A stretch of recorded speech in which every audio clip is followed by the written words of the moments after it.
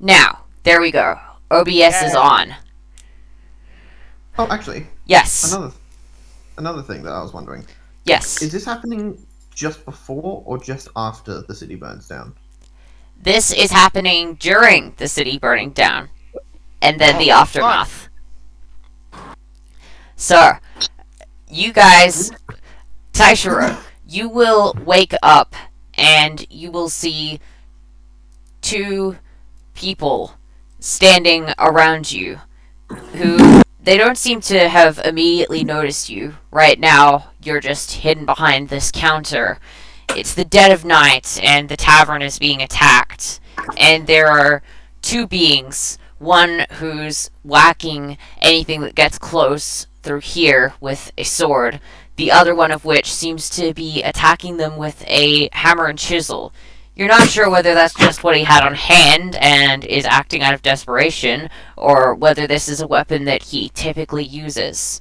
You will notice that the beings that are coming in seem to look like dwarves, but paler skinned, and you can't quite see much more about them, aside from the fact that they seem to be yelling war cries in a different language than the typical dwarf.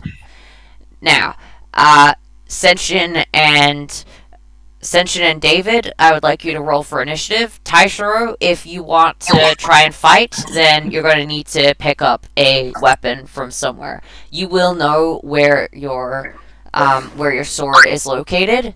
It is typically located down there in the cellars. As for Senshin and David, they already had their weapons on them. And I am currently behind... You are currently behind here. Ah, I see. So basically, if you want to get involved in initiative, you'll probably be involved next round. Fair enough. Mm. Okay. Well, I am probably just gonna... I'm probably gonna try and sneak down to the cellar to grab my sword. Yep, absolutely. Alright, I'm just going to pick some random ones. Make those things disappear, and why are they still here? Ooh, that's some good rolls. Okay, awesome. And now we'll have this one be Senshin, controlled by Liam. And this one be David, controlled by Robbie. Alright. Hey, I have a quick question, because I've completely forgotten how to do it. How do you remove the little facey things, or the panels? 'Cause they're blocking up a bunch of the map. Let me check. Yeah, I was actually forgetting how to do that as well. Okay. Try to pop up windows. No. How do we do this? I don't remember. I'm trying to figure out how to do this. Looks like you can move them, but you can't move them off the screen. Ooh, Yeah. looks like you can move them all into one spot in the corner. That's what I've done. Okay. Fuck it. All of you in one corner. Nope. Yep. Move. They're not moving. All of the everyone's in one corner. There we go. Robbie, go on the corner. Yep, no worries. I'm in the corner. Don't worry, you're also on top of the corner. Same for me, actually. Man, Oh boy. this probably isn't good. Time to... Okay, come on, Taishiro. Let's just get down to the cellar and grab the thing. Okay, there's Oh, currently God. 3 beings at the door. It looks like they've broken through this section, and it looks like they're trying to attack past the blockade. It doesn't look like any of them have ranged attacks, but it does look like they're trying to begin to attack the last line of defense you have here for the tavern, at which you two are defending yourselves. One of them will look at their axe, look at you, see that you're a little bit too far away, and realize that it's not their turn. Senshin, go. Tension. Alright. I have a longbow. Okay? So I'm gonna pull one of those out and aim Do straight you towards. typically take it to a tavern on a random Tuesday? I wouldn't typically take it to a tavern on Random Tuesday. However, I would take it anywhere. Actually, no. Let's think. Yes, I would take it with me on a Random Tuesday. Okay, I yeah. will always wear weapons on me at all times. Alright, Not the very- only equipment you will have on you right now is whatever you would take to a tavern on a random Tuesday. That is all you have. Look, I'm not paranoid if I'm proven right. Okay, That's why fair I always enough. bring Alright, That's why I always bring a gun. yep, fair enough. Yeah, so quiet you. Alright, Yeah, so I'm gonna basically get a notch an arrow up and aim for one of these bastards' eye sockets. alright, cool. Yes, roll to hit. I think it's just a flat roll, most likely. It That's a good one. Yep, alright, well, that will definitely hit regardless of this guy's even half cover. So, you will shoot at him, and you will hear the guy scream out in pain as he is hit by your arrow. How much does it hurt him? I'm checking. I believe it's a D8 for a longbow. Okay? Fucking hell. Wow. That Well, probably explains my I'm- gacha luck's been lately. Seems like we're going off to a good start. You'll notice that the rest of them seem to be unfazed by the body, and one of them will just grab the body, and the only reason you will see that is because the body will be visibly thrown several feet backwards, back into the street, to make sure that they still have space to keep coming and attacking the tavern. You have no idea why they're still bothered about attacking the tavern. Now, Robbie, there are two people immediately at the door that you can see. One of them, there's presumably another person who just threw the body, but they are completely concealed by the blockade. Well, first I'm gonna go, damn. Why you bring Bo in here? Good shot. I bring the bow because if I didn't bring the bow, I can't stab someone from 10 meters away. So what else were you planning to do with this bow? I know, hunt rabbits. Hunt rabbits in here? Shut up. What? It's a genuine question. And I gave you the genuine answer. Oh, damn you. In any case, David is going to... I think he's going to charge at the other two and do his chisel hammer combo. Alright, awesome. So what will happen with the chisel hammer combo is you will first attack with the chisel, then attack with the hammer twice. Yeah. It will deal extra damage with the hammer. So essentially, you'll be putting the chisel in with your offhand and then attacking with your main hand twice. So you won't be dealing as much damage, but you will always get multiple attacks per round. Yeah, no worries. They don't all have to be against the same target, but if at least two of them are against the same target, then they deal a bit of extra damage. Yeah. He's just gonna go and say, hammer go bonk, and then... I think that one... 10. Okay, you're proficient with those. What level of proficiency was it again? Novice. Aren't we all at novice? Yeah, novice. You yeah, could have but- had it higher if you chose to put your proficiency points into that. So that's why I'm asking, because some of you can be at journeyman at this level. Ah, I see. So, alright, so novice proficiency is half your level, which is 1 plus Yeah. 1, so that's a plus 2. His AC is higher than 10. So you will try and bonk the guy, who will just dodge out of the way and go, "Really? You attack with chisel. That's your weapon." Well, hey, I work in a mine, so cut me a break, man. And then he'll go for another attack. "I work underground. Cut you no Yeah. slack." Oh shit. Let's see. So we've got the guy who isn't used to fighting rolling low, and the warrior clan member rolling high. Yeah, that tracks. Yeah. Alright, I It's gonna- assume that will miss. yeah, it'll definitely miss. Like, he'll put it into the wall and go, Oh, damn it. And then go for his final attack, which is an... 11. Yeah. Look, just let us in, yes? There's nothing here. We are looking to take stuff, not kill you. We loot place. We not attack you. I just killed one of your... I fail to understand you people. That guy dick. You're burning my... You are burning my entire village to the ground. I have a feeling you're all dicks. That guy worse of dick to us. Wait, the whole village is burning? Now, you want to keep fighting or you want us to take the thing that we are here for? What are you here for? We're here for something in that cellar. Something of importance to the person who sent us. Okay. Taishiro, you would be aware that there is something in the cellar that is of great importance to your master. It is a book of sorts. You've seen him thumbing through it every once in a while. It looks to have some strange magical properties when used. You don't know anything about it aside from the fact that he looks through it and occasionally chants arcane words from it. It could be anything. It was important to your master back when he was alive. He is... Wait.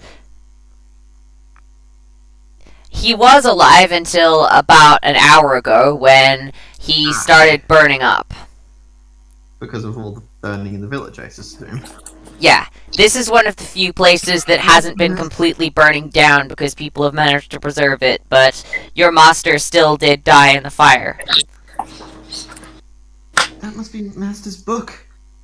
What do I do? Let's... Master Okay. Master would be really mad about... I'd be really mad if I didn't try and protect it. Where is Master, anyway? If you're hunting for some... So you decided to come to this village and burn it to the ground for a single object. Which means it's got to be valuable in a way I do not want you to have. Ah, it's no problem if I have it. Problem is potentially if boss has it. The answer is no, dumbass. I'm not sure why you're defending this book. You know nothing about it. Because it's my job to defend each and every person and their things in this village. Very well then, we continue fighting. I'm sure that you will prove interesting adversary. Now, Taishiro, are you grabbing your rapier/book during this round?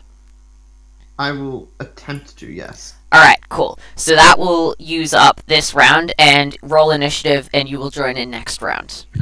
So, Okey-dokey. one of the guys will look at his axe, look at David, and do a large swing. Looks like he's trying to cleave the head right off of David's shoulders. Fuck, that is lower. Holy shit, that could have been bad. Yeah. Alright. Cool. So, the 12, what's your AC? This one's got a +2 to hit. Let me see. I think I might have to... let me see. I think I might have to use this, like a level 1 spell, like the reaction one, to get an extra AC on top. Okay. Yeah, I'll use 1 mana to cast increase AC as a reaction. Alright, awesome. 12. So that will give you a +2 to AC, which, what's your base armor? It would be a 13, because it's strength plus intelligence. Alright, awesome. In that case, your 13 and your +2 will stop the thing from hitting. So the guy will start cleaving down with your axe, but you manage to dodge. I'm a defense club. Okay, so that means my defense is most likely a 14. So yeah, our AC is just our proficiency with our armor, right? If you're wearing armor, and if not, then it's your unarmored defense. And for me, that'd be... You are not currently wearing armor. Okay, so I'm at 11, I think. Yes. Yeah. You are a null slave. Lucky You boy. absolutely would not have been given armor. And I forgot to bring my light armor. So I brought my bow, but I You're- forgot my you're fucking... so wearing nobody's a wearing casual armor. It just so happens that one of you is prepared for that eventuality. You're just wearing your casual clothes because you were expecting to just go to a bar. Yes, I still brought my bow, of course. And my sword. Mm. Yep. To be fair, a lot of people bring knives to bars. Not many people... Yes, but how many people bring a katana? It's olden times. The next guy will look over at Senshin, look at his axe, and chuck it. You can see that this axe was not meant to be chucked. That doesn't beat my AC, I don't think. Sorry, I keep forgetting the first one that I rolled. So a 13, that's actually going to be a -2 because he is not proficient in that, and very badly not proficient in that, and the weapon is not intended for that. Anti-proficiency does not occur very often. It's not something I'm going to be imposing on the players. It's something I'm only going to impose on enemies. Right, well, I pretty much just... I should say we basically just step out of... Like, lean out of the way of it. And the third guy who rolled a natural 1 will make a swipe at David and not succeed. Will manage to get his axe stuck in the wall, and you will hear some loud cursing in a language that you recognize isn't Dwarvish, but don't know exactly what it is, and then try to pull it out. Alright, what did Taishiro get for his... 15. Alright, awesome. In that case, I believe it was, alright, so you'll be going in between the other two. Senshin, your turn. Great. So I'm gonna step forwards as well. I assume they're in front here? Yes, so they're pretty much right behind here. David is going crosswise to interact with one of them. One of the guys is currently swearing, trying to pull his axe out of the wall. One of the guys is, one of the guys is crouching down and hiding, and one of the guys is looking up, and he's the one who just threw the axe and missed. Sweet. I'm gonna teach him a lesson. I'm gonna switch out to Onimaru and two-hand slap, try and cut him, and cut his head off. Alright, awesome. So I'll roll to attack. That's gonna fucking miss. So I guess fumbling between a longbow and a sword isn't a great idea. Mm, Essentially on the heat of combat. mm. The guy will easily dodge as you had to spend ages stowing away your longbow and then were immediately chasing after that sword strike, but it wasn't quite something that you were able to hit.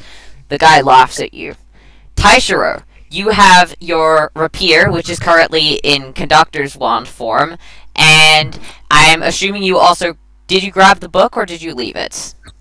I probably would have left it because, like, taking it with me would just make me a bigger target. Fair and enough. It's easier to defend a door than to defend an object. Alright, awesome. So, are you going to go in and start stabbing? I guess so. I'll just, where am I, over here-ish? So you would have come from the cellar, so the area is pretty small. You should be able to move around the entire map. That shouldn't really be a problem. It just took extra time because you needed to go fumbling around for it in the cellar. That's fair. In that case, yeah, Tasha will just be like, you there! I don't know who you guys are, but I can't let you get away with taking Master's stuff. So, I'll stop you. And Master is owner of bar, yes? I believe that is him in... this is just the guy talking to you saying, Master is owner of bar, yes? I believe I see him over in corner. And corner. And corner. Wait, Master's dead? Oh.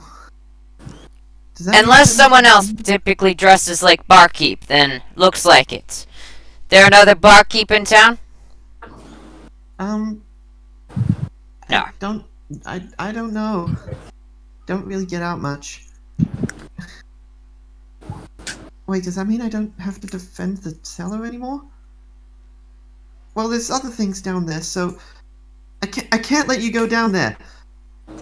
We don't want other things. Other things not our concern.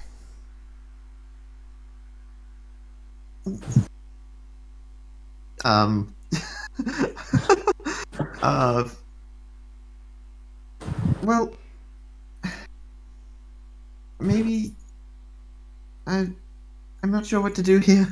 Okay, roll insight and then roll persuasion to see if you want to try and convince them of something if you don't want to take this one as a combat round. Yeah, I'm just not sure what to do here from a roleplay standpoint. Okay, I'll do the insight roll. Yeah. D20. Proficiency, novice proficiency is +2, right? Yes. Sweet. Okay, cool. Yes. The guy genuinely doesn't seem to give a shit about anything else. It seems like most of the other chaos, mayhem, and destruction is actually something that he's enjoying. As far as you can tell, they're not destroying the town because they needed to. They could have very easily done this as a stealth mission. No, they're destroying the town because they want to, because they're enjoying it. They are definitely madmen, but also definitely seem to be telling the truth. So, wait. You must be the villains of this story. This not story. This situation. I don't know what you're wanting here, but Book. We already said we want book.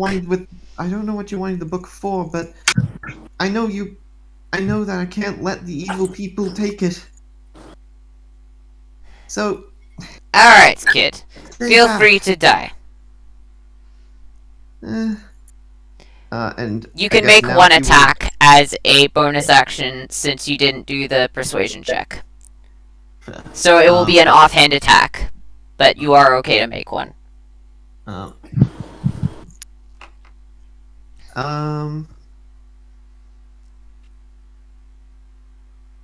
Yeah, I guess I'll just do that. Roll 1d20 +2. Alright, that beats the guy's AC. So, the guy who's been particularly chatty, who was also the one who decided to try and throw his axe at Senshin, manages to get a good little attack in. As in, you got a good attack in at him. So what ends up happening is, while he's focused on gloating and talking over at you where he can't entirely see you, you manage to sneak over and give him a little stab in the shins. The guy starts vigorously cursing in a language you don't recognize. I'm just holding the rapier with both hands very shakily and just Alright, David. There is a guy who's just managed to get his axe out of the wall. There is a guy who's leaning down who should be fairly difficult to hit. And there's a guy that Taishiro just managed to stab in the leg. I'm assuming you want to go for the one closest to you? Yeah, but first he's gonna turn around and say, "Stop this damn complex language, idiot." idiot. He was trying to say idiot, but he just couldn't get it out right. Not complex language, just other language. Looks like I'm not the Curse only this one who's a useless dumbass. axe!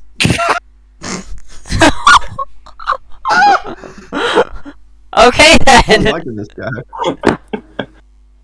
And David's gonna go for his attacks. Alright, Please. sweet. Okay, that's actually good. Okay. Yes, that hits. 14. Yes. Roll damage, so that's a d6. Mm-hmm. 4, okay. Next attack. If it actually goes through. Feeling that though. Okay, next one hits as well. Yep, and final attack. Yeah, I think my attack would be fine, Eli, because this attack does the same amount of damage at maximum as my other one does. And last one misses. Yes, AC is 11, by the way. Oh yeah, that's right. Yeah. Makes sense. Yep. Metagaming, but the DM's doing it for us. That's fine. I mean, I'm not particularly bothered if you guys know the AC, considering that, you would have been able to easily figure this out by doing the math yourself anyway. So it's not exactly that big of a deal. It just saves time. I know. Plus, it's not like these guys are the BBEG, at least pretty sure. The BBEG does not have, 8 hit points. You absolutely managed to kill that guy who just falls down, and then you'll see the guy who's leaning down just grab his body and look up at you.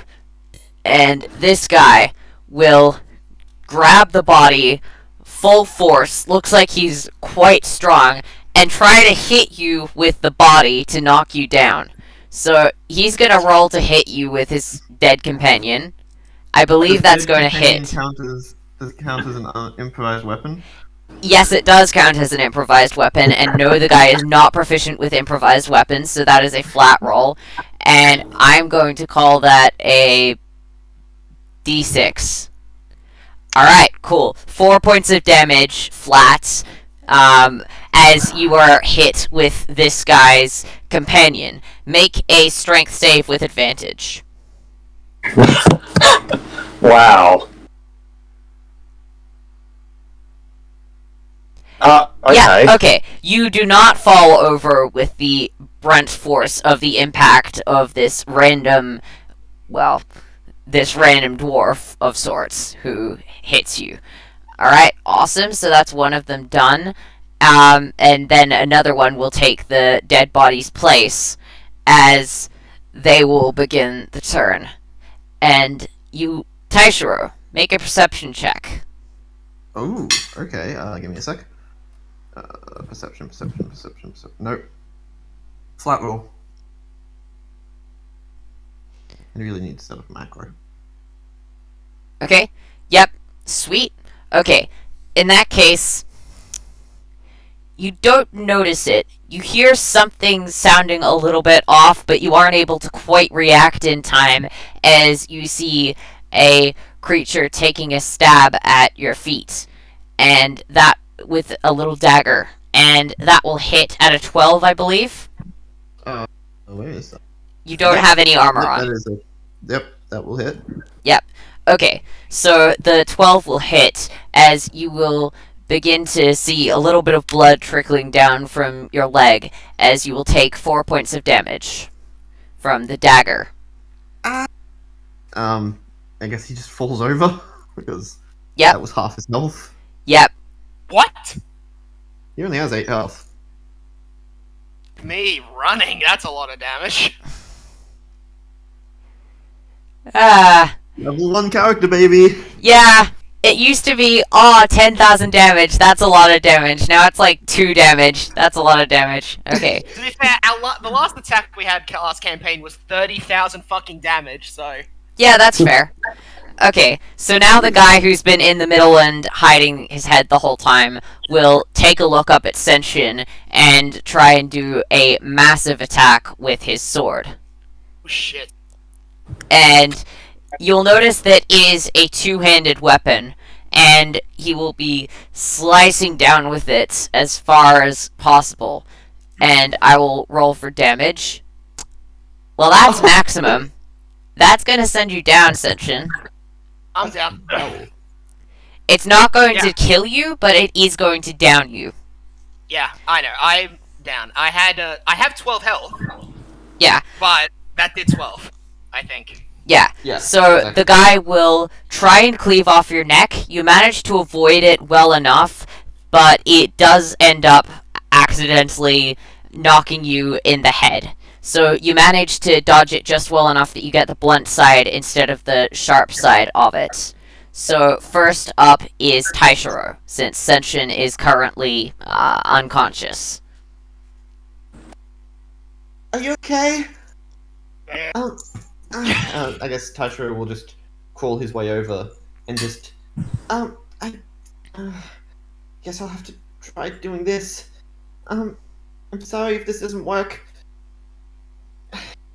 And he'll start to sing a nice little melody, directed straight at Senshin. For a mana cost of 1, he's using encouraging melody. Alright. Which is, how much is it? Gives a single target 10 temporary HP and heals them by 1d6 plus proficiency. Alright, roll your d6 then. I'm going to obliterate this person if I get up. Oh, you're gonna get up. You're getting healed. Yeah. When I get up, yes. You're getting healed right now. You only missed one turn.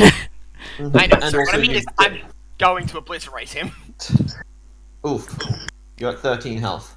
Yay! Well, you're at 3 health, 10 temp HP.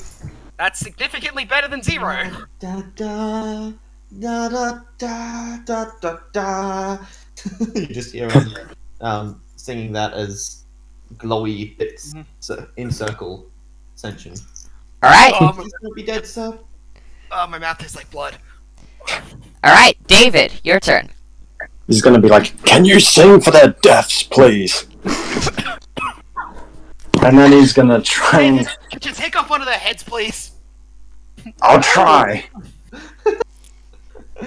First attack. Yeah, I think I'm gonna use the cantrip to have advantage on the next attack on a creature. Alright, cool. So That's you are one using key. that as a bonus action. Got it? Yep, bonus action. Awesome. Just to see if I can do anything. Oh, okay, finally. Oh! Okay. You get Alright. mad because Awesome. So you first try and hit with the chisel and it doesn't quite work. So you aim the chisel at the guy who's been down here the whole time and just almost cleaved Senshin's head off his shoulders. What you end up doing is you end up hitting the chisel into him and then hammering it in so hard that it actually goes through to the next guy who is next to Taishiro. Both of them fall down. You begin to hear some muttering in another language, which you can't exactly determine the words, but the tone seems to be very clear, calling a foghorn, and a lot of the forces begin to fall back, and you can see that several of them are yelling specific instructions, pointing at the tavern, saying some nonsense, as far as your ears are concerned anyway. It seems like they've retreated, for now. The word adventurers sounds similar enough to the word in common. You can definitely hear that being mentioned a few times. Fuck you, I look yeah. Anyway. Sorry. Okay. Thank you, David, for killing that last guy, because I would have just destroyed it myself. Oh. Thanks for the heal kit. you're welcome. Taishiro is just clutching his very bloodied leg at the moment. David, can you pick him up? I'm gonna go get that book so they can't take it. Excuse me, sir. Yeah? There's another book down there. It's got a brown cover. It's got a very blank brown cover. Grab that one too, please. Sure. Yeah, I'm gonna quickly rush off and go get that. Alright, sweet. It's fairly dark down in the cellar, but you're a warrior. You've gotten used to being able to move around in the dark. It takes a little while. My sword on fire. Yeah, that's fair. So, your sword lights up a bit, and you will begin to see the area around you. It looks like the candle Taishiro took down there to light up the place was left on the counter, but you're able to find the stuff fairly easily. You will notice that several of the beings that are down in the cellar appear to be sleeping, but the amount of blood that they seem to be coughing up, it doesn't look like they're healthy. They're not dead, but they're not doing particularly well. You're not sure exactly what happened to them to make them this sick, but it does look like Taishiro is the only one. There are a few gnolls down there, a few members of other races. All of them look to be somewhat bestial in nature. it looks like quite a few of them are chained to their beds. You notice some chains beside Taishiro's bed as well. What's with this place?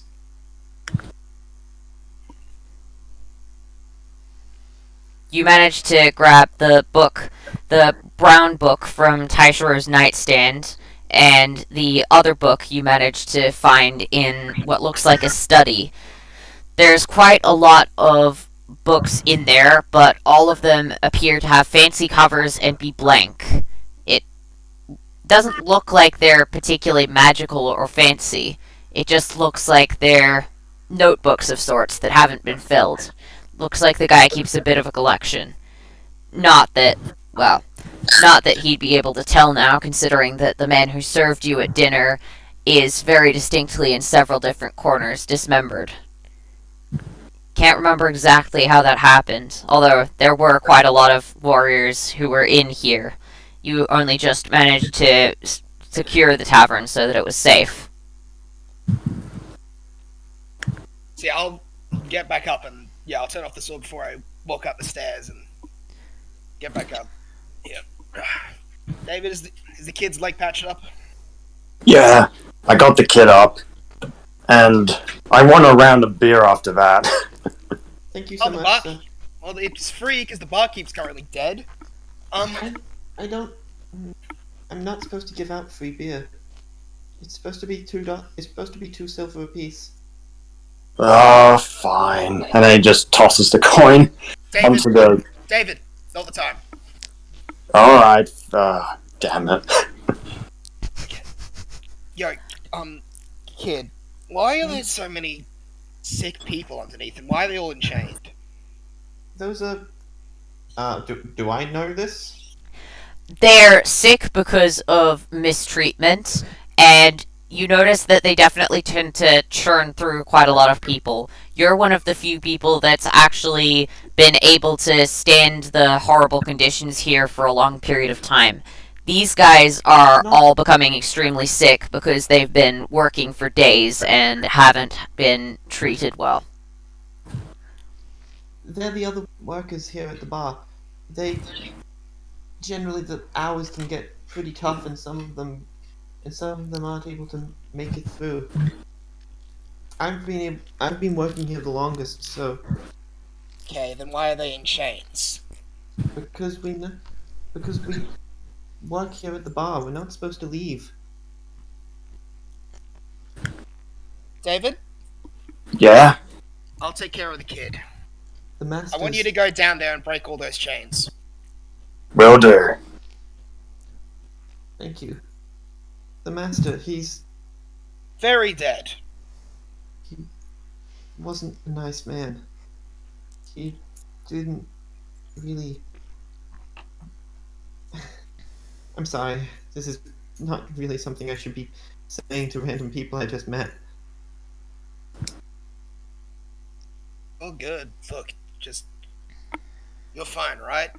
Or at least not too injured? Yeah, I think so. Thanks. Did you? Don't thank me yet. The night's still very young. Terribly sorry to ask, but did you manage to get the book? Yeah, both of them. Thanks. Could I have the brown one? Sure. Just pull out I guess I'll just hand him the right book. Yep. Sweet. Mm-hmm. He now has it. And he'll just look down at it and go, "Thanks." You got Thank something to God it carry it wasn't- in? Thank God it wasn't burnt. I'll be alright. David, you will notice as you are heading down there that quite a few of them seem to be coughing up blood. The chains are fairly easy to break, provided you have the right materials, which you do. It's clear that none of the people here had anything like a hammer and chisel or a weapon or even a lockpick, but you're able to break them out fairly easily. However, it doesn't look like most of them are in a fit state to be able to stand. Big problem. I guess I can pick some of you up. And he'll try and pick some of them up if he can. Okay. Alright. Gotcha. You are probably able to pick up 2 of them. You are strong enough to be able to pick up more of them, but you can't quite figure out how to do it with your arms and legs and back and all of that. Yeah, that's fair. You won't be able to move quite as fast, but you are able to hold 2 people up. Yep, that's what I'll do, and they will be like, follow me to Beerland, or Fireland, or something land. Say freedom! Freedom! Back! That's the word. Senshin up top. Just say freedom! Thank you, random voice from the other side, apparently.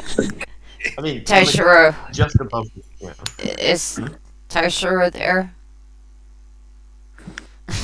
Yeah, I'm bringing you up. You'll see him soon. Thank you. Senshin's gonna move over and look out front to see if he can survey the rest of the situation in the village.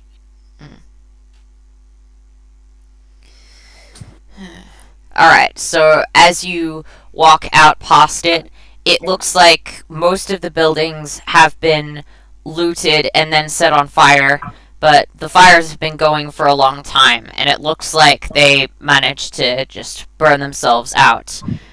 A lot of stuff has been destroyed, but there is still some stuff left around the village.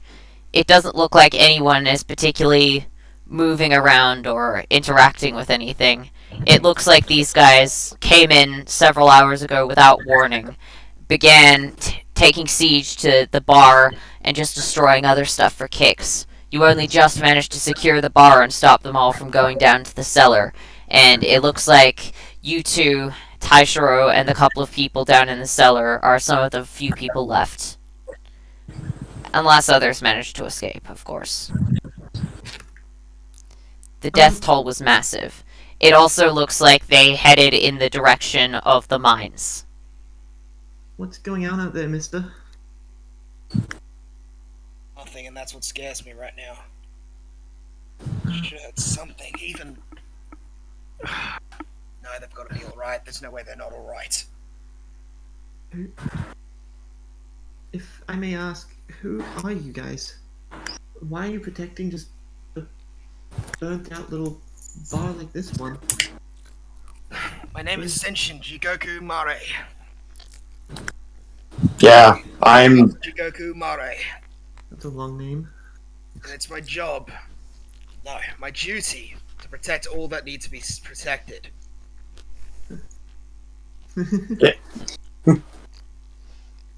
Yep, and I'm David. David. I don't think David is the last name. Oh, and neither do I. It just sounded cooler when it echoed. You're funny. You're funny, David. Yeah, I try to be. It's better when I'm drunk. I'm Taishiro. I'm Nice to meet you, Taishiro. leading bartender at this bar. Hmm. Thanks for the heal, by the way. It's nothing. I just picked up a little trick when I was reading one of my old stories. You looked it up from reading a story. Well, that's impressive on its own. We should, either way, we should probably get these people out here and start moving. There's no telling if they'll come back, and I really want to check the survivors. We might. These people were chained to the bed so that if they recovered, they wouldn't be able to leave until Master came back. They weren't able to move before. It would be difficult to get them out. You'll notice that David has 2 of them, including one of your friends. He was never really given a name by Master, and he didn't become conscious before being forced into this life, so he doesn't exactly have any memories. He was just called 20. 20! Are you 20? Are you okay? And Taishiro will hobble over to Taishiro, you're okay, thank goodness. About as okay as normal. Listen, these people there. You remember how I told you about? You remember how I told you about those stories I used to read? Yeah. Are they like the people from them? Absolutely. These one here is he's like whispering this stuff, and he'll like nod over to Senshin. It's like that one there's got he's got a duty. He's got a duty to save us.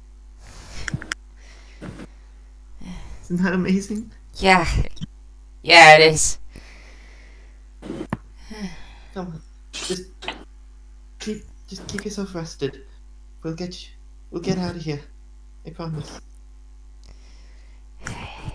It may take a long time before a lot of the people here are really up for leaving.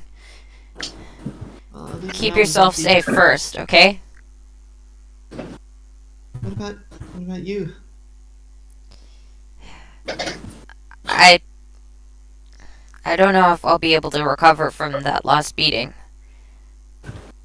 I can hope, but what's most important is that you're able to manage. After all, you're the one who's been able to handle all of this so far. Plus, well, you managed to save me that many times. Only seems fair you should save yourself this time. 20. Look, just stay still. I'll try to use one of my melodies to give you a boost, okay? Okay. And he'll attempt to do the encouraging melody again. Alright, sweet. That's 10 HP and heals him by, I guess, just. Ooh. Okay, cool. So you will notice that a lot of the bleeding that is still coming from the wounds seems to stop. It looks like a lot of the surface level areas tend to get healed up, but it looks like there's still a lot of deep cuts that just aren't immediately bleeding, and looks like they could still start any moment if he moves around too much. It also looks like the signs of malnourishment and barely being able to move and all of those deep sores on his body haven't quite been healed. It looks like it will need a lot of healing well beyond your current capability in order to get him fully back to normal.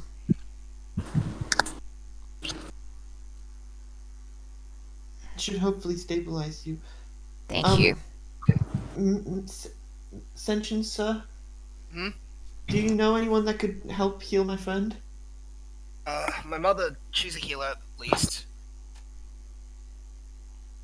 Gonna have to be in the clan anyway, but... Just hang on. Just hang in there, 20. You got it.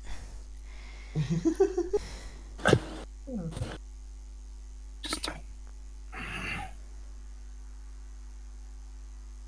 They were heading to the mines.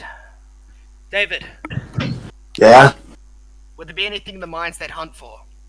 Because I don't think these two would be the type to try an honest day's labor and get out the jewels and metals. I guess they'll be attacking my brothers in arms, pal. That is bad. You would be aware that several people in the mines who went too deep have tended to disappear. There's a few passages that have been deliberately cut off via landslides to ensure that something like that doesn't end up happening again. So it's entirely possible that these beings came through one of those locked off passages somehow. Though you don't know how, considering that you pass them every day to go through the mines. Yeah, that is true. I guess bastards be sneaking in somehow.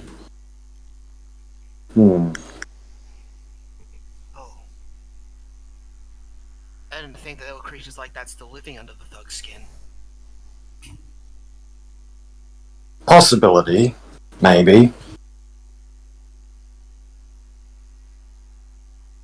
Well, I guess we know where we're going then, huh?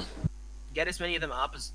I want you to get all of them upstairs as possible. Get any food and water up and feed them up. I'll do the same. Yeah. Be careful of anything in a bottle. It's all alcoholic. Oh, please tell me this place has water somewhere.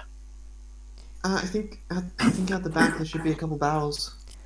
There's barrels, and you would also be aware that off over this way, just a couple of meters, is a well. It's fairly difficult work to bring it up, but it should be a lot easier for a seasoned warrior who's used to holding a blade than someone who's constantly forced into 14-hour shifts or Yeah. longer. Let's see. No child? Warrior who's been doing this since 5. I somehow think the warrior's really better. Yeah, it's difficult for Taishiro, but it shouldn't be difficult for you. Or the guy that works in the mines. Yeah. Taishiro is definitely the physically weakest in this team. Not shocking to anyone, considering. Yeah, he's probably got the highest constitution, but not the highest strength. Oh, by the way, did we ever get our backgrounds updated? I worked on Taishiro's. As for yours, Liam, I was thinking it could be something to do with the basically having an inn with a lot of adventuring guilds or mercenary groups. So basically, the second that they hear your surname, they're instantly just willing to hire you for stuff. They might question a bit about your allies, but you should be able to find mercenary work or bodyguard work pretty much anywhere you go with ease. Fair enough. So I guess like a hot not a hot topic. What's the word? Hot commodity. That's it. Yeah, you're very well known to be competent at what you do as a member of this family. So pretty much anywhere you say, "This is my surname," they'll go, "Okay, you're hired for mercenary work. Senshin of House Jikoku Umare. Please be my mercenary." I have just introduced myself. Mm. Anyway, yeah, that helped. And that's enough information. Yeah, David, you keep getting them upstairs. Clear off some of the tables and let them lie down. I'm gonna go out and get stuff from the well. I've gotta make sure they're at least gonna live out the night before we start searching. Yeah, no worries. What do you think's gonna happen to the city? No idea. Is Taishiro looking out the window right now? Yeah, I assume so. Yeah, you'll notice that a fair few buildings have been burnt down, and several of the flames are still petering out. It looks like the fires are mostly done, though, and most of the places that you can see have been burnt down.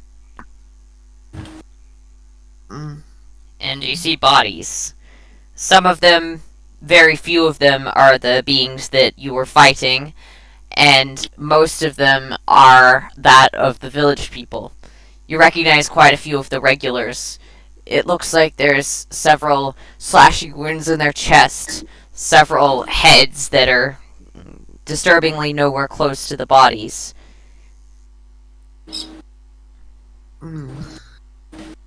I don't think that the city's gonna make it.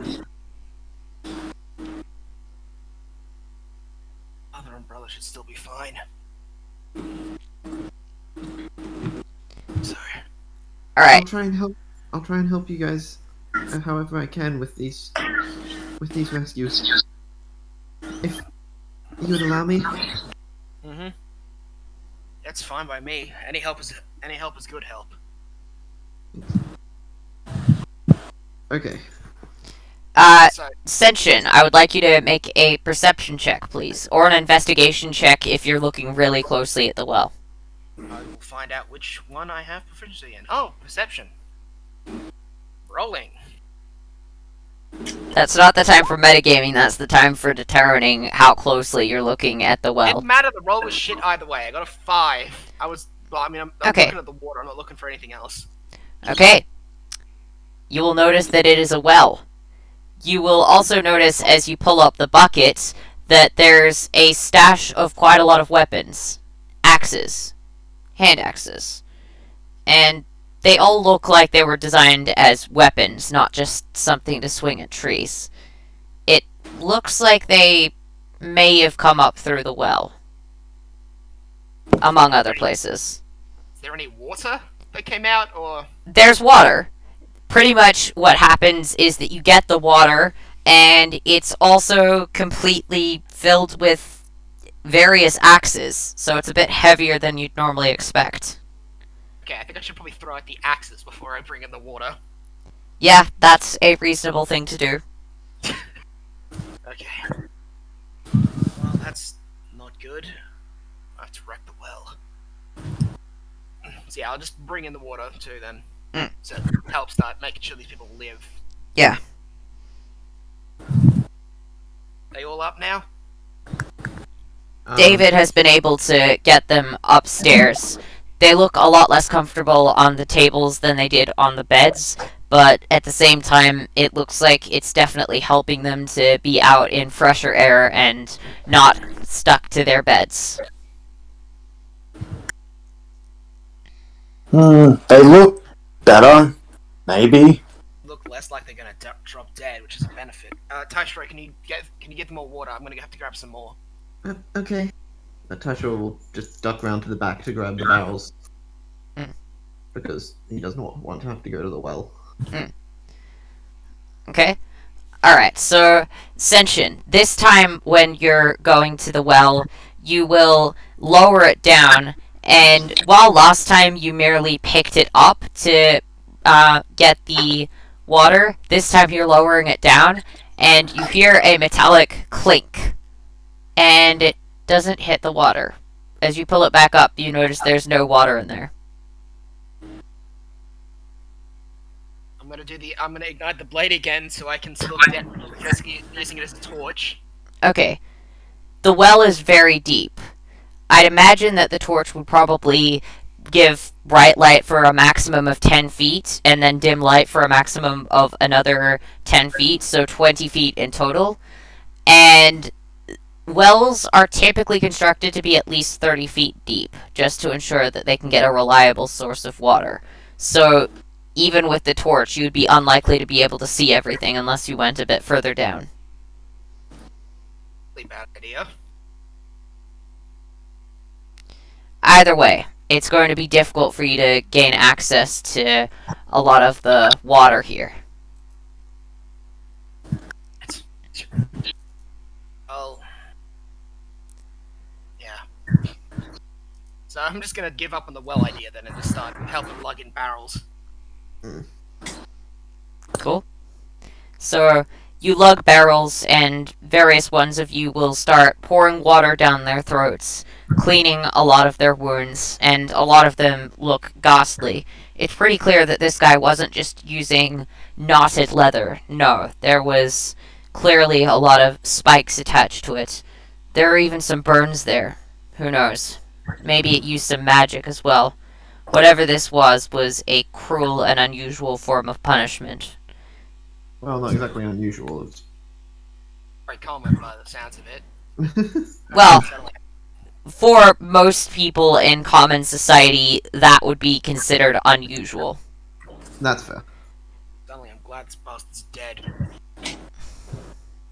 To be fair, he didn't know that most of us were conscious. That doesn't make it better. It just makes him more evil. We gnolls aren't... Well, we're not exactly... Be common? We're not exactly very well liked, and... Do you speak common? Yeah, Do you have feelings? I do now. Then it's monstrous either way. Thank you, Senshin. Is there any... Any what? Is there any food left? Maybe... Yes. Awesome. Maybe we can get them to eat something. It should be... It's happened like this, you gotta have stuff in a dry store. So you would notice that there's a fair bit of stuff over here that didn't get burnt. There's still the remains of quite a few patrons' meals. It looks like the main things that were being served today were soup of the day, as well as some tear-apart meat that was roasted on a spit with some wilted greens. It looks like that was the main things that were being served today. It you would also know that there's quite a lot of dry ingredients down the bottom, typically wheat and dried flour. And you would know that there's also a fair bit of oils. But most importantly, there's a lot of seeds down there, which are typically used to enhance the flavor of a lot of the meals, but can be eaten on their own to give a bit of protein. There no like Soup of the dried day. meat. I somehow assumed to be a dry store. Whatever. I think the meat of the day, or the soup of the day, would probably be best. They Yeah. might not be strong enough at the moment to chew. Right now, you would know that the dried meat, Taishiro, had been mostly used up in the soup of the day. They were hoping to have another shipment in from the Hunters Guild and the forest, but the poachers haven't been able to access a lot more animals lately. It looks like there was a distinct shortage of them. Apparently, they were also seeing some strange things in the woods, but thought it was just another magical creature going haywire. Just another magical creature. I mean, yeah, magical creatures are fairly common in this world. It's just some random magical creature going nuts. It happens to the best of us. The food shortages have been really bad for this tavern. Get up anything that can be eaten by them now. Just get that together. Once they're all rested Okay. up, I'm gonna go out and have a look for survivors. Yeah, and Taishiro will gather everything he can. Sweet. Okay. Senshin, as you go around, you'll notice there are a lot of decapitated bodies, a lot of them with gaping holes in their chests. It looks like these beings were absolutely ruthless and would kill anything that moved. As far as you can tell, based on the guys that you saw earlier, if you had let them in, they probably would have killed you in the same way for fun, even after they'd got the book, just for kicks. These people look ruthless and cruel and like they just want to watch the world burn, and clearly they quite enjoyed it. And it doesn't look like there's many survivors. The few people that are there, you will begin to pick them up, and then they'll begin to die in your arms. Some older, some younger. Their faces all start to blur together as you hope and pray for at least one survivor. But none show up. It looks like the people currently in the tavern are it. Fucking hell. As you go into your house, you will notice that it's empty. There are no bodies there, but there's also no sign of your father or brother. The swords that they use and any equipment that they typically have on them is not there. Anywhere to be found. Wait, no. Check the vault. Check the back. As you go down to the vault, it has its normal contents, minus the stuff that you would expect your father or brother to take on a mission. As for your mother, she is not there. There is no sign of her. Whatever she was wearing at the time you last saw her is not anywhere to be found, but all of the healing tools seem to still be there.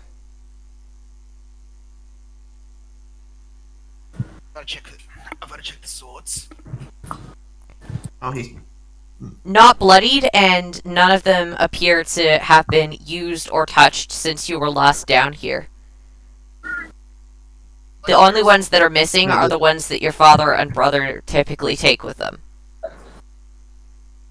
Well, they take their own swords, so they're not the legendary ones. That's the one I'm concerned about. You mean the multi-elemental ones? Yeah. Well, Use those in training to practice the styles. You don't use them to fight with consistently. the legendary swords, you will notice that their hilts look fine. The blades, however, seem to have just vanished.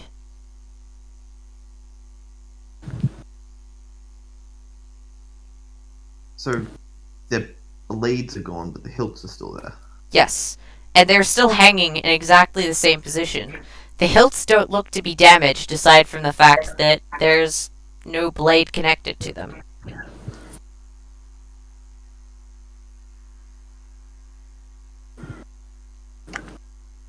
I'll take all the hilts off and put them in my bag with me. Fair enough. All of the hilts are now in your bag. Don't forget to grab the healing stuff. I'll grab the healing stuff as I go past and move back towards the tavern. Alright.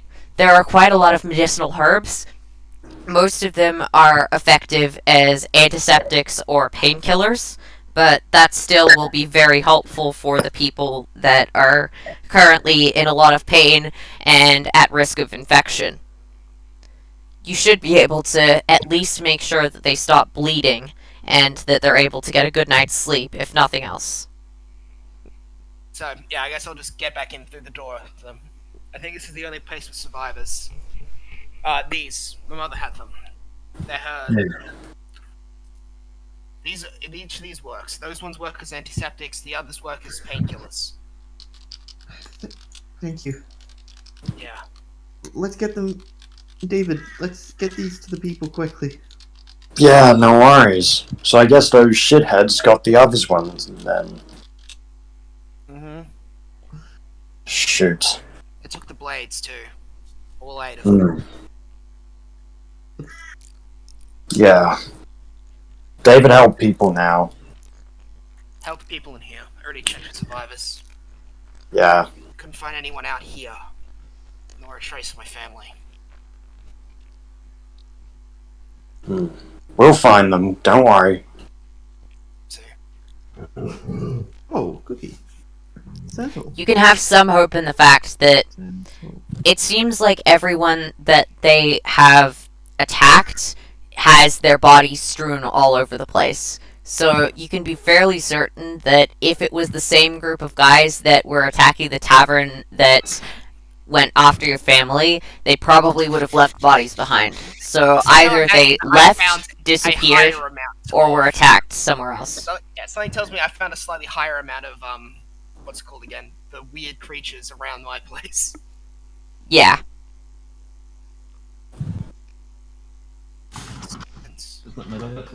Yeah, it's fair. Okay. We gotta heal them up. I'll help out as much as I can here. We need to... What are we Once they're going to treated up, I need to know what that book is, because they're clearly looking for stuff. If they took our aid, then they clearly have been looking for something of yours. I don't know what the... I don't think I know what the book is. It's just a book that I sometimes saw Master use. He would occasionally cast incantations on it whenever we messed up a order or something. Crap, I'm terrible with magic. Whatever, I can read it at least, hopefully. Do you recognize Abyssal? Nope. Nope. Then it looks like a blur of strange words to you. You don't quite recognize any of them. I'm gonna flip through it to see if we can even find a picture. Okay. You will see several symbols through there that don't look like the same alphabet as the rest of the text. It looks like it's picture instructions for how to build summoning circles. But you don't know exactly what it's supposed to summon. But considering how creepy the letters look, you have a few guesses. And the artwork, while terrible, does seem to depict some kind of demon. Best guess, based on the art, it looks like it's meant to summon a demon to possess an individual to make them stronger. Brilliant. And of all the times for me not to, and of all the weeks not to remember to bring Raj in. She would actually be able to read this stuff. Whatever. Yeah, I have no idea what the book says. I'm not a summoner, not even close. Is there any summoners that would know? I know a summoner, but she's ages away. We need to...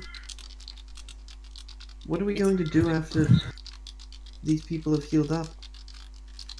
The I city's know. burning down. There's no way he's going to survive the night.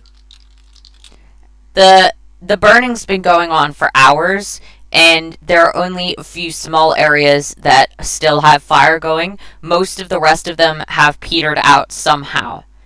It looks like people have either managed to get water on them or they've just been able to stop burning out, but it looks like if you leave it alone, the last remaining fires will sputter out very soon and likely won't destroy that much else. You can if you want to, but it's probably not essential. I mean, isn't the whole city in ruins after the attack? Yeah, Yeah, but the fires aren't an immediate concern of yours. Oh no! I was just saying, like, what are we gonna do? Well, the tavern currently has a roof on it, and it currently is probably one of the most secure out of the buildings as far as, well, the rest of them have been mostly or partially burned down, so most of them don't have all of their roof or walls, whereas this is the one building that appears to at the moment. Plus, it's got the cellar, which is definitely, well, it probably stinks of death in there, but it definitely has a level of security. I think we should keep this place as a base for now. Until then, most of these people are good enough to at least walk, and then I think we should try and move to the nearest city. Exactly. Is that the one? Is that the one to the southeast? Southwest? If you're thinking of the one where Raijin is, that's actually to the northwest. Oh, the closest city, which is, I think,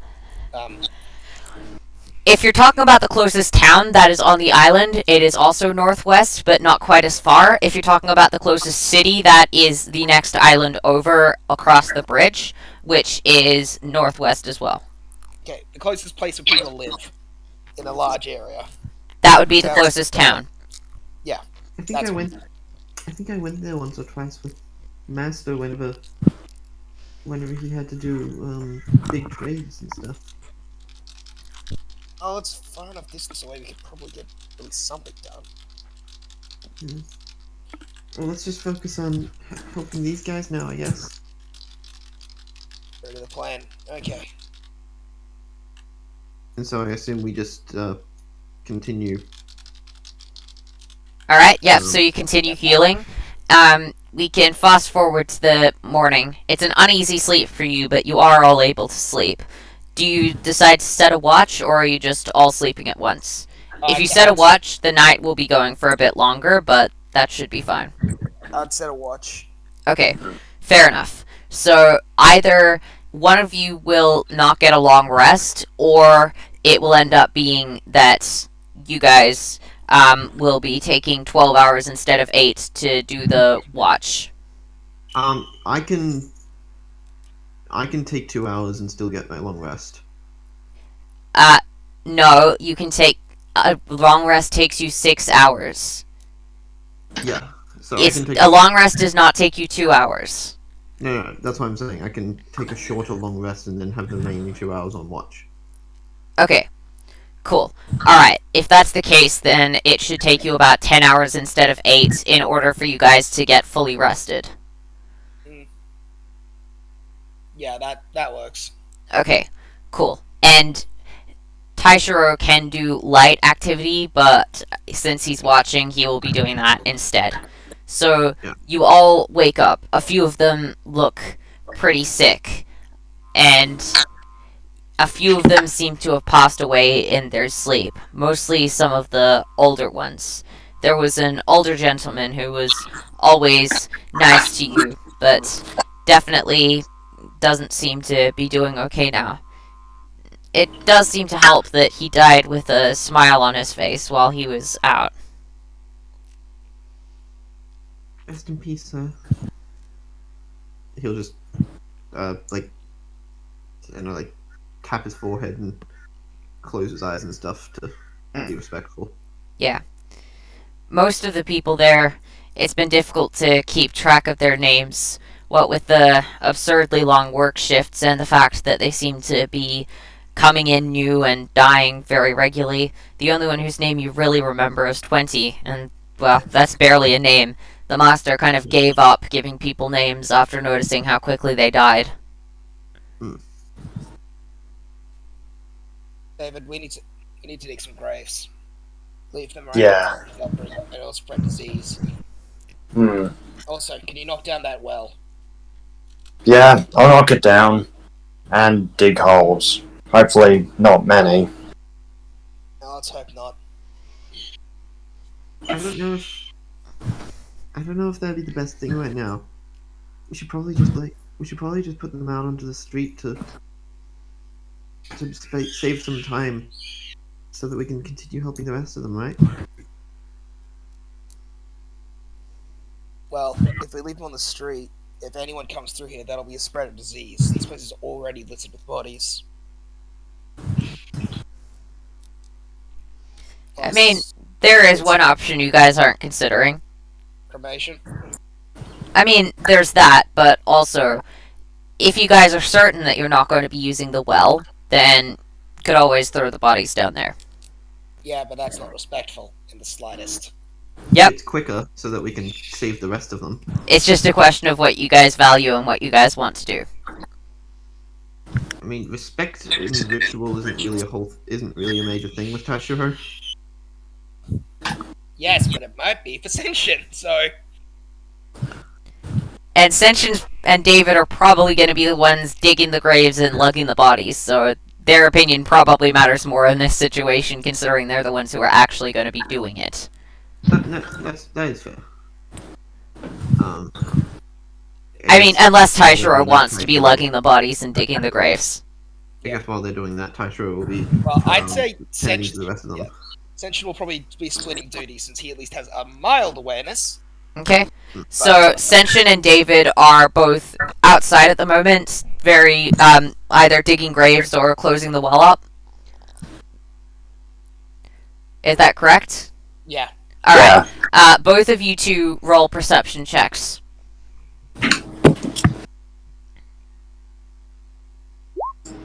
Oh, that's okay. Well, that's... You're only supposed to roll one, so...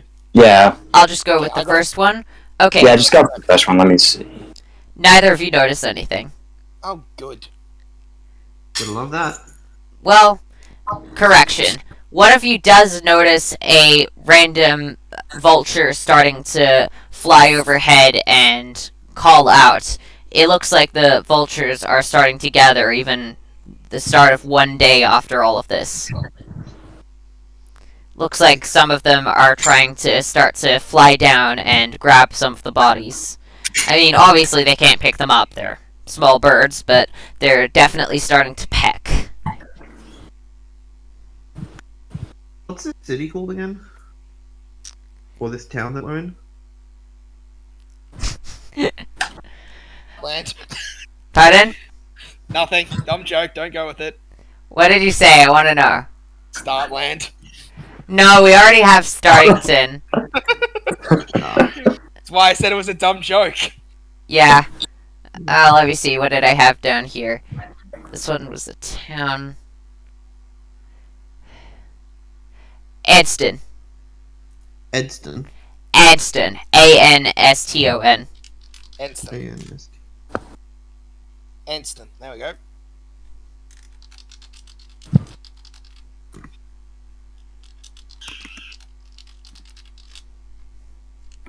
I'm gonna have to look around to see if we have a horse and cart or anything we can take. Even just a cart. There's no way we can... If we wait much longer, these people are just gonna drop off anyway. We don't have the medical ability to help them all. We really need to get them to the nearest town so that they can heal up. You would know that that the stables are typically made out of stone instead of wood. Usually because the town wants to protect the horses in case of a wildfire, which do sometimes occur. So it's likely that unless they specifically went into the stables to start murdering them, that they will probably be there. Check something real quick. How much AC would I have with light armor? It'd be Do you have novice proficiency in it? I believe I do, yeah. In that case, you add a +2. So, and my normal AC is what, by the way? Your normal AC is, what was it saying in the doc, Eli? I believe that AC is calculated as 11 plus proficiency with your armor, plus any extra bonuses. I believe. Yes. Yeah, that was it. 11 plus your proficiency. Plus What's- your extra bonuses like unarmored defense and shit. Right, so I actually have more AC if I don't wear armor than if I do. Why's that? I think Do you have unarmored defense? yeah, I have the barbarian version. In that case, not wearing armor is probably better for you. Whoops. Okay. That's fine. Fair enough. I guess it's a good thing I wasn't wearing a shirt then. Or bother. I mean, that is how it works in base D&D as well. So Just love that he A has shirt doesn't barbarian. count as armor. You are allowed to wear a shirt and still benefit from unarmored defense. Not that. The joke. I think it was. It's just like I love it. It's like you just like thug normally is like. What's impossible to stop? You throw a shirt on thug and suddenly you can be cut by everything. The shirt can be cut by everything. The thug is fine. Yeah, it's like what? Give him light armor and then suddenly he's weaker. Mm. It gets a little absurd once you have high stat, but we'll ignore that, I guess.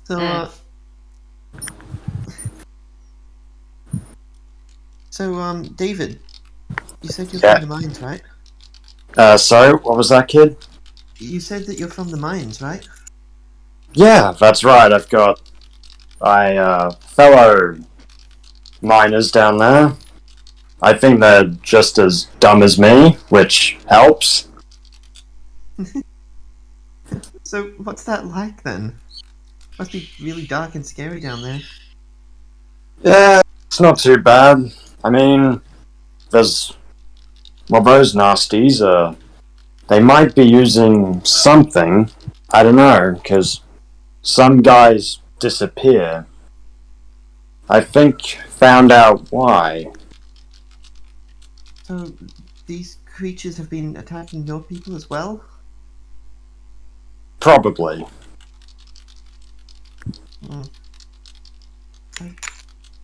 Why would anyone want to do something like this? I mean, destruction on such a large scale, it's horrible. Well, they're evil bastards, so I guess in that case it can't be helped. They really are the villains, aren't they? Yeah, definitely. So, we're gonna be taking these people over to the next town, right? Yep. And hopefully they'll have someone who's good at job to help. I mean, I'm off looking at the horses right now, so I'm not even part of this conversation. Yeah. Are you gonna be going back to your home, or? Priority is people, number 20 and others. Thank you, David. All good. Senshin, Oh. you will notice that the horses seem to be unharmed, though a few of them seem to be a bit cranky that they haven't had their hay in a while. But aside from that, they look to be uninjured, and from your limited knowledge of horses, it looks like these are mostly beasts of burden rather than horses that you typically ride into battle at a fast speed. These are very distinctly more pack horses rather than war horses. I'm really more glad to not see a warhorse. Okay. And is there any sort of like cart or something I can find around? You can find a few carts in pieces. You would know that, strangely, that's the way that they're often stored, because that leaves them a lot smaller and also lets you customize the size to the size of the load, provided that you're willing to just attack a couple of the sections with a hammer and nail. You should be able to connect it together no problem, and it should be quite secure. There's a lot of nails that are in there, just neatly labeled right beside the cart pieces. it looks like you can make it pretty much as big as you want. Although there is a little diagram in common saying, just as a little warning, saying, do not use more than 3 of the middle sections to the cart, otherwise it will be too big for the horse to pick up. You will want multiple horses if you're going to be going over 3 middle sections. If you use 3 middle sections, you will likely be able to fit 2, maybe 3 people on the cart. If you add on more middle sections, you will need more horses, but you will likely be able to fit more people on. Okay. This would probably be a job for David, huh? Well, Senshin's the one who's doing the looking around. He can just go back and tell David that this is a David job. Yeah, I'm before I leave, I'm gonna give the horses the hay they want, and then start going back to the tavern. A few of them will neigh in appreciation. One of them will actually pick up an apple, take a bite of it, and then hold it out to you. You're not sure how the horse is doing that. It seems to be grabbing the stem by its teeth, and it looks like it bit off about half of it and is leaving the other half for you for some reason. I appreciate the offer, but I had food already. You'll notice the horse wink and then eat the other half of the apple. You're not sure exactly why the horse is acting this way. You're pretty sure horses don't typically act like that. I think that might be a just look away. Pretty sure I just met an avatar, but we should. Just like, sure, why not? It's Enough like, weird stuff's happened today. it's like pretty sure that's an avatar of one of the gods, but should I have other things I need to do, like prevent death. Well, the horse didn't seem to be ticked off by you. Seemed to be trying to be friendly despite being, well, a horse. Yeah, I appreciate the offer, but I've already eaten. Yeah. Respectful, Liam. No, not for anything you've done, but because I have already eaten. Once. Okay. Sounds back. Well, I found enough. Well, I found enough. I found the horses. They all seem to be fine, and I found a bunch of builder carts. But well, I'm not a builder, so. David, Yeah. can you go stay outside of town and start making a big cart with a couple horses? Uh, How many people do we still have alive? As of now, let's see. So, several of them, probably about 3 different people died overnight. The bar staff is typically about 15 strong. That's including Taishiro, which means that there should be about 12 people left total.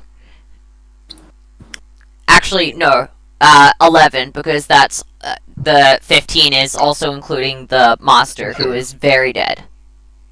Let's see. And So- Taishiro, so it would be 10. How? No, I already excluded Taishiro.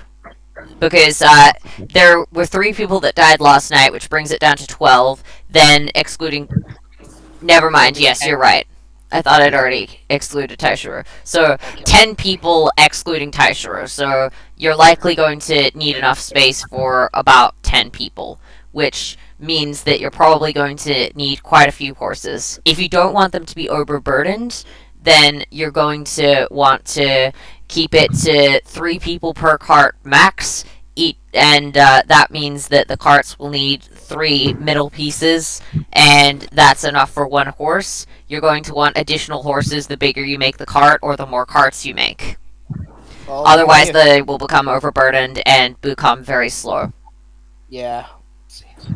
If we get 4, We can do with 4 horses. We can split like 3-3-2-2 and have people riding on the 2 horses to move them for at least. But I guess that means one of us will have to be walking on foot. Or we'll have to grab a different horse.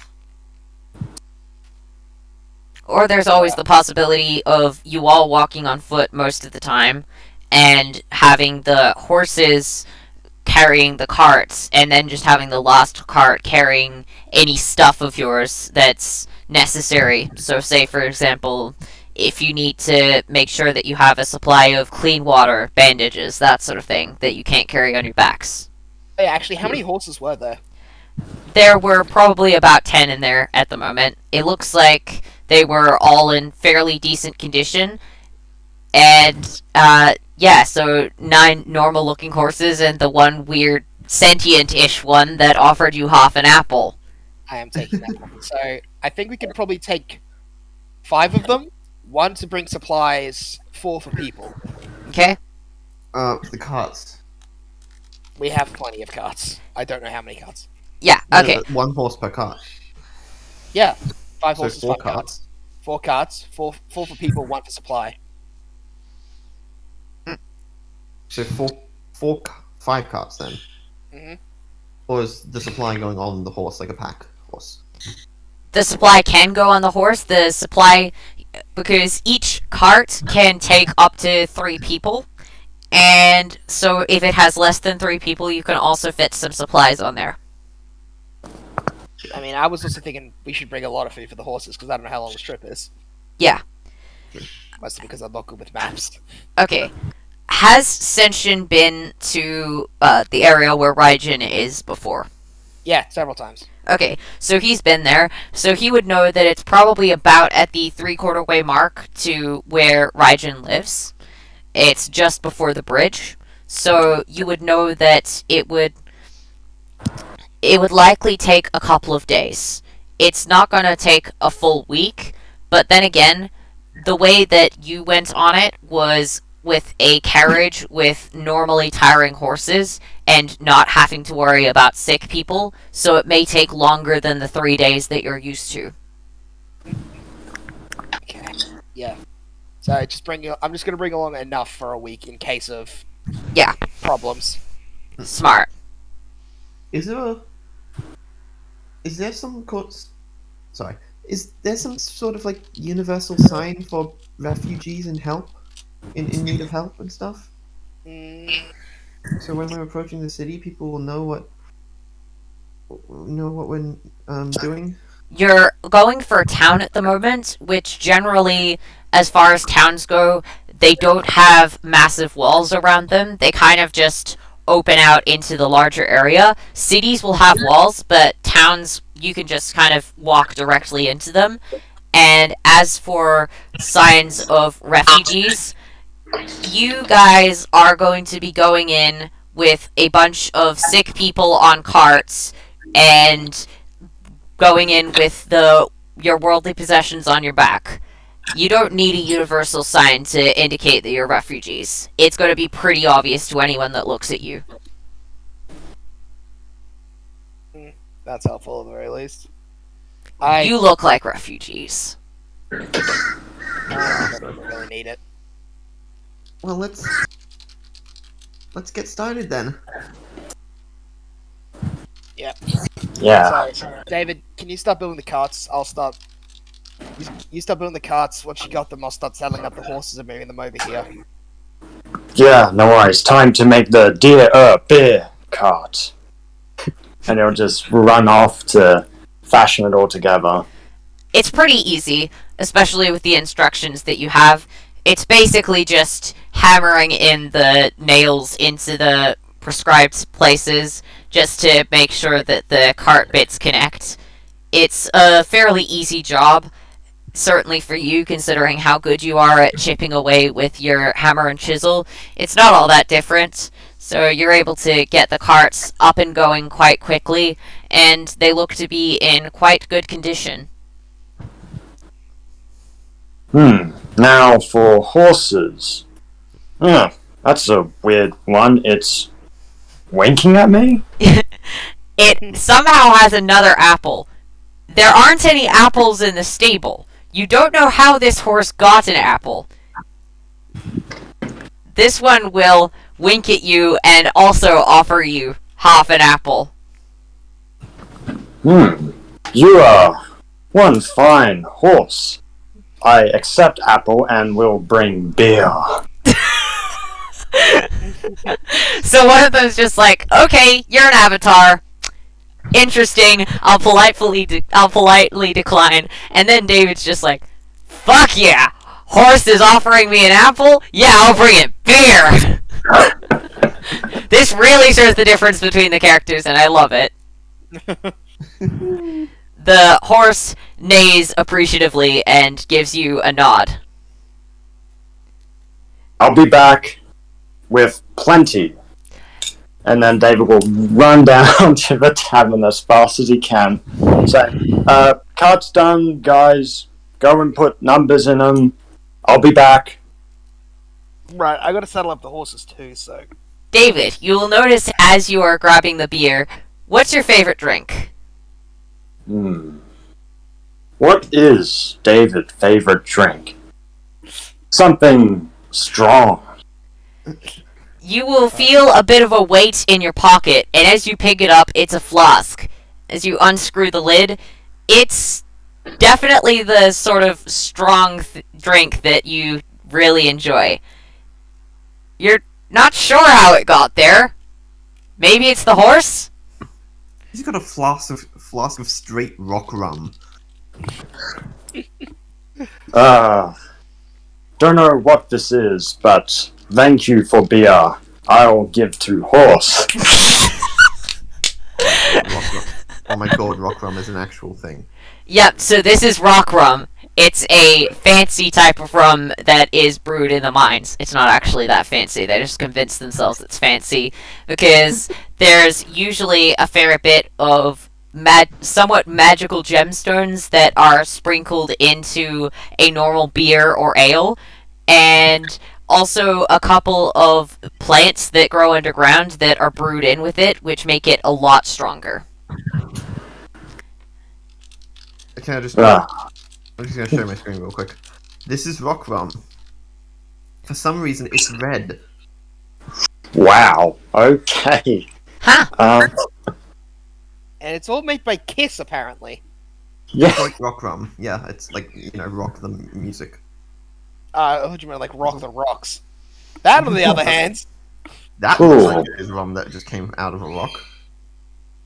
Kind of does, honestly. It's red. That's cool. Anyway, sorry. Yeah. Enough distractions. Yeah.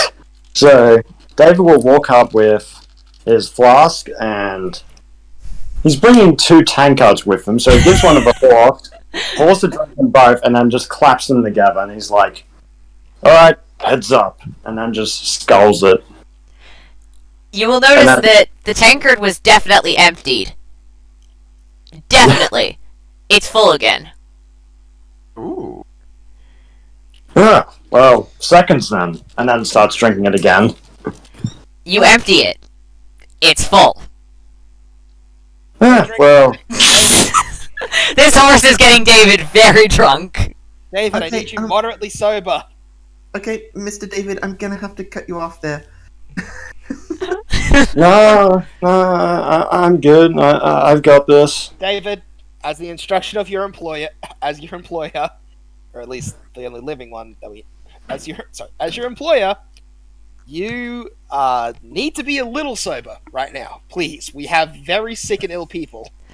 The horse Fine. will give out a big belch and will stamp its foot on the ground. You will notice that David definitely only brought in 2 tankards. Now there's a third one with what looks like some kind of clear liquid. It smells interesting. You're not sure exactly what it is. It doesn't smell alcoholic, but that's all you can really determine about it. I'll just dip my finger in and taste a little bit of it. It tastes like apples, and you begin to feel a little bit healthier. The scent of alcohol, which is currently on David's breath, while the sheer smell of so much alcohol in the room was making you feel dizzy, you stop feeling dizzy. Okay, this is apple-flavored healing potion.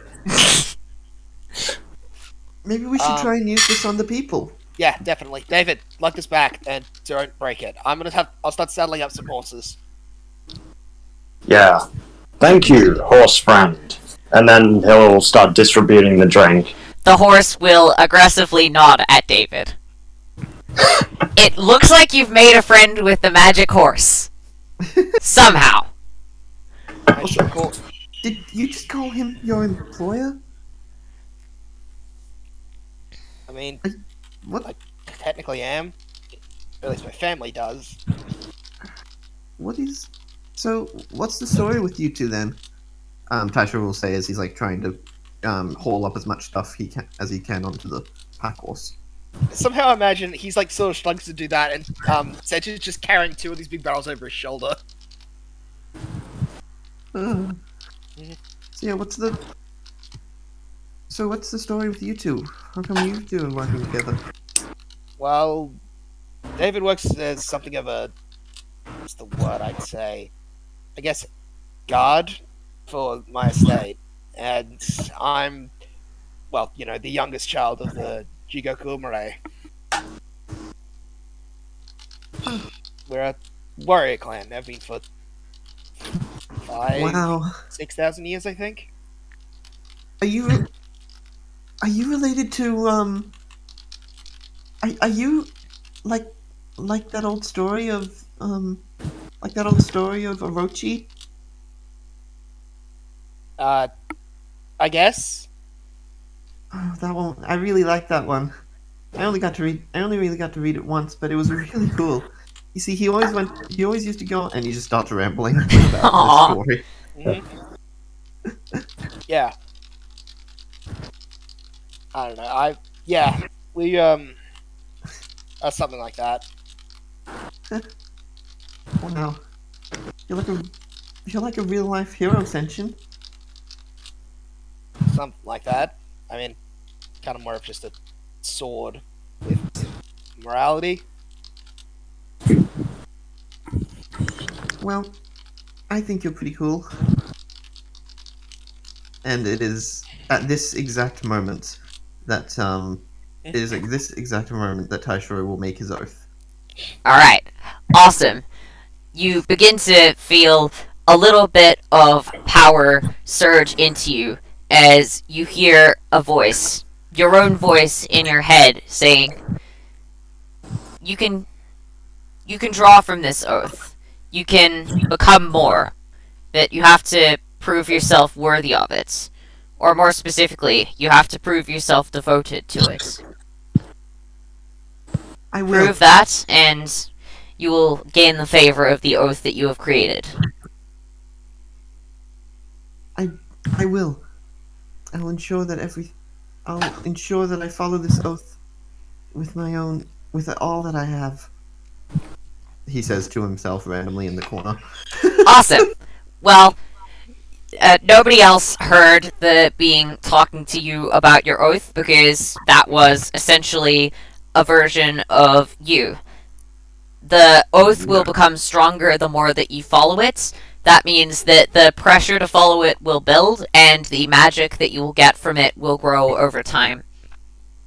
Neato. The cool thing about oaths, they gain more power the more people follow them, and the more devoted the people are that follow them. Even if it's just one person, if they're very strictly devoted to an oath that they've made, even just to themselves, then they will be able to gain a lot of power from that. If enough people believe in an oath, they can even create a sort of pseudo-god that will act to support and enforce that oath. Neat. So, Taishiro has made his oath. Yay. Yeah. Right. How are the others looking after having some apple-flavored healing potion?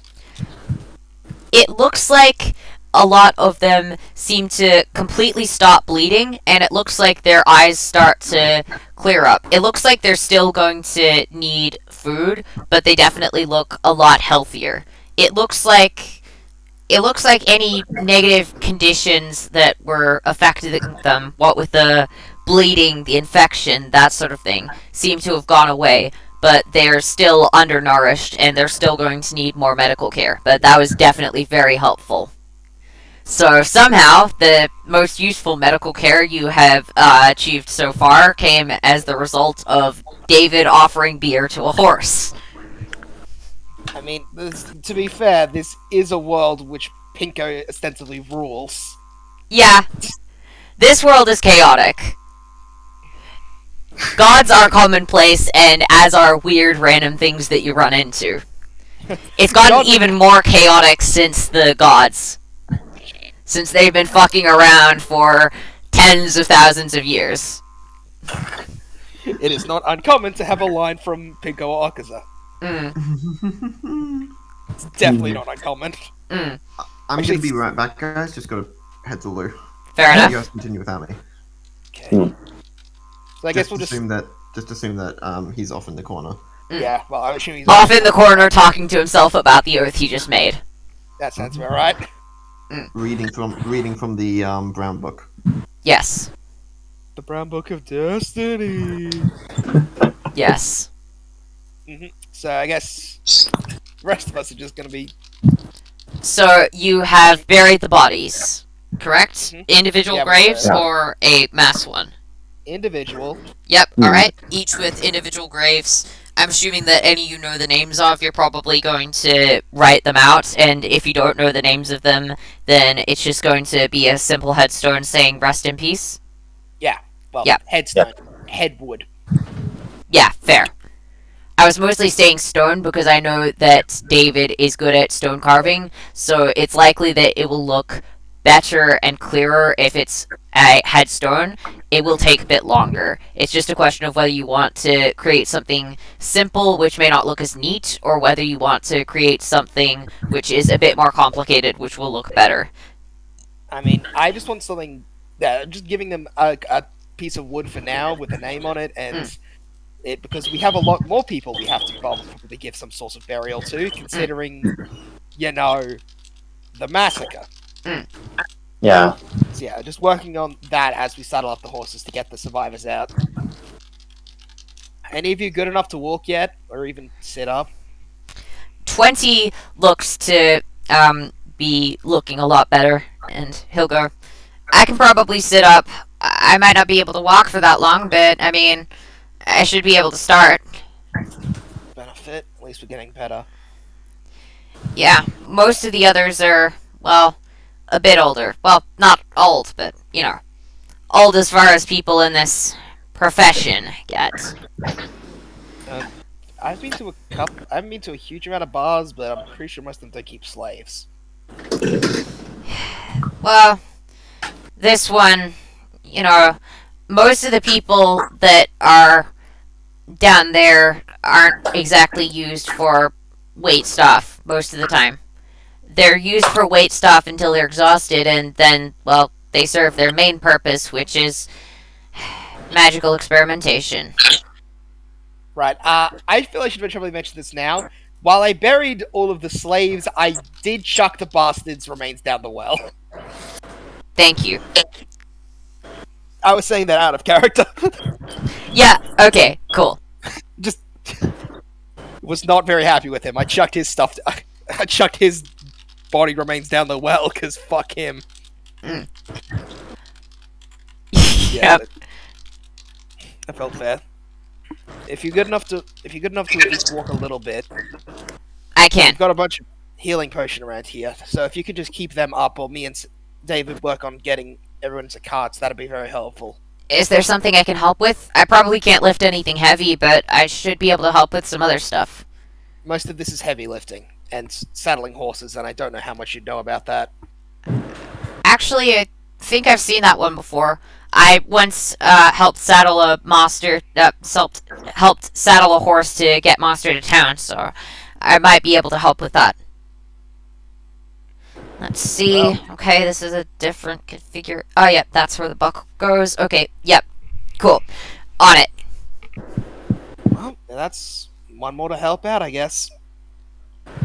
So, I guess probably doing that, working through saddling up horses, and taking any spare time we're not, and any time that Senshin's not busy taking a horse over to put people in, he's probably burying people nearby to the what's the word? Awesome. Tavern. Senshin, David, make a perception check. Yep. Fantastic. That's terrible. Oh, sorry. Computer's just freezing up. Alright, let's go.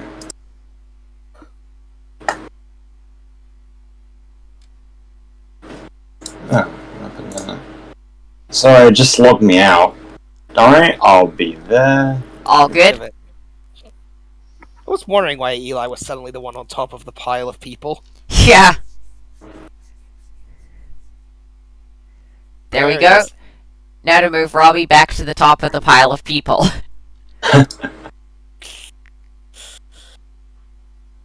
Seems like we're very distracted right now. Yeah. Yeah. Well, go figure.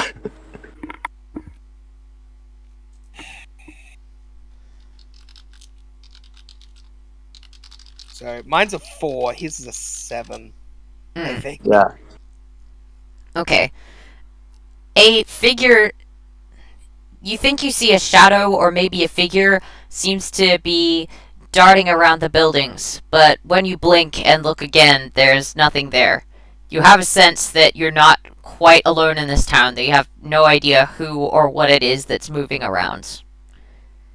I'm definitely going to be walking around town with my hand on my sword.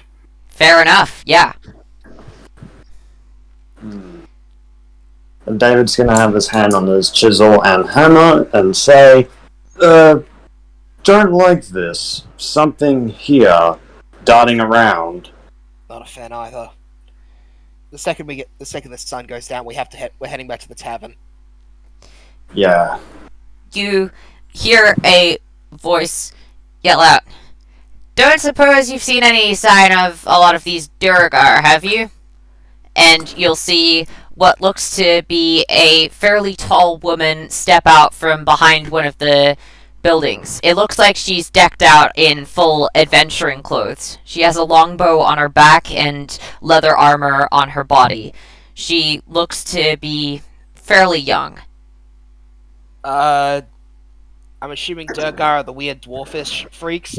Yeah, weird pale dwarfs. The ones that were burning down this town a couple of days ago. I've been trying to track down where they went. Well,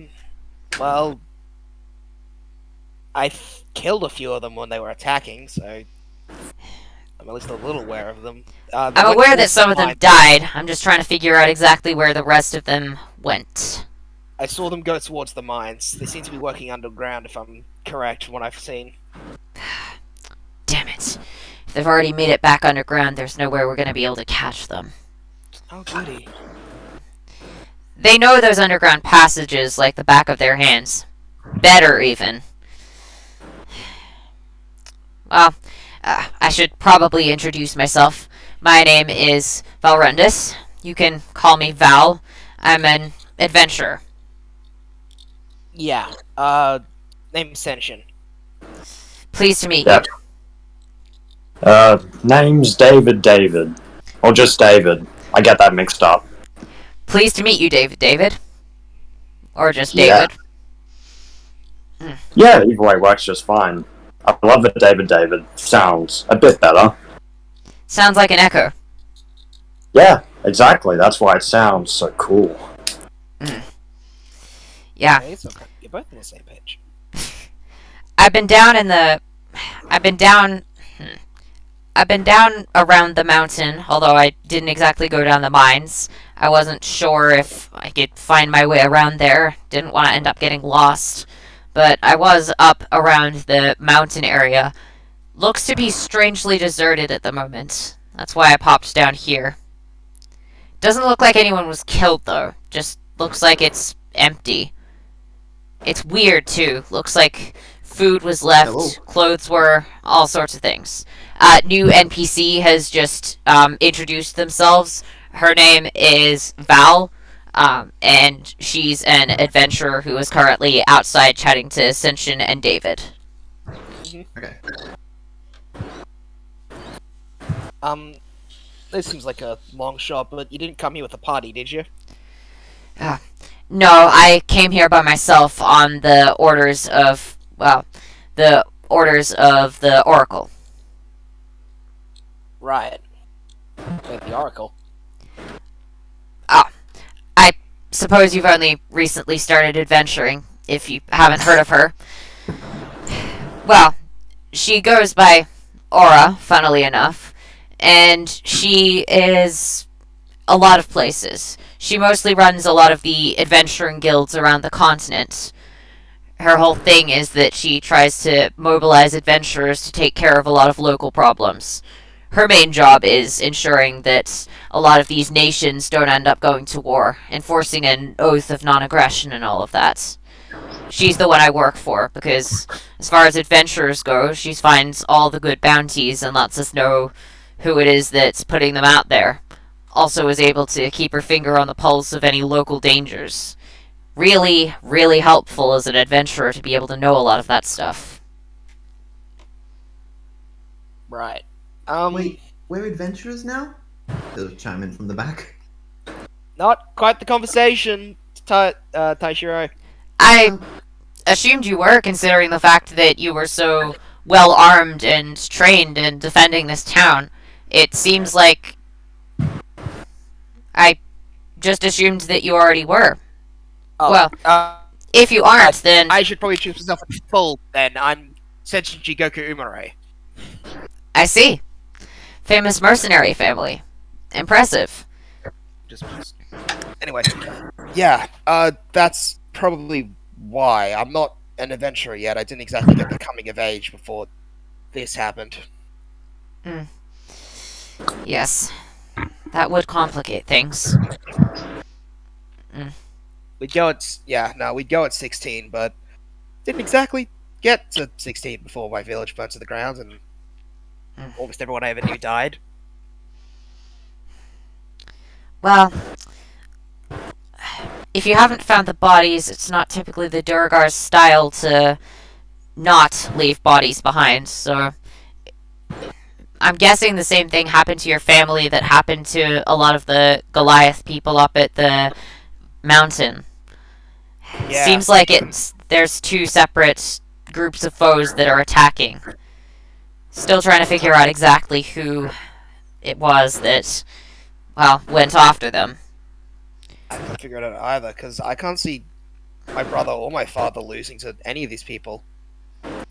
Well, if their bodies aren't there, it's pretty clear that they didn't lose or probably even fight these people. They're not subtle enough to do anything smart, like making people disappear or burying the bodies.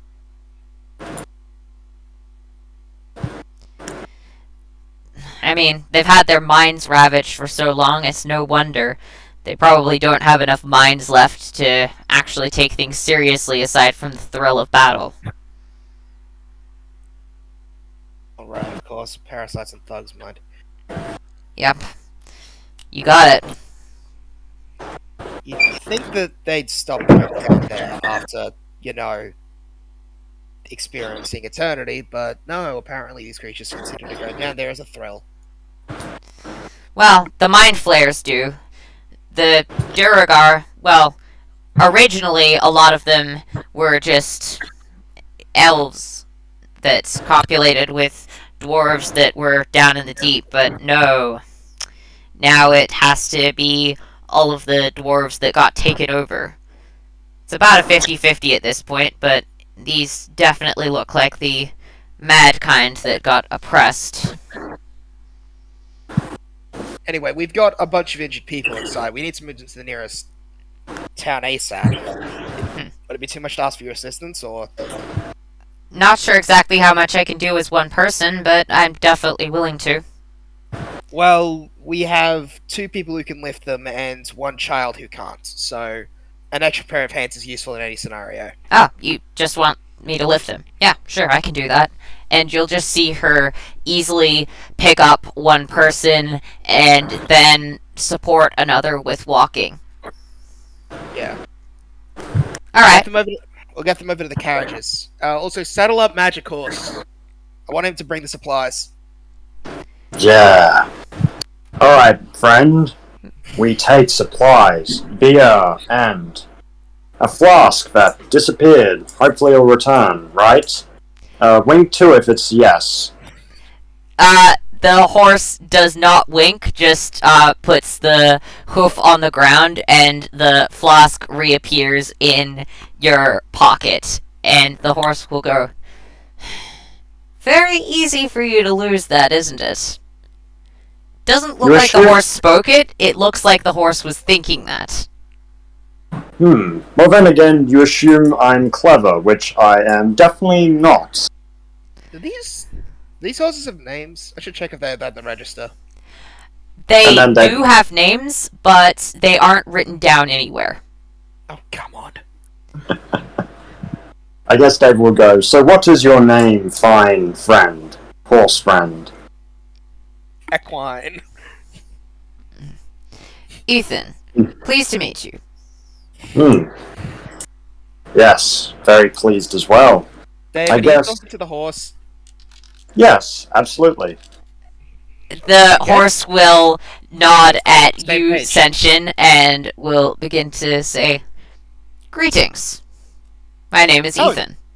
Oh, you can talk. Well, I guess I was kind of right.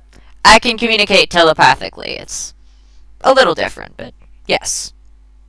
Well, it'd surprise you if I said you weren't the first telepathic animal I've met this week. Interesting. You sound like you have interesting stories. Plenty. Most of them bizarre, and some of them I'm not going to say, probably. Well, this world is rather bizarre. Yeah, that's... You seem Yeah, like I nice like that. people. I'd like to help you out.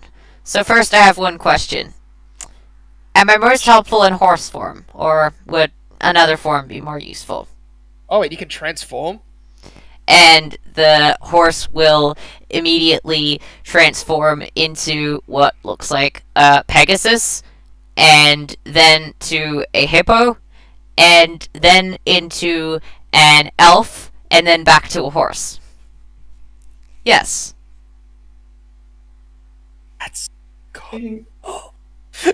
horse changing forms. Because it's a magic horse named Ethan. Or Why is possibly the a magic... horse named Ethan? Or possibly a magic hippo, or a magic Pegasus. Or magic elf, which is just a regular elf, I think. We did get some weird elf people in the bar occasionally. Really, really stingy about their prices. That sounds about right. Okay. What would be most useful? Probably a horse for now, considering we need more horses to lug stuff, and a smart horse would be very good, especially if we keep the other horses in line while we move towards a good place to rest. Can it turn into something that can lug more stuff? I don't know, I think a hippo is probably pretty good at lugging stuff. I could turn into a bigger horse. Unfortunately, I can't turn into any creatures I haven't seen yet. I need to be familiar with a creature in order to become it. But if you can give me a good description of a creature that would be helpful, I could attempt to transform into it. I just realized. Okay. What? This horse is a druid, isn't it? Maybe. Maybe it's just a horse. You don't know. I It mean, could be a if child of Pinko for all we know. this... So, the main theories that I'm expecting you to have right now are Child of Pinko, a Pinko. It's not a Pinko. Liam, I would have told you if it was a Pinko. Track that one now. Or Well, it not would even be... the hat. I would have been told to voice it. Yeah, exactly. It's not a Pinko. I can guarantee that I can tell you at least that much. It is not Pinko. And it could also be a changeling. There's quite a lot of beings that are able to physically change their form, including, weirdly enough, there are some beings that are capable of doing it in the Underdark. You haven't heard much about them, but it seems like they're the Underdark equivalent of changelings. Neat. You know nothing much about them except for the fact that they exist. Useful. Maybe a horse that's... Maybe a slightly larger horse would be the best, because I just need something that can lug around a large amount of weight. And the horse will transform to be a little bit bigger. Just step around the stable door. I can grow a bit bigger, but I will need to go outside first, just to ensure that I don't That end is up fair. crushing anything. Right. Also, can you talk to the other horses? Because I would be concerned if they'd starve to death if we didn't let them out after this. Yes, I can communicate with them telepathically, or out loud. And you'll just hear the horse just begin to start neighing aggressively at a lot of the others. And he will say, well, that was rather inappropriate. Okay, let's continue. I am not repeating that in front of the child. Hmm? The horses have a very inappropriate sense of humor, shall we say. Oh, Fantastic. Right. I need 4 of them to help us. I need at least 4 of them to help us transport the injured, and the other 5, I'd say, should probably just go free at this point, considering no one's going to feed them. Everyone else is dead. Alright, so you will hear some neighing and also hear a telepathic message over top of it saying to the horses, I need 4 of you to help out with what these people are demanding. They are kind, they will feed you, they will ensure that you have the essentials. As for the other 5 of you, you're not going to be fed here, so you will need to either go free or choose where you are going. Make your choice, and you will be able to do as you wish. And so 4 of the horses will just nod and walk out in a line and stand near the carriages, and the other 5, you'll blink, and they will appear as centaurs. Hi. One of them will nod at you, apparently not be able to speak common. The horse will just start moving its hoof, and one of them will go, well, we are free now, and I hope to see you again in our travels. I'm sure we will become good friends one day. But for now, I think it's best that we try and figure ourselves out with our newfound sentience. I'm sure you would understand that, Taishiro. be sure not to get captured. No intention of that. And the centaurs, the 5 new centaurs, will head off. So I'm a little confused. Were they always centaurs, or did they just turn into those? They probably only just became sentient. It's a fairly rare phenomenon, but it does happen to a few animals. Rare? It's We not just saw it happen confusing. 5 times in a row and right in front of us. Mm. It only typically happens when there's a powerful being nearby, or a lot of chaotic magic. I'm assuming you are either one or both. You could say that. You might be able to figure out my origins if you look hard enough. If not, then, well, just appreciate what you have in front of you. What's the phrase? Don't look a gift horse in the mouth? Smart. This is a slightly more literal. Don't get that? Okay. Sorry, I'm a little proud of myself for that dumb joke.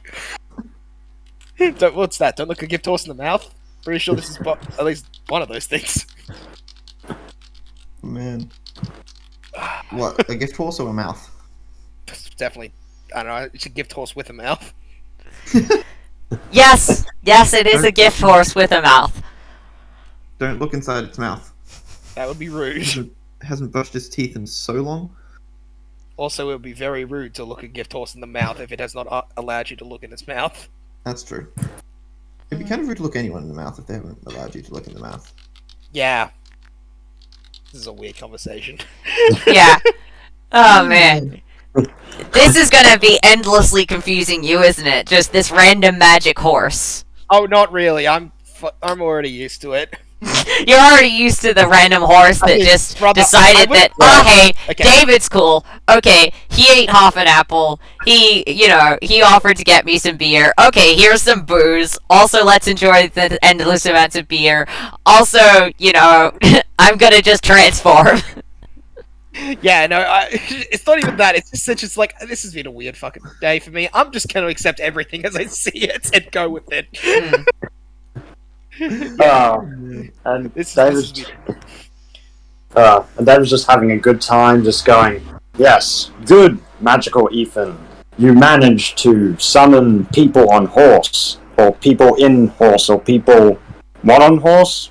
Don't know. Try pretty not sure to those think are about it too hard, David. Those are centaurs, I think. Correct. Right. I recall them as children of Pinko from the little I've just remembered to research, and the amount I paid attention in class, which is not much. Most of the time. And then you will just see Val just walk in and go, "So, did I miss some? That is a bigger horse than before." Yep, it's a magical talking horse called Ethan that can transform. Are you pulling my leg? No, I can assure you he is not. Okay. I've been adventuring for a few years, and that is officially the weirdest thing I've run into. Sounds like you are gonna have some interesting journeys. You should have met the 5 centaurs that just appeared. I saw them wandering off. Okay. You seem like an interesting and strange party. I'll give you that. Yeah. We are suddenly interesting. We only really just met, so. Mm-hmm. Are we nearly ready to go? I really want to get these people to the next Yeah. town. We should be good to go now, right, guys? Yes. Awesome. Alright, let's go ahead with whatever this is. We definitely have enough food, right? I've got some rations, but they won't last me or any of us for that long. Maybe 2 days between everyone. I already rated everything nearby. We should be pretty good. Good. I managed to pick up these. I managed to pick up these from the back of the bar, and he'll hold up 10 days worth of rations Impressive. from his inventory. Have you learned how to make a soup with a lot of the beans that you had in the back? I noticed that there were quite a few in there. I was never really put on I wasn't really put on cooking duty all that often. Alright. Usually Master tended to oversee that directly. I was more the bartender. Alright. Well, I know how to make a soup out of a lot of that stuff. It can generally be amplified by the presence of a bit of protein or greens, but it'll still be somewhat filling and a bit easier to eat than the dried jerky over there, so I might go grab some of those seeds and just make them into some dinner some nights. I'll just go grab them, and then I should be good to go.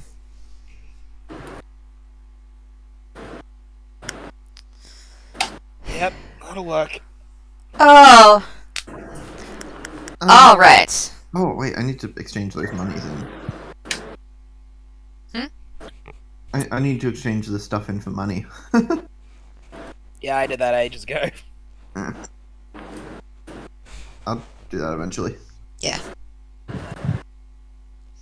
Okay. Sweet. So your ragtag party begins to head off down the road, and I'll just get you back to the main map. So it is currently you guys, you 3 members of the party, this one talking horse called Ethan, the Null known simply as 20, and the 9 other people that are being left on the carts led by the horses. Ethan is currently carrying all of the stuff, which includes a lot of the beans, as well as a lot of the hay and other similar stuff. I'm assuming Val isn't joining us. Val is joining you, yes. Oh, okay, sweet. Look, So- I'll direct you to the Oracle. It's not going to be easy to track down the Duregar. We're going to need more leads for that. So, for now, I'll introduce you to her. See if you want to work as adventurers alongside her. She doesn't really have any requirements for working alongside her, aside from not committing war crimes, which, at your level of skill... Well, basically you need to not kill any of the leaders in the name of any of the other leaders of this alliance. No, I'm also meant, do you actually have a problem with people committing war crimes? Well, I don't, but I'm not Aura. I'm not the one who's actually been made or created for the sole purpose of ensuring that the Alliance sticks together. Is Aura in the next town over? Aura can be in a lot of places. I'll just see where the nearest outpost of hers is. Well, my number one priority right now is to get 20 safe. And Of help- course. And Look, we'll go to the town first, and we'll sort that out. We're going to be able to travel a lot faster anyway, once anyone who's with us is healthy and able to travel. That should work well then. I mean, that is, if you're interested in adventuring. I've technically been doing versions of adventuring since I was like 10, so I'm up for it. David, what about you, man? I'm all for it. No regrets. you mean I get to be an adventurer? If you want. Yeah, I was gonna ask if you wanted to be, but that's clearly a yes. As far as it goes, you'll just have a lot of bounties that you'll be told about. You'll know exactly where a lot of the problem areas are that you'll be able to go and help things out. Easier than constantly asking at the local tavern. I'm sure you've had a lot of people asking you for quests there. Gets annoying after a while. I always loved that part of it. Never mind then. I get to hear all those stories. Never mind then. Well, I guess it's just annoying to most bartenders. Either way, there will be adventurers guilds that will be able to tell you of what's going on. That's good. Plus, you seem like an interesting bunch.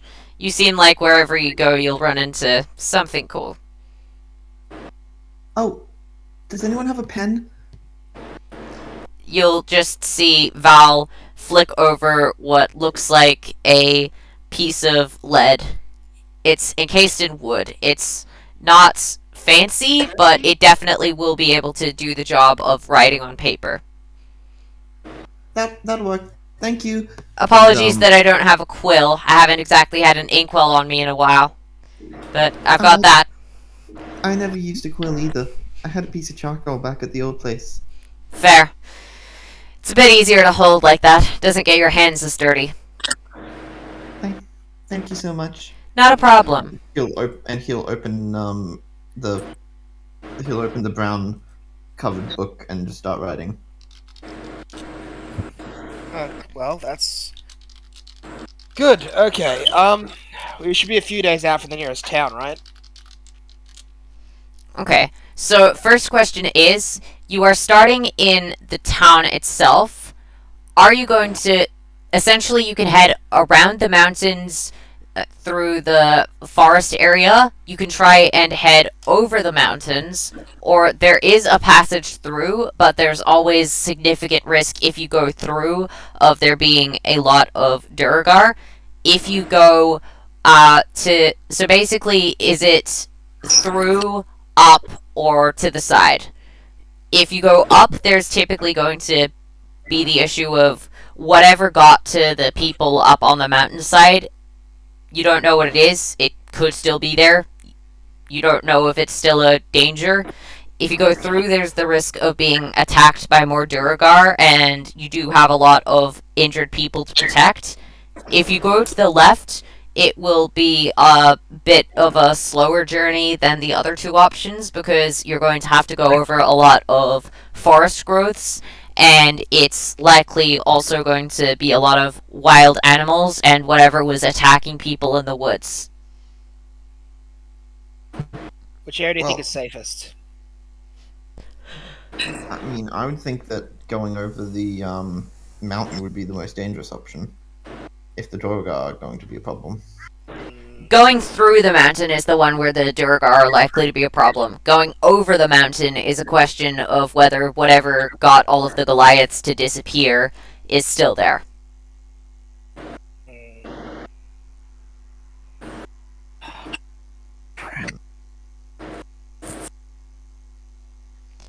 I would offer over the lake, but you guys don't have a boat, and it will take a while to craft one. Probably longer than you're willing to wait for. Yeah. It will take you longer to make the boat than it will to make the entire journey. Then the forest is likely best. What do you think, David? Well, clearly big bad pale dwarf things are in tunnel. Mountain is no longer occupied by Goliath. Forest seems best option. Hopefully. I don't think we've ever been to the forest before. It should be fun. I just hope we don't get eaten by wolves.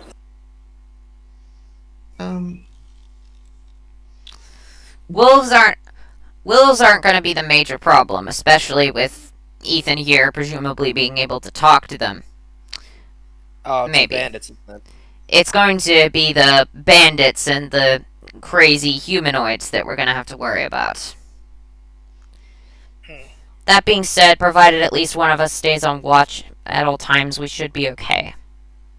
Well, we've got 5 of us now that can feasibly watch. We've got us 3, you, and Ethan, the magic horse. Correct. You good with doing watch, Ethan? Yes, of course I am. Perfect. Okay. Well, in that It case, is then, right? forest it is, because I'd rather not go with something that can kill go over an area that could, have things that might kill a Goliath. Doesn't seem like the best place to go with people who aren't exactly the best of health. You will notice that none of them, there were no bodies. Let me Still. just quickly get the map set up. I will presume that they might have been killed by... what's it called again? I'll presume they could be... I'll presume the worst, because we have 10 heavily injured people.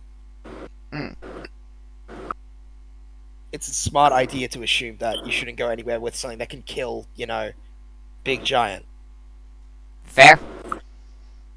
Just making sure that the forest path is ready. I wasn't sure which path you guys would choose, so... there we go. Taishiro will continue writing down in the Alright, down in the book. there we go. Can all you guys see that? Yep, there it is. Awesome. A bit low. Oh no, there it is. Sweet. So, you guys are continuing. So, roughly where are you guys positioning yourselves in relation to the caravan? You can likely put a maximum of 2 carts side by side, but then no people will be able to go beside the carts. If you put 1, then you should be able to put a person either side of each cart. You currently have 4 carts, plus Ethan, who has most of it in a pack rather than in a large cart.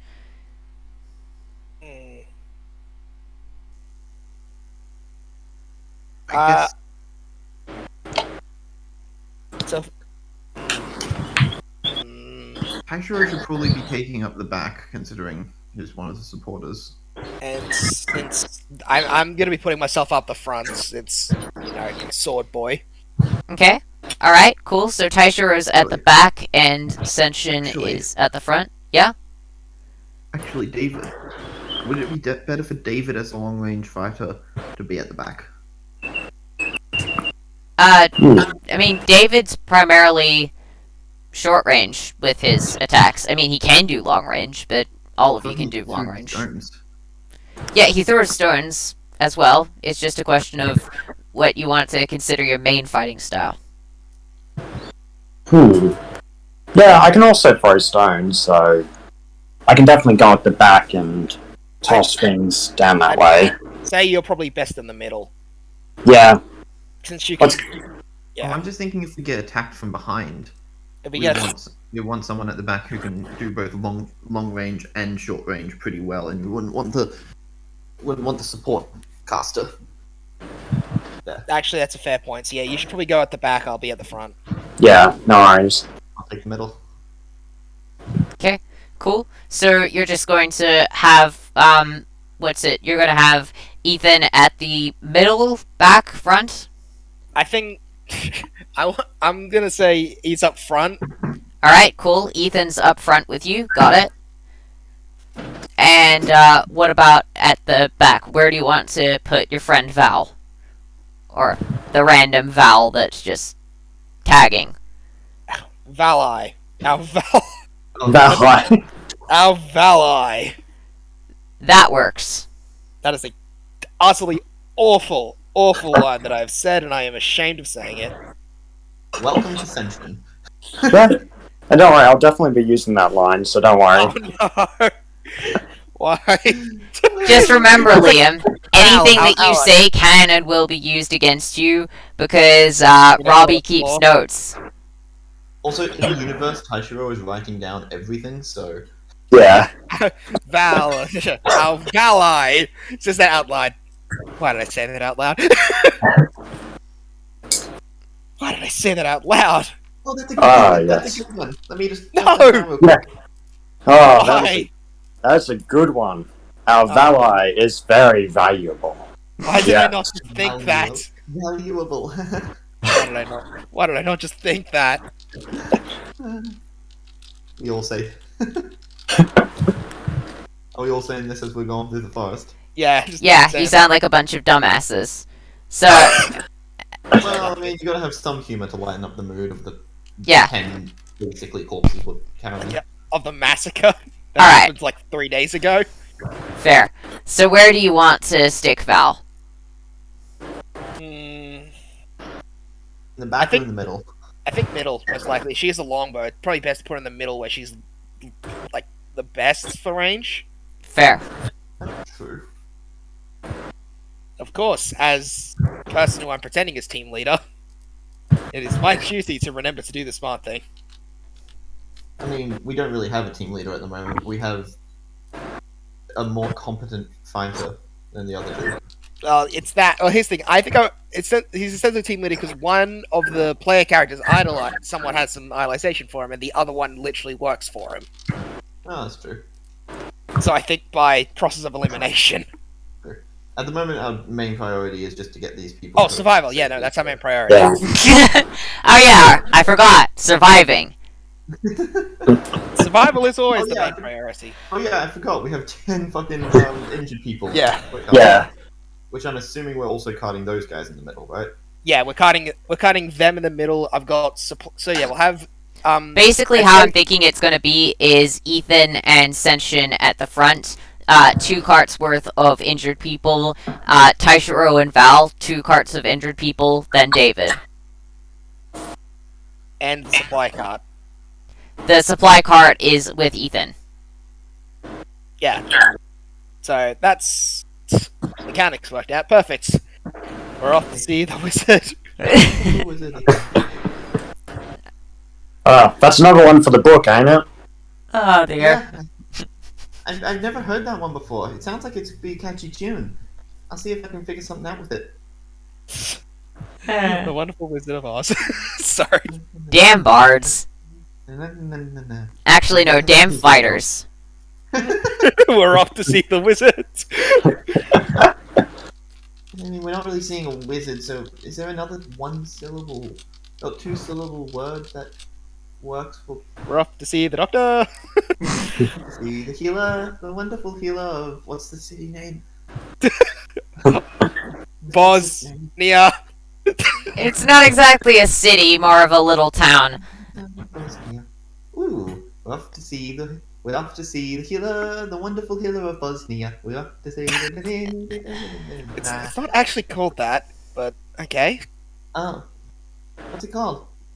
They don't really name it. It's kind of small enough. It's kind of big enough that it's got a healer, but small enough that they don't really bother with names. They just kind of go, you know, that town on Birmingwich. You know, the other one. If anything, they just call it Birmingwich. This town actually had a name. The other one's just kind of, you know, not really bothered with. There's 2 towns on this island, and only one of them actually has anything interesting in it. which is We're off to see the healer, the wonderful healer of Birmingham. Come on, what's the second line that could work there? Ah, because she makes you not die. I don't know. I'm not exactly a bard. I need a I'm not exactly musically talented. I'm kind of a sword people. I need like a triple. I need like a 1 2 1 2 1 2 3 1 2 1 2 1 2 3. I have no idea what he's talking about. You'll just see Val just head up to Senshin for a second and go, "Is that common that the kid's speaking?" I think he's speaking bard stuff. Okay, well, glad to see I'm not the only one that doesn't speak bard. Cool. And then Val will just head back. We used to have some fun bards. I never really was any good at it, but I picked up a few tricks. Impressive. Might be something you can work on. It's actually a type of adventuring class. Well, there aren't really strictly classes, but I kind of use it to describe people, see roughly how they work. Some people are the... School, right? Adventuring school, right? That's the terminology? I mean, yeah, sorta. Although, most of the time I just refer to them by, well, by what I observe. It seems like there's some rough characteristics they all have in common. There's druids, who do a lot of animal stuff. Bards, who like to play a lot of instruments, get their magic through that way. Sorcerers, who just had it magically passed down. Then, of course, there's the people who don't use magic. Haven't heard of any people that use a hammer and chisel, but it looks like you're pretty good with them. Gotta say, impressive. I'm used to them. Use them all the time down in the mine, so may as well use something from there. Fair. You will begin to see a bunch of eyes start to appear from the woods.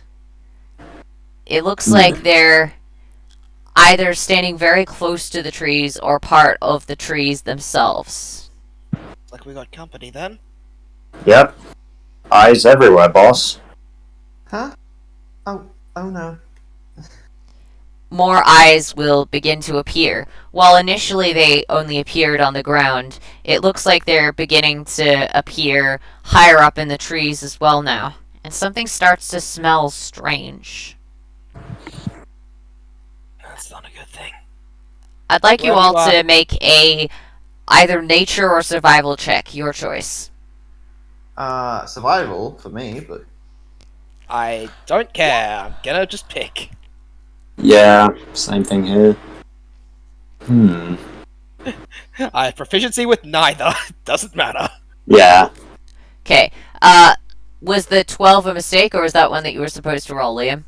I rolled. It doesn't matter whether I roll survival or nature because they're both. No, I'm... proficiency. Yeah, that was intentional. I was rolling. Okay, you were supposed to pick one of them for proficiency purposes and then roll. You weren't supposed to roll for both. Oh, I just rolled because it doesn't matter which one I roll. I have proficiency in neither. Okay, yeah, alright, I see what's going on. Okay, yeah, so the 14 will succeed as... survival. Yep, okay. You will notice that the strange smell seems to be tampering with your mind, causing some strange sort of effects. You've heard of things like this before, and it seems like it's maybe some kind of fungus in the woods, maybe some kind of magic. You can't exactly tell where it's coming from, but whatever it is, you know for a fact that it's making things seem a little blurry, and it's making a lot of things start to appear in and out of your vision. This is not stuff that you should be breathing in. It's definitely going to cause problems.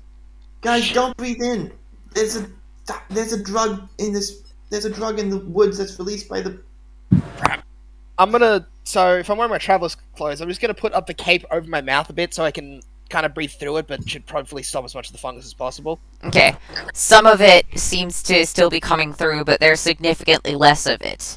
You'll notice that a lot of the area seems to be fogged up, and several of the people will begin to rise from the carts, and they look like their eyes have completely glazed over, and they're just trying to grab you and pin you down. They're very weak, but they're still persistent, and all of them are trying to pile onto each person. Most of them right now are trying to pile on top of Taishiro. Guys, this is a problem. Doesn't look like they're attacking. It looks like right now they're just trying to grapple. Question. Yes. Can a harmless sensory effect include a gust of wind? Yes. It won't be particularly powerful, but these guys aren't particularly powerful or steady right now either. Would it be powerful enough to move this gas cloud out of the way? Some of it from your very immediate area, but that would be enough to clear it away from the area immediately surrounding your person, not the entire forest. Okay, well, it's better than nothing, I guess. Okay, let's try and get a little bit of this out of the way. And he'll, use a little flare to, clear out some of the gas.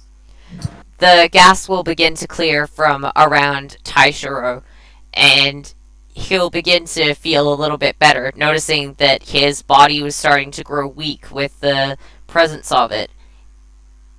You still don't know exactly how it works, aside from the fact that it's some kind of drug. It looks like it's having a very strange effect on a lot of the other people. Are you going to try and run away from being piled on? Are you going to try and just dodge and weave? Or are you going to try and, like, physically attack them or grapple them back? I think I'll probably try and just dodge and weave. Okay, Also, roll a acrobatics check. Okay. Also, guys, I think this stuff made me pretty weak earlier, so it can't be very good for these people. Plus 2. Yes. Okay, you manage to dodge and weave the people who are trying to grab you, but one of them lands on top of you, and you feel the full body weight, which admittedly isn't much of this one person, but it's still going to be difficult to get up. Val tries to pull them off, but one of them seems to respond with surprising ferocity to her, and manages to tackle her with a newfound strength. You feel the body on top of you getting heavier, although you're not sure whether that's the small amounts of the gas getting through, or whether it seems to be doing something to their bodies. Guys, a little help. They're in trouble. Now that Taishiro and Val are slightly pinned down, they're starting to look at you guys. Oh, this will be problematic. Yeah. Need to get out of gas. Whatever it is. Mm-hmm. Crap, how do we deal with this problem? The horses seem to be not affected in the same way, but they do seem to be slowing down. One of them falls down. Horses typically sleep standing up. You'd all know that. Except for maybe Taishiro. But you two would know that. So the fact that it's falling down means that something is seriously wrong. This stuff's anesthetic. Worse. Does one of you want to check the horse? Yeah, probably. Okay. Alright. So, Senshin, I'd imagine that you would be familiar with horses, so you can add a animal handling and or medicine proficiency. Actually, if you have okay, in that case, just add a flat +2 to this one. You would have dealt with them before. 12. Cool. Alright, awesome. This is not a living horse. This horse is dead now. This horse has died. But its pulse is starting to come back. It looks like its heart is going faster than it ever was before, and it starts to look at you, whinnying crazily. Ethan seems to be unaffected and is beginning to translate. This fire in my mind, it seems to be breaking me apart. Damn, I've gotten poetic lately. No, don't hurt the humans. Don't hurt the humans. No, no, no! And the horse will just begin bucking and just trying to look at something else, looking like it's trying to fight some type of madness that's getting into its mind. And the protests start to slowly get quieter and quieter as it begins to face you down. As far as you can tell, this horse died, and this stuff is bringing it back to life. Oh, good lord. This is not good. Okay. David, Yeah? Val, can either of you two figure out where the hell that thing is? Where the hell this thing is getting caused by? Even you two. Ethan will nod and begin to just change form and become a bird, and will just go, I can travel around a bit quicker in this form. I'll try and figure out what it is. It doesn't seem to be affecting my body. Looks like it only affects... I shouldn't say that. And we'll just fly off and begin to take a look around. Val will say, it's probably a druid circle. I know of one that's like this. Let me check. And Val will just go up. If it is what I think it is, I should be able to find the people that are behind this. And she will just go up to the horse and will just cut off what looks like a little bit of flesh. And then you'll see on the inside the unmistakable sight of mushrooms growing on the inside, looking like they're controlling it, and various spores are coming out. And it looks to be making up more of the same gas. She'll quickly try and cover it up and go, right. There's a druid circle nearby. We need to find that circle and stop it from activating its powers, and we should be able to get out of here alive. How close? Very close. We're probably close to the center of it. It should be just off a little bit. Ethan, got a location? Still working on it, but of course, it's not exactly easy to find anything in this damned fog. And Where's the fog look thickest? it's getting thicker in the direction I'm going, and Ethan will indicate a direction as being that way. We head that direction. That's the core. Okay, and you will see Val say, yes, alright, got it. Guys, stand back.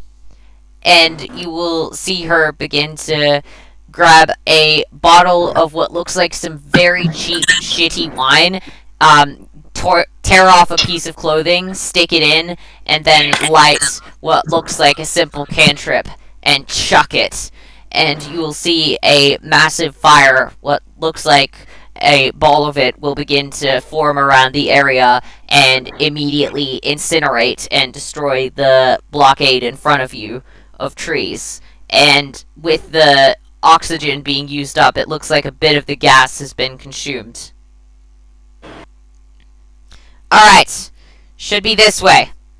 And she'll just start running ahead of everyone else and gesturing to follow her as she grabs out a torch from her back pocket. Right? Yeah.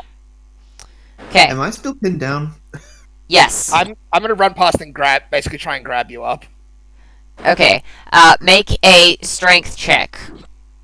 So do I have a strength modifier to that or not? Actually, make a grappling check. It would probably be a grapple check. Okay, check if I have proficiency before I roll. Yes, I do. Okay. That's an 8. Okay. You're not able to grab Taishiro out because more people are piling up. And Are you going to try and dodge these guys, grapple them, or try and run off to try and stop yourself from getting pinned down? Crap. I guess.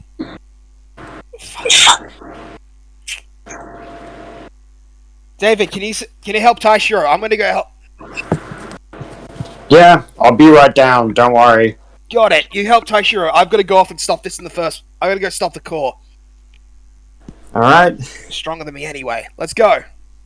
Yeah. Just give it a sec. David will get you out, kid. So I'm gonna start moving with Thank you. Val. Alright, David, make a strength check. Specifically grappling. Yeah, I do have a novice proficiency, so let's see how we go. Alright, so Well. that is an 11. So Yeah. you are able to grab Taishiro, but it's probably going to take another big shove before you can get him out. And you are going to need to decide how you're going to handle all of these guys trying to swarm on top of you as well. Are you going to try and dodge and weave, run, or try and grab them back? Or there's always the option of attacking.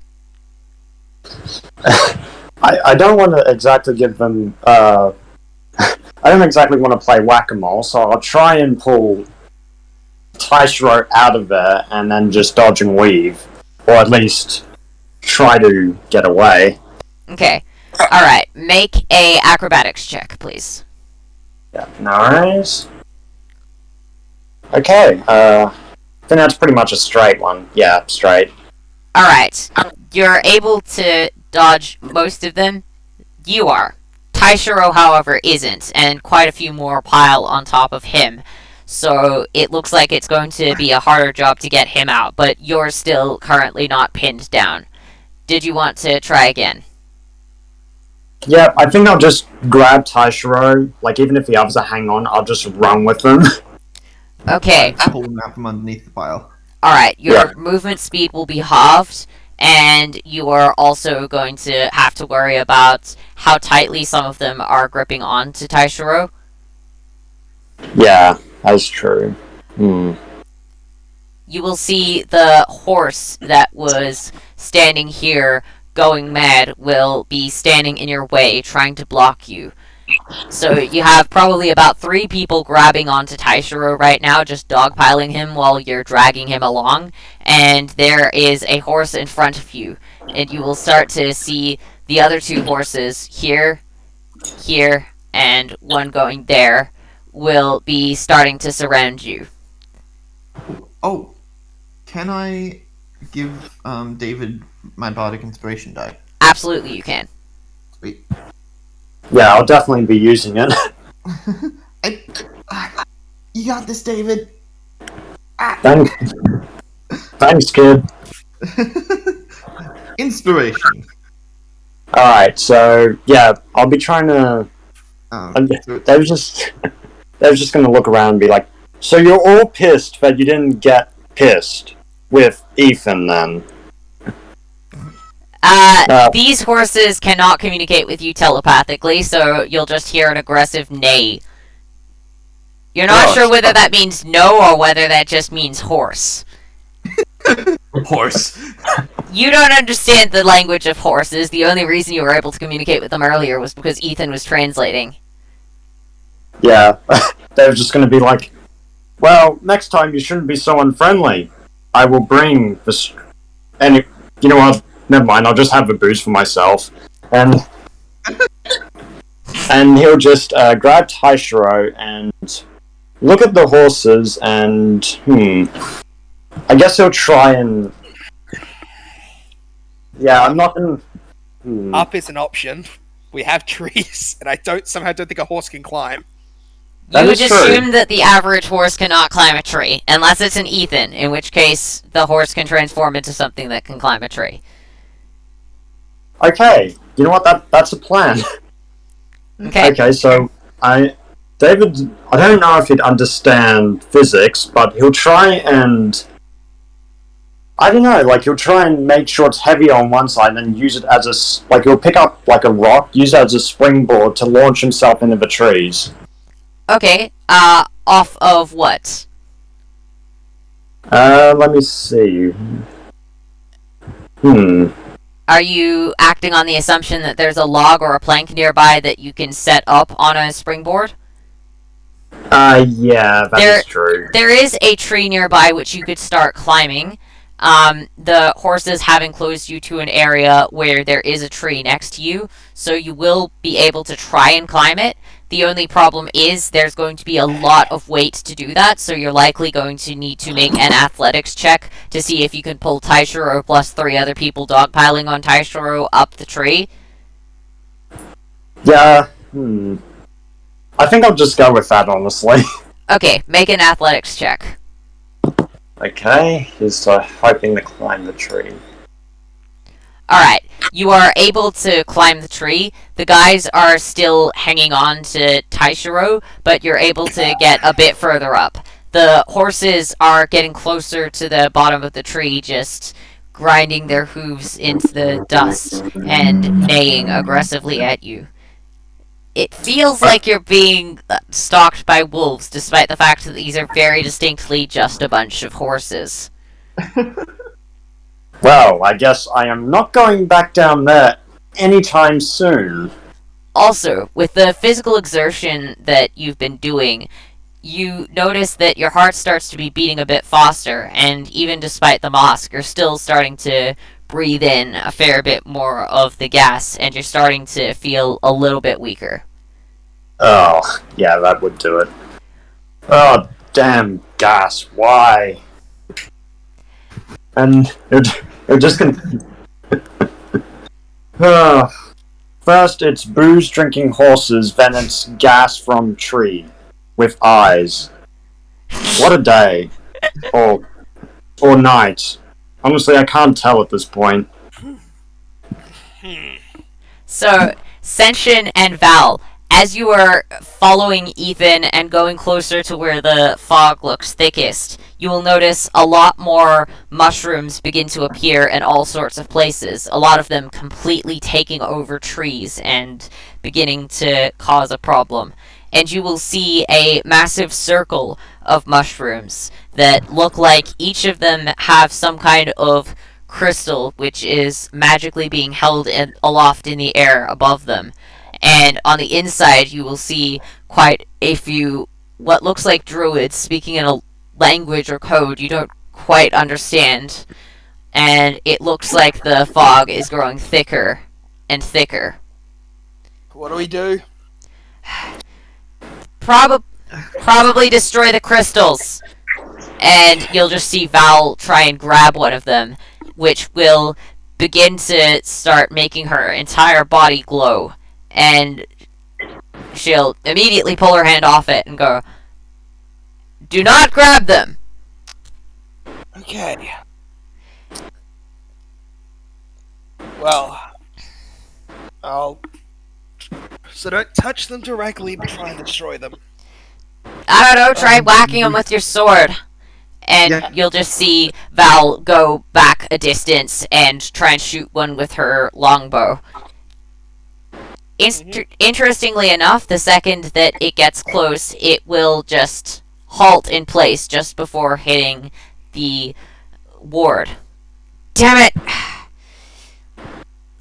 Try a sword, it looks like they don't respond to bows very well. Okay then, I'll take a swing at it. Do I need to roll for that, or...? No, you can just, try and whack it. Fair enough, I'll take a swing with Onimaru. Alright. You will notice that you are able to hit it, but your sword doesn't seem to go through. It looks like you're able to hit it, but your sword isn't strong enough to be able to do all that much. And then you'll see Val going up and trying to use her longbow to indirectly touch the crystal and pull it away. It doesn't look like it's quite budging. In frustration, she'll start trying to bang on the area outside the circle and actually step in. And the foot that goes in doesn't come out. It looks like her entire body is stuck in that position with herself half in. It looks like she can go in but not out. Senshin? Don't do what I just did! Fuck, this adventure is weird. Okay. Hey, this is gonna be a pretty bad idea. So there's people inside, right? Yeah, and they're chanting. Does it count as self-defense if we kill them? Yes, absolutely, it counts as self-defense. Okay. And you get frozen there. Fuck it, I'll try. So I'm gonna draw this out. Basically, for a second, take a deep breath in. Fire blade, first form. Flame pillar! And basically slash down at the crystal there, which it causes the sword to ignite and strike up a big-ass flame pillar as I do the strike in that direction. Alright.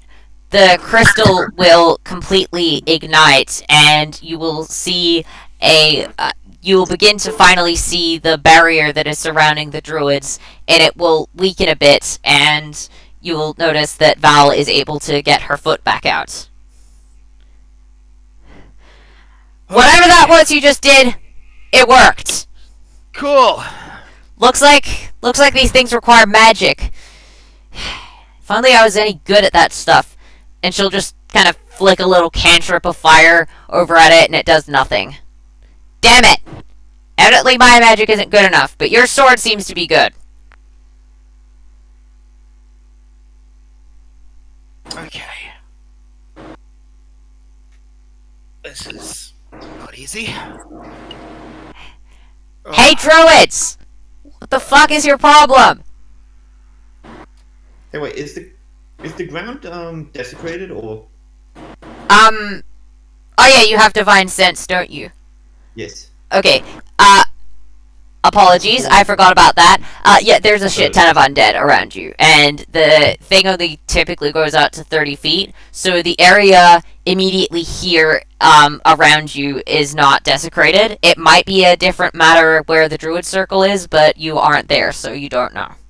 Okay, fair. Shit ton of undead. I think everyone's already dead.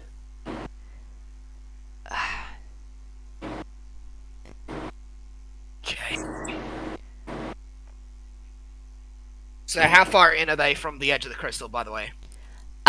Essentially, it is just, like, within arm's reach. They are very close. Essentially, they're just on the inside of the circle of mushrooms. Great, in that case, I'll take a step back, and I'm gonna do another one. This is my cantrip level technique. That's good. And it's also my ranged sword technique. Okay?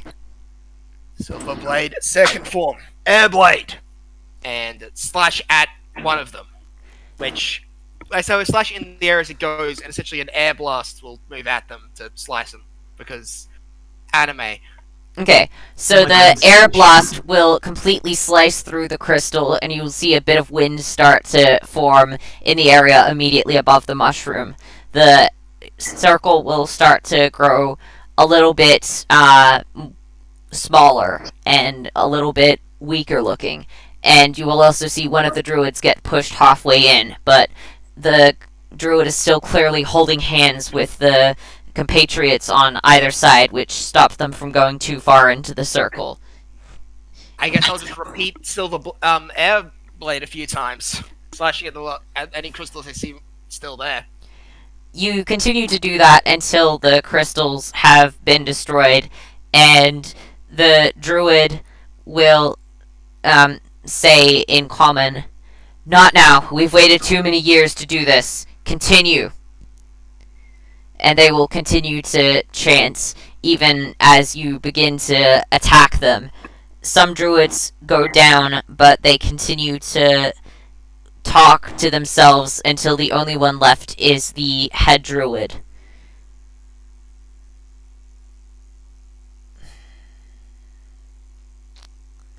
What do you wish to do? Well, considering what's going on so far, I think I'm completely in my rights to try and, well, kill him. The fog will immediately begin to swirl around you and go into a bottle, which the druid is now holding.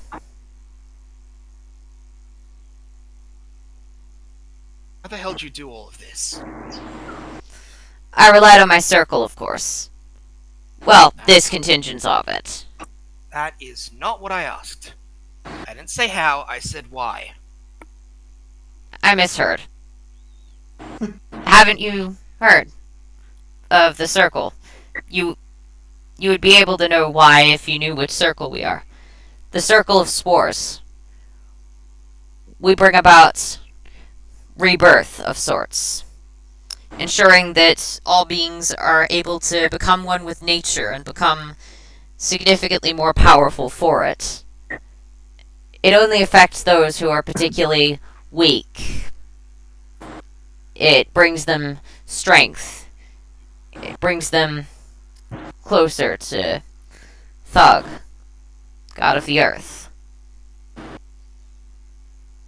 You killed innocent people to turn them to nature? They barely survived with the hell they'd already been through. I didn't kill them. They were the ones that chose to enter this forest, well known to be that of this circle's territory. It is not well known. This is the first I've ever heard of you. And I live in the town maybe a day away from here. Well, Wow. lived. The town's burnt to the ground. I see. Well, I simply fail to see how that's my problem that you didn't know that this area belonged to the circle. And I fail to see how it is my problem that you were carting people through our forest. We do this about once a year. Well, we do a weaker version of this about once a year to ensure that all of the dead bodies around the forest, animal bodies, are resurrected and brought back as a form of nature. It's not supposed to be happening to humans, but frankly I fail to see if it's our problem that people are wandering into our woods when they're not supposed to. We have no other option. Everywhere else would have gotten them killed. They can't even walk on their own. They can now. Do they have their own minds still? No. Did they initially, though? Yes, they did, in fact. Listen, you're a mortal being. You truly do fail to understand the way of more powerful beings. Some things are more important than individual lives.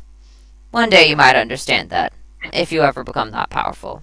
But somehow I doubt it. Yeah, you're right. One life isn't worth 10. And I'm gonna try and cut his head off. Okay. You could try. The guy will not resist, and as you cut his head off, more spores will begin to head around the area, making you cough and sputter as his body turns into what looks like a pile of mushrooms, which will begin to turn into a circle and then disappear. Then you will see a faint outline of what looks like a ghostly figure of him disappear into the mushroom and just wave. Is the mushroom still there? Because I'm gonna burn it. The mushroom is still there. And then... Oh, the fucking mushroom dude from Hollow Knight. No, it's not that mushroom dude from Hollow Knight. That guy is just high. No, these are not the funny high mushrooms. These are the scary mushrooms that will take over everything and be terrifying. The cordyceps fungus. Yes. And you destroy that, and then the spirit will appear again and head to another mushroom. And then another. Almost seems to be messing with you at this point. And then the spirit will just disappear into the ground, just waving. It looks like the forest is now clear of a lot of the obstructions, and you will wake up on the ground next to the party. It seems like everyone else is okay, but you were on the ground. It seems like nobody died. You're not sure exactly what happened. You're confused. You're in the positions you were in before this whole battle started. The horses are all back in their place. The other people on the carts seem to be fine, but all of you guys are just waking up now and noticing the people on the carts asleep. Senshin, are you okay? I think so. You guys have... Did you guys all have that same dream?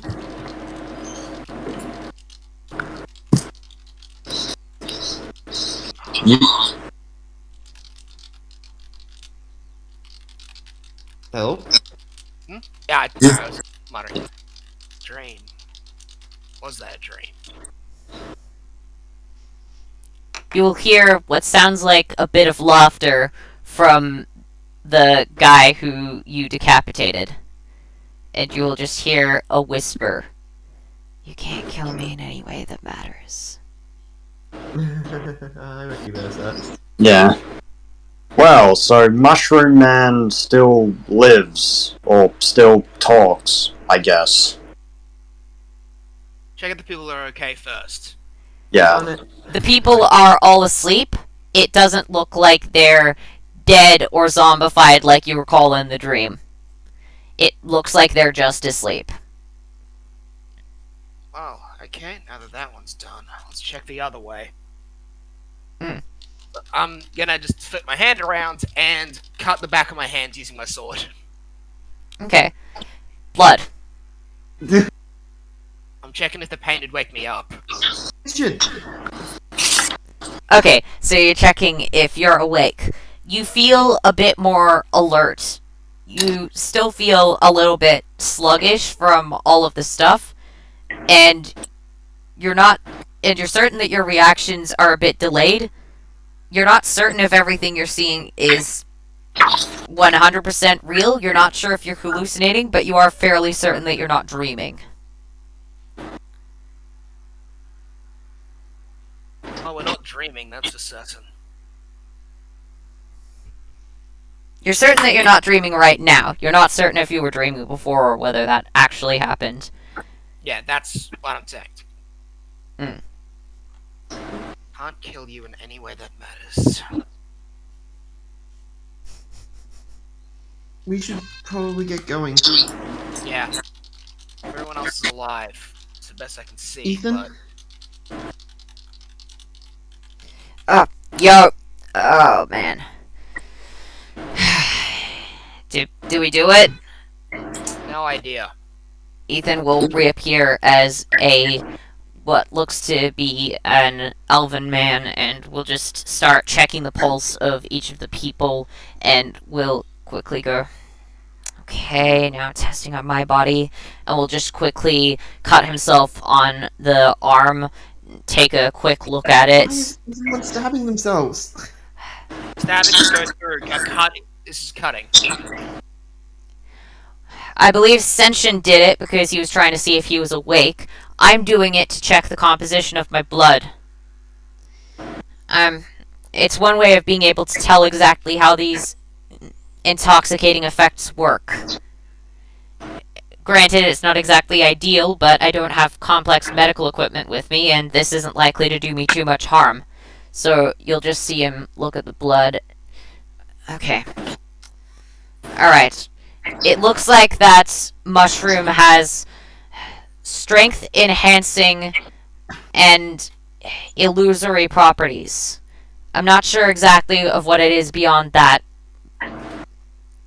but it definitely looks to have some strange effects. It looks like the roots go all through this forest. We haven't even reached the center of the forest. Luckily, we will be skirting around there, but my guess is that at the center of this forest is one particularly large mushroom that has its roots throughout the area.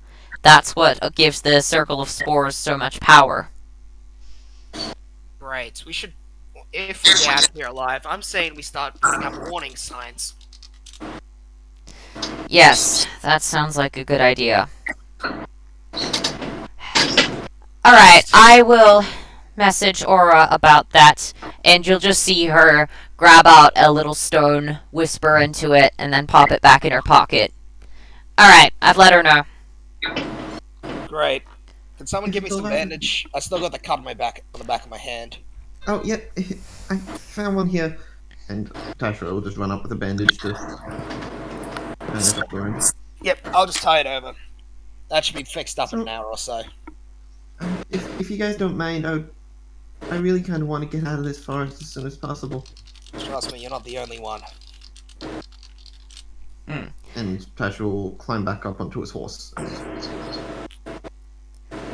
Wait a minute. Huh. Actually, give me a sec to transform. I think that illusion might have shown me a new creature that might be more helpful for the situation. And you will see the elven man that Ethan currently is begin to turn into what looks like a manta ray. But he will... this one can fly. I think. How about we test that? That way I can flap a bunch of air around and we might be able to get out of here faster. That's very fair, yeah. That will make Wait. the issue of you being a supply cart horse. If you can fly, does that mean you'd be able to fly us over the lake? Uh, Yes. Take ages, though. It will, but I'd rather just at least fly us out of this forest. Even if it exhausts me, I'd rather do that than stay here. Yeah. Take me and David last. We're not only the heaviest, we're also the physically strongest. I can get big enough that I can carry all of us, but I will need to not be carting all of the supplies for the next couple of days if I do that. That's fine by me. I can probably have someone else take him. Alright. Cool. As long as we're agreed that I'm not taking all of the supplies, I can take all of you for this one stint to get you out of the forest. Let's do this. And you will see Ethan begin to transform into a ginormous manta ray, which all of the horses and you will then walk onto. And David will begin Ethan will begin flying and going far above. You will notice a lot of the fog in the forest will begin to dissipate at the large scale flying of the manta ray. And it's pretty clear that this is some variant on a manta ray that, instead of floating through the sea, tends to float within air. And you will see the manta ray just begin to glide over the forest, and at the center of it, over the top, you will begin to see a massive mushroom, which is bright orange and looks like it has several other smaller mushrooms that are being built all around it. It looks like it's a massive colony of sorts. And it's definitely where the circle mainly resides. This place has got to be off limits. Something that large is very dangerous. So you will see all of the forest go before you, and you reach the other side. And Ethan will just start panting as everyone gets off of his current form's back. Okay. I think that's as good as time as any to take its rest of the night off. Sounds good. I'll take first watch. You guys can get rest. I'll go after Senshin. Got it? Alright, I can go for third watch if need be. Yeah, I can go for third if you like. Your call. So, Whoever doesn't go today will go tomorrow. perfect. Well, we are... So I guess that's fucking day one of the journey done. We nearly got killed by fucking spores. So Technically, you they ended can- up about there. So pretty much you went through the entire forest over to the other side. So you're on the other side of the mountains currently. You will notice way off in the distance what looks like a massive cave opening and what looks like some lights from the city, but, well, town. It looks like a fair while away, though. Mm, So we're like on the beachfront, right? Or on the lakefront, right? Yeah, on the lakefront right now. That's gonna be a beautiful one to eventually draw. mhm. This- So, at least Taishiro will have something fun to write in his diary. Yeah. Dear Diary, today I nearly died, but in a different way. Today I nearly died in ways I never thought. Also, I encountered a weird fucking horse who seems to be able to just do anything. Oh no, that's the one that's already been written in. Fair enough. Ha! Is Viv yeah. over at your place right now? Sounds like a lot of the baby lambs are over. Yep. Yes, she is. One of the baby lambs almost choked itself to death on the fence the other day. How lovely. So stupid. Yes. It's Sorry really if you hear them bleating all the time. all good. So I guess get towards the tomorrow because we've probably taken today off. Alright, Nap. it's the morning. Roll perception, everyone. Have fun. Oh yay! Come on, you aren't always rolling perception for bad stuff. You're just rolling perception for anything potentially interesting. Right? So we're not always rolling perception for bad stuff. Yes, but we're usually rolling perception for bad stuff. Okay, Whoa. What is that? David, you will notice that there seems to be something in the water, and you will see the head of what looks to be a large dragon surfacing. Big lizard in water. And then you will see the head just you guys are probably over about here, and you will notice the dragon has its head about here, and will just begin scratching its head on the on this, and then begin to just laze about. And then we'll notice you guys grab something with its claws from about there and slap it on its paw, and we'll then try to move its paw in what looks like a waving motion. Hello. Hi. Hello. Hello. Hello there. Hello. Hi. Pleased to meet you. I don't see many people come around these parts much. Probably because there's a Wait. forest full of zombie shrooms inside. Wait, when you say dragon, You know the water dragons that you see by the lake? It looks like one of those, but it has wings, and it's also the size of a dragon. The water dragon.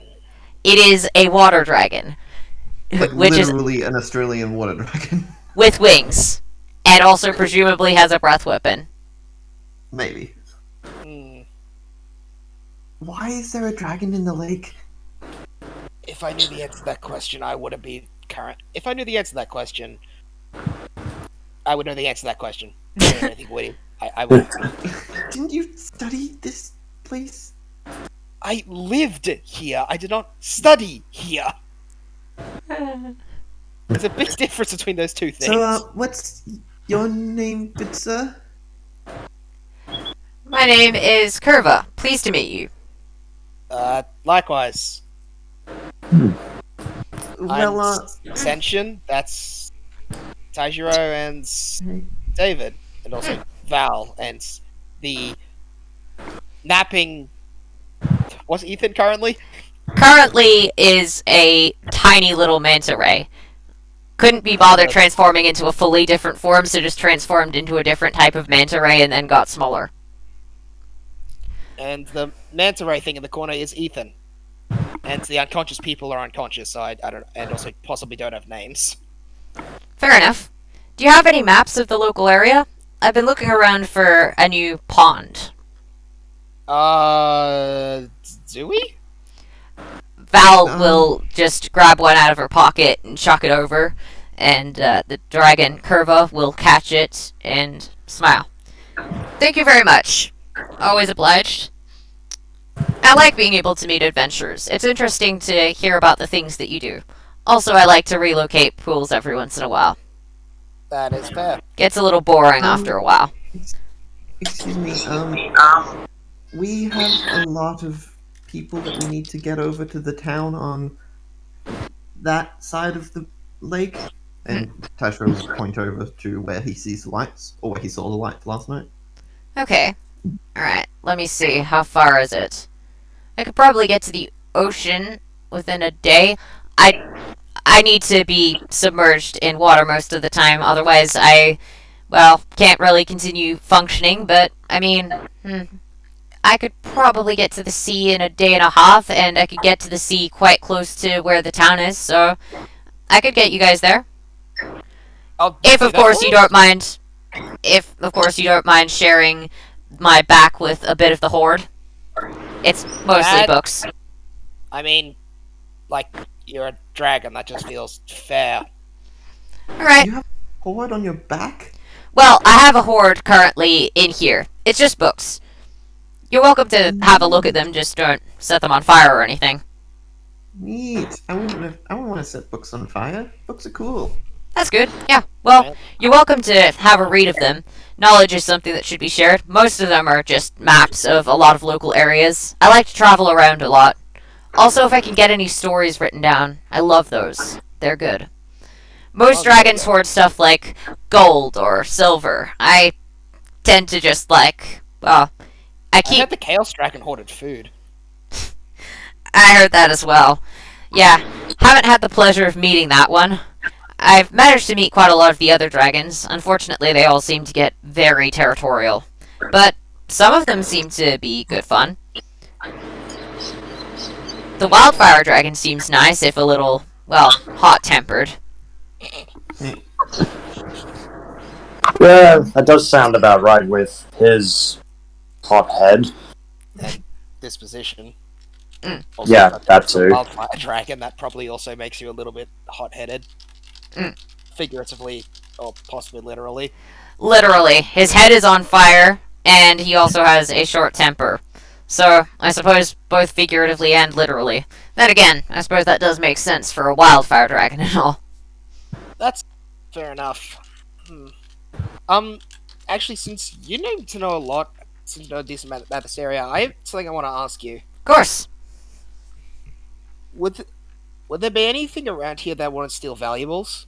Like, and when I say valuables, I mean things like, I don't know, weapons of incredible power and history and books that possibly hold magical abilities. I have to say, I'm more familiar with the two islands nearby. As far as they go, I've noticed that there's quite a lot of merfolk, but they likely wouldn't go up to a settlement on land. Well, they couldn't, so that would leave them out. I believe that there's a colony of evil gnomes under the surface. I think there's one evil wizard on one of the islands, not the one you're going to, the third one. And I know that he tends to be collecting a lot of stuff, and especially magical related stuff. Let me think. So that's a few of them. There's also always the issue of the Spider Queen. The last one was quite nice, but this one seems to be quite evil.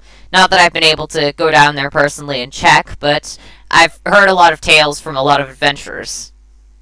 Right. Say, the city over there, does it have any bard colleges?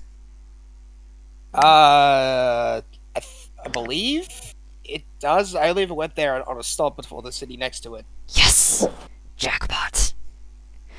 I tend to collect a lot of information more so than anything else, and the main stuff I like to collect is, well, world maps and stories of cool things adventurers do.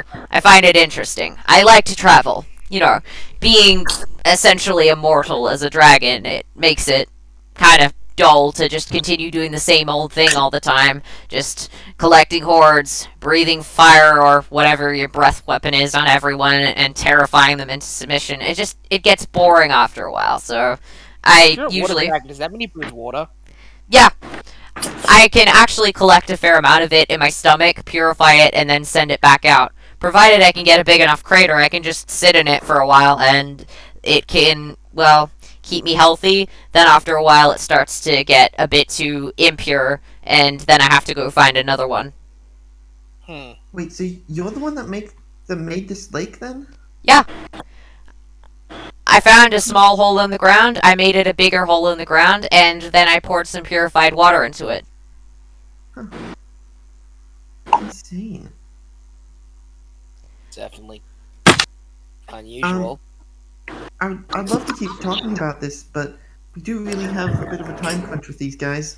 Alright, just give me a couple of minutes, and actually, if you would be able to get all of the scrolls and maps into a pile, that would be helpful. That would probably speed things up a bit.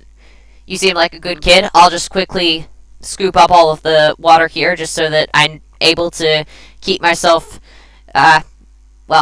in water for a while, and then we should be good to go. I'll start getting everyone. Should I be worried about tying them down? Where do we put the horses? Let me see. Alright. Well, my back is fairly flat. I can try either flying or walking. Either of those would get you there significantly quicker than what you're already doing. Flying might require you to tie people down because of the greater fall height, but walking might be a bit slower. Well, either way, we just need to get there soon, but I have the feeling that flying would be a bad thing for both the injured people and the horses. Then we walk.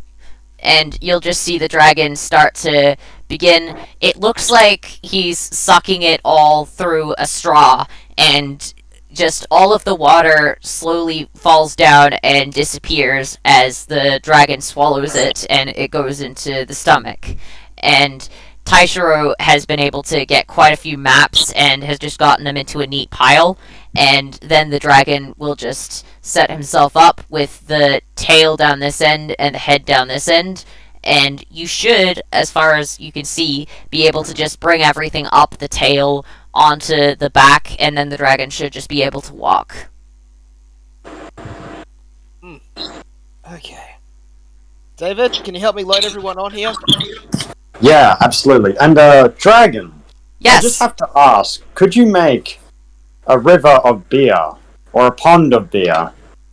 I mean, if I got enough beer in my system and then I poured it somewhere, but if I were to pour it into the pure dirt or stone or something, then it would just get cloudy and disgusting, and it would also tend to fizzle out, so it wouldn't be very nice. It would be a bit of a waste. Yeah, it would be. Shucks. I could do it, but there's no point. It's just gonna wreck the beer. Yeah, I wouldn't want that to happen to the beer. I have, Thank however, you. seen some people do it successfully with wine. You might be better off trying it with something that doesn't sparkle. I could definitely do that if, I had enough wine physically on me. Hey, Senshin, did you know he was this much of an alcoholic? It's minor. You kind of either become an alcoholic or you become depressed. You say that like they're mutually exclusive. Well, I say that as if you either become one or the other. It just means that the other one you might become both. Look, I just think at least he keeps a good mood about it. And besides, they say the ancient gods were alcoholics. And the ancient gods were a lot of things. The ancient gods were fucking around with everyone. I mean, look at Pinko. Pinko created all sorts of weird creatures. Have you heard about half the things the guy created? Yes, I have. Most of them are half something. Ethan will just pop up and look over at you guys and go, hell, I'm probably a direct creation of Pinko for all I know. Yeah, that kind of tracks. I certainly seem like the type of person or thing or whatever that Pinko would create. I've read a decent amount about the, catastrophe, so I actually had a storybook on them a while back. really. I think it was a very kidified version though. It kept on like replacing some important stuff with cabbages. I really wish I could get the original version. Oh, I haven't heard this version. The dragon will just pop down. Would you mind telling me? Really? Yeah, Um, I love hearing stories of adventurers. That's why I always hope to find bards around the place so that I can hear about them. well, I'm not really a bard. I kind of want. I kind of have a little goal of mine if I ever got out of that. If I had ever gotten out of that spa. Which I guess I have now, huh? Yeah. Well, you're heading to town and then later a city with a bunch of bards around the place. So why not? Why not try? There's a Practice. certain college that I've really been wanting to join for a while, but couldn't for obvious reasons. College of Legends? That's it. Yeah. That's the one I've always been hoping to find a campus of. Most of them aren't anywhere near a big enough crater, though, and it takes a lot of effort to make one. There's one over on the other island, I believe. Yes. In that case, if you don't mind, I'd like to head over there with you. Really? I Yeah. have to ride a dragon to the College of Legends? Yeah. And plus, once everyone's healthy, well, I guess the horses would be a major concern. But if we don't have any horses to worry about, and if everyone's healthy, I could even fly over there. I mean, look, those horses. Look, considering we used to have 10, and then half of them got turned into centaurs. Who Oh. turned them into centaurs? I think that was Ethan. The man Guilty. is currently napping. Oh, you're awake now. Ethan goes, okay, I'm sick of this form, and then just transforms into a cat and just sits near Senshin. Who's this Morgana looking ass? So I've been wondering this for the past while, but we've had more important concerns. Were you always, sentient, or was this more of a recent I'll discovery? be right back. One of the ghosts is thinking again. Okay. I've always been sentient. Essentially, the human elf form you saw, that's my original form. But I became a warlock, and correction. It's the form I like to take most often. I've always been a shapeshifter, but I gained the ability to become a lot better at that since I started working with my patron. Don't worry, she's not exactly anyone evil. Just another, a bit of a trickster, a bit of a shapeshifter like myself. So, okay. yeah, the main terms of the agreement are just, head around, shapeshift a lot. She doesn't ask me to do much other than pass messages. Really, I don't know why she bothered giving me this much power just to pass messages, but whatever. I mean, I would say I would ask who you're contracted to, but education was basically restricted to just the catastrophe because. Yeah, I don't think she's someone who was in Catastrophe. The only trickster in Catastrophe I'm aware of is Aristal, and last I checked, Aristal doesn't typically shapeshift into, female changelings, or elves. Pinko. I mean, Pinko was the trickster, and they are, what's the word that my mother used to use? Oh, right, it's in everything. Yeah, I mean, I won't deny it. I mean, you can't really guarantee that anyone you meet isn't Pinko. For all I know, you are all Pinkos. I had honestly assumed at first you were an avatar of Pinko. I mean, Pinko might be my patron. I frankly have no idea. There's no real way of confirming whether someone is not Pinko. I mean, there's one way. Wait, no, never mind. Not that way. It doesn't work. Okay, there's no ways. Yeah, there's no way to confirm that my patron isn't in fact Pinko. So, I mean, I have no idea who my patron actually is. I haven't seen the actual face. Person generally keeps female bodies, but that doesn't really mean anything to a changeling. I mean, you can just kind of switch everything around every once in a while anyway. Plus, there's also the illusions and glamour. I have no real way of knowing exactly who my patron is, but it's not like they've asked me to do anything particularly evil, so I'm not bothered by it. Yeah, that's helpful. Honestly, most of the time I'm just supposed to go around, do weird, confusing stuff in the mortal world, and pass messages every once in a while. Right. So she'll be fine with helping us out? Yeah, I don't think she'll care. Plus, I mean, honestly, shifting we've made you do. plus, realistically, I'm just confusing more people. I'm just, bringing the good kind of chaos around. Yeah. The sort of stuff that isn't hurting anyone, but just confuses the heck out of everyone. Yeah, I would apologize to the complete lack of reaction I had, but to be fair, I had just had my entire village burned to the ground, and I'm still not entirely... What's the word I'm looking for? Alright, I haven't really accepted that yet. I'm kind of just working until eventually my brain breaks down and I have some sort of mental breakdown.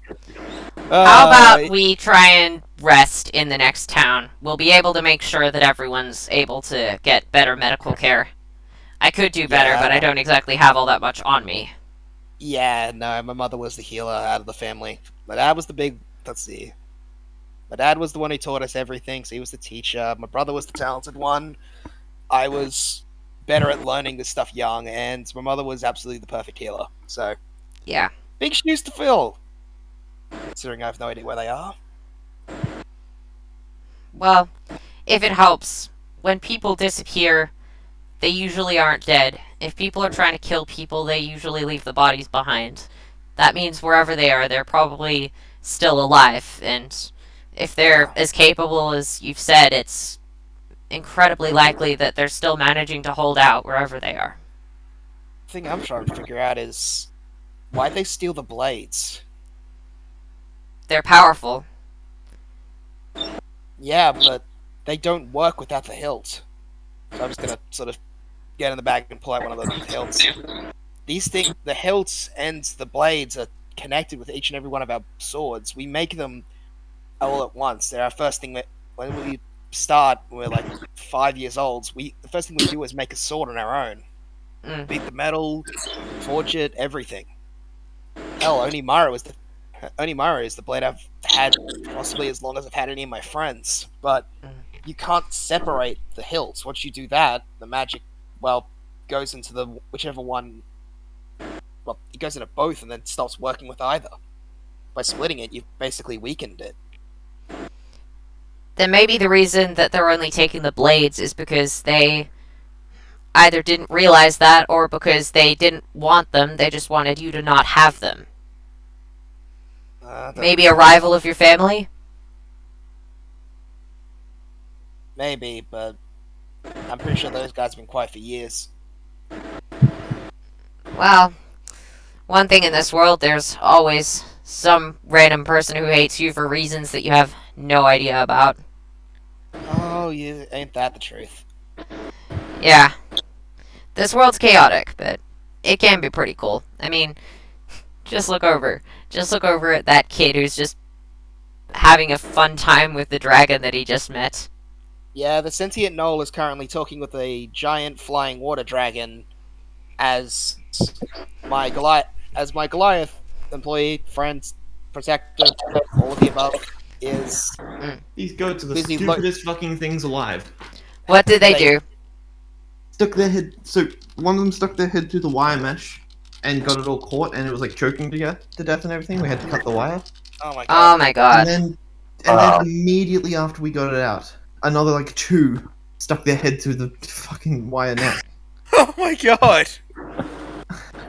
At that One of point, them was- it just sounds like survival of the fittest, and they are not fit at all. Yeah, but they're also babies. We don't want to let them just... Oh no, I know you don't want to let them, but come on. That's just Darwinism in fucking progress. Oh man. Christ. Anyway, what happened? Just talking scenes mostly. We've started loading stuff up in the back, and I was just sort of having Senshin go explaining the absurdity of it as he was sitting down calmly. I mean, And hell, Ethan is look- having a nice conversation with Senshin as a cat. Yeah. Full on Morgana bullshit. Yeah, mean- I'm Joker. If, come on, if you could be any form you wanted, why Actually, wouldn't would you you pick be, something small and cute? I'd you pick be a you- dinosaur. Wouldn't you be Yusuke? I mean, just because he uses a sword doesn't mean as much. It's not the sword, it's more so the fact that I am currently talking with a cat about the absurdities of life. Yep, that does That's make you a witch. Yusuke would sound more like something Yusuke would talk about. I mean, you're saying Joker doesn't, he also just kind of accepts this stuff. It's just more so that moment of introspection of, I'm talking to a cat as I watch the talking gnoll and a water dragon load books onto their back. This situation is very Oh. weird. Anyway, we should probably get going because that that apple healing juice is pretty useful, but we ain't gonna have it forever. Alright, so the water dragon just has completely finished sucking the lake dry like he was going through a straw. Taishiro manages to finish loading a lot of the scrolls and maps onto the dragon in a specific compartment that is indicated. It looks like some of the lost adventurers he befriended ended up making that for him to keep his hoard in, and he just keeps it out during the day. And so Taishiro just loads them in there, all the while chatting about all of the adventuring tales that he's heard. The water dragon listening eagerly, and they all begin to get on, and after everyone's on the dragon, you begin to walk off, and it's a long, slow night. Since Curva is walking, no one really needs to keep watch, but if they want to, they can. And yeah, they just continue walking onward, and in the morning, at daybreak, you find yourself close to the outskirts of the area. So you will find yourself about here, at which point Curva will just lean down near the water and will just say, if possible, would you be able to give me an introduction in the little town? Just, So they don't freak out about the dragon walking in? yeah, just, let them know that I'm friendly, that I just want to chat with people, that I have no intention of blowing this town to smithereens. So if you would be alright, the area is only a little way off, so you should be able to easily get there within an hour. And if you wouldn't mind just letting everyone know that I have no intention of hurting them, then I'll get you guys there so you can see a healer, and then I can go out and meet you all again whenever you're ready to head on to the next island. Go ahead. Awesome. Come on, Well, guys. I'm pleased that I was able to help you. I'll just settle in the ocean for now. I can't stay there forever, but it's fine for a few days. And you'll Well- just see the dragon slowly settle down. Let's go, guys. Thank you so much. Not a problem. And thank you for all of those stories, Taishiro. You're cool. I like you. Thank you. Okay, so We start, I guess, just walking into town. also, Taishiro is going to shout out at the top of his lungs.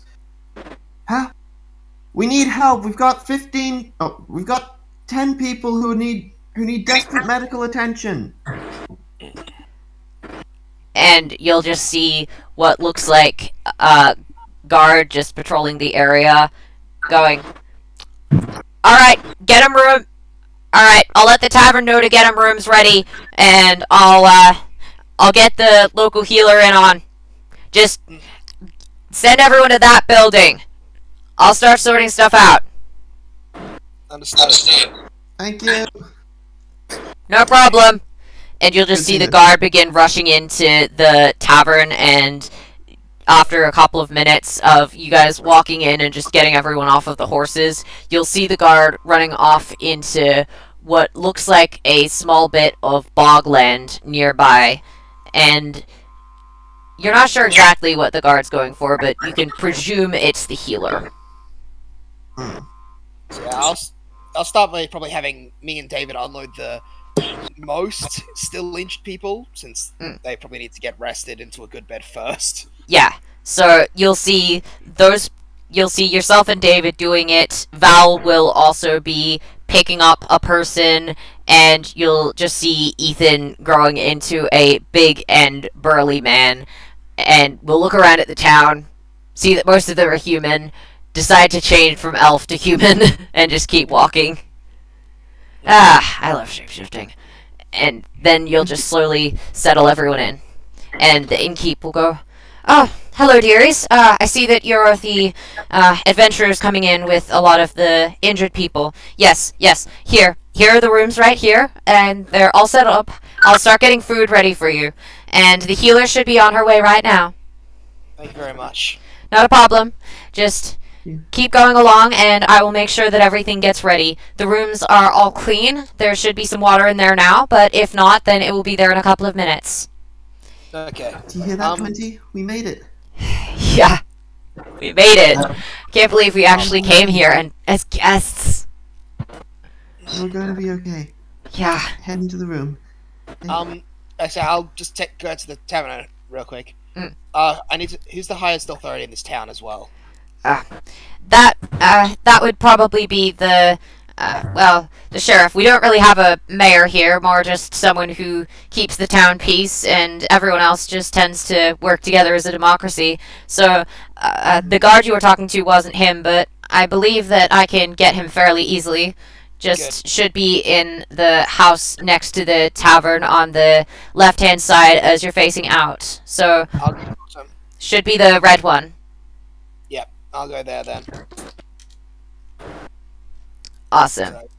Where are you going, Senshin? I'm talking with the sheriff. I'm gonna go gotta make sure our friends can get into town safely,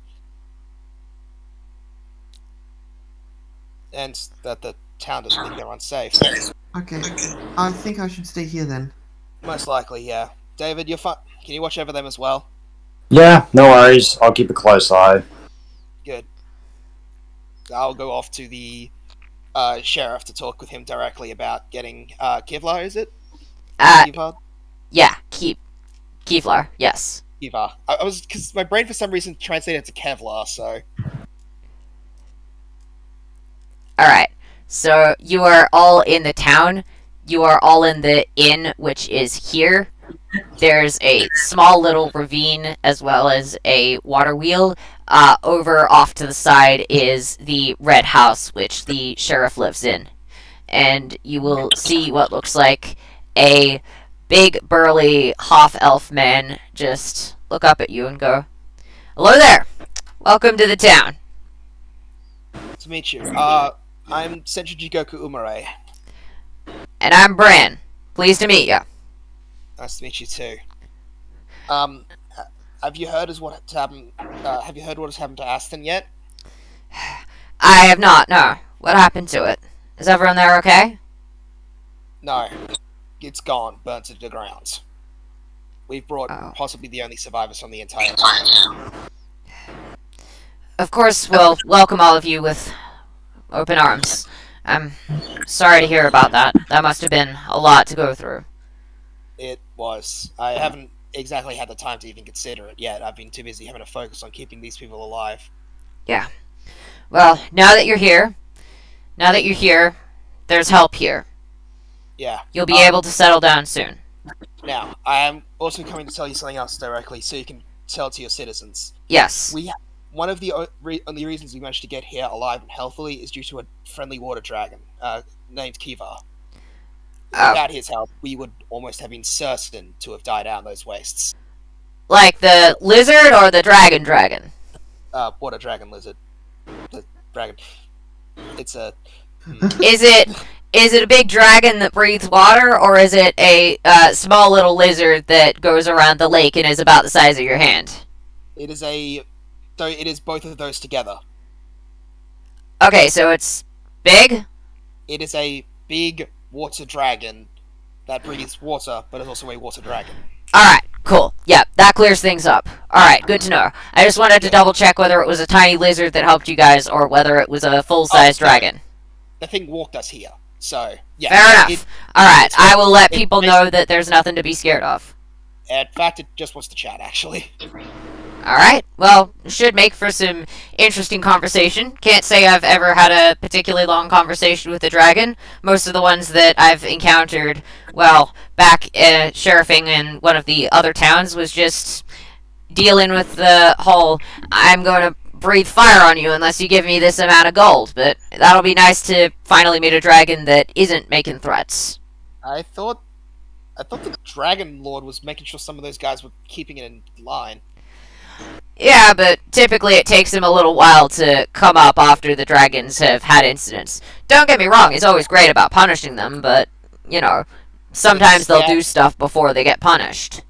Yeah, I'm pretty sure the old thug is the only one who has, future sight.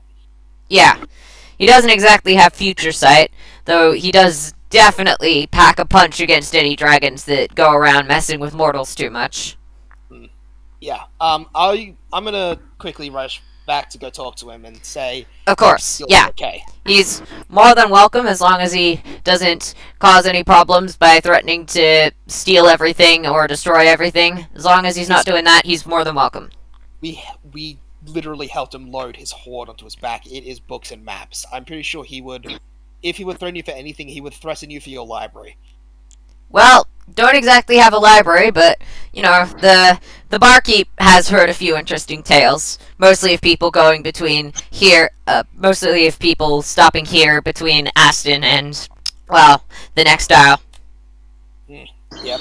I'll go over Of course. Thank you for your understanding. Of course. I'll go out and let the people know. And you'll just hear the sheriff grab a bell and what looks like a megaphone, and we'll just start going, Alright, everyone, listen up. There is a friend of these refugees who have just come to this town. He is a friendly dragon, full-size dragon. Looks like one of those little water dragons, but big and is a dragon. And has no intention of hurting anyone. So don't be alarmed when he shows up, alright? He is a welcomed guest of the people who just brought a lot of these refugees here. You have nothing to be afraid of. He just wants to exchange tales. I fucking love that. He is a dragon. He is a full-size dragon. He looks like one of those little water dragons, but is a dragon. I love the explanation. It's like, oh, so is he a water dragon or a dragon that breathes water? Yes.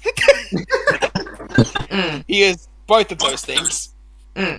Yeah, so I'm basically just gonna, yo, Ethan, need you for a sec. And by that I mean I need you for transport. Got it! And Ethan will just go, I saw this one a while ago, and we'll just transform back into a Pegasus. This work?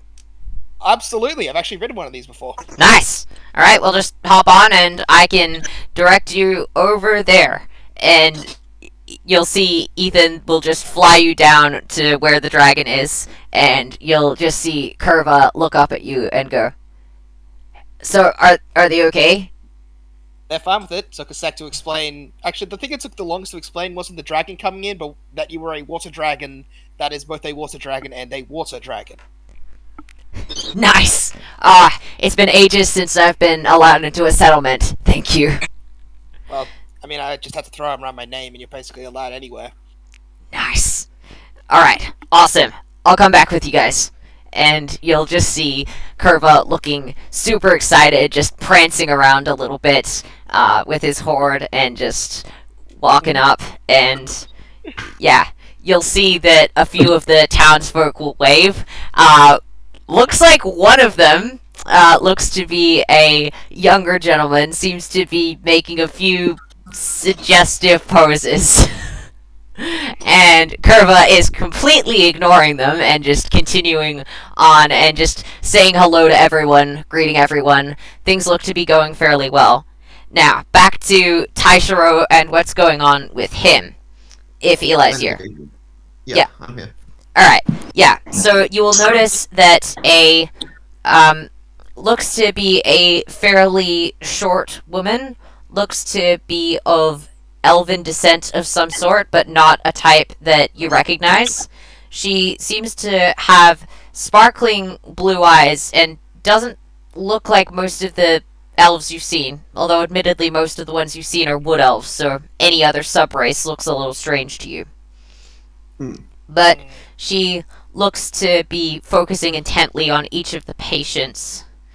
Okay. Hello there. My name is Elwyn. You can call me Ellie, of course. I'm the local healer here. Thank you so much for coming, Ellie. No problem. These people are very, very injured after the recent events. Oh my goodness. What must have been used on these people's backs? My gosh. This is banned in most gladiatorial arenas, and they're trying to kill each other. Who did this? I A man, his body had dropped down a well. That man has been dismembered and had all of his bits thrown down a well because nobody was willing to actually give him a burial because the guy did not deserve it. Yeah, no, never the actually honourable and what's the word? Eater-like, Senshin decided he just chucked the bits of the corpse down a hole he knew was full of weapons because he didn't even think he gave him the honour of a unmarked grave. Yeah. To be fair, that is also very much something Ida would do. Yeah, I mean, At least if with anyone three fucks around with his family, yeah, Ida would absolutely do that. Like, To be fair, he didn't fuck around with Ida his would- family. He fucked around with someone he hadn't met before, or at least not properly. And the guy basically, Guys, I never Oh actually no, learnt I'm not Master's- disagreeing. yeah. I never actually learnt Master's name, but he's not really around anymore. I'm glad that he's not causing harm to any people like this. Oh my goodness. Alright. Can't anymore. He's in too many places. I see. I Sounds a won't little ask brave. too many questions. It sounds like quite a traumatic and difficult event.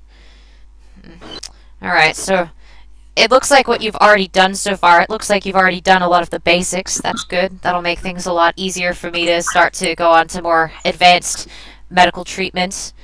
I don't suppose any of these people are opposed to magical healing, are they? No. Okay, No, that's good. That's the only one that we normally had. Alright, well, that's good. I just wanted to double check. I know some people are really funny about using magical healing, seem to think that it expends their life force or something. It doesn't. If anything, it just expends the mana of the caster, but yes, always good to check. Okay. So, one of the first things I'll probably need to do is expel... Oh my goodness, is that poison? What is this? This looks like some kind of fungus. Looks like it's coating the inside of their lungs. No wonder they're so exhausted. Okay. This may look a little odd. Don't worry. It's just forcing some fresh air in and out of their lungs. It's likely to cause them to cough a few times, but they'll just be coughing out the toxins. And you'll just see all of the beings all of the people she's treating beginning to cough one after the other, and you'll see little bits of the mushroom spore cloud that she'll just expel out the window with a bit of a gust of wind. And she will just continue doing that until the mushrooms cease to appear. Alright, that should be their lungs clear for now. Now, let's see. Alright, they're looking... Yes? I'm gonna leave the rest to you. Of course. Please Yes. do your best. I always do. And it's probably a good idea for you to have some rest as well. Actually, did you get that same stuff in your lungs? You might want to have them cleared out. Yes, but I think a couple of my friends also got it. I should grab them. Yes, absolutely. I'll go through the essentials to stabilize these guys, and then I'd like you and anyone else who might have gotten that stuff in their lungs to come through. I want to clear that out to make sure that it doesn't cause any lasting effects. Thank you so much, Ellie. Of course. And Taishiro will just head out and try and find David first, because Yeah. he's probably closest. Alright, yeah. So David, I believe, was still near the area just bringing people into the tavern. Yeah, pretty much.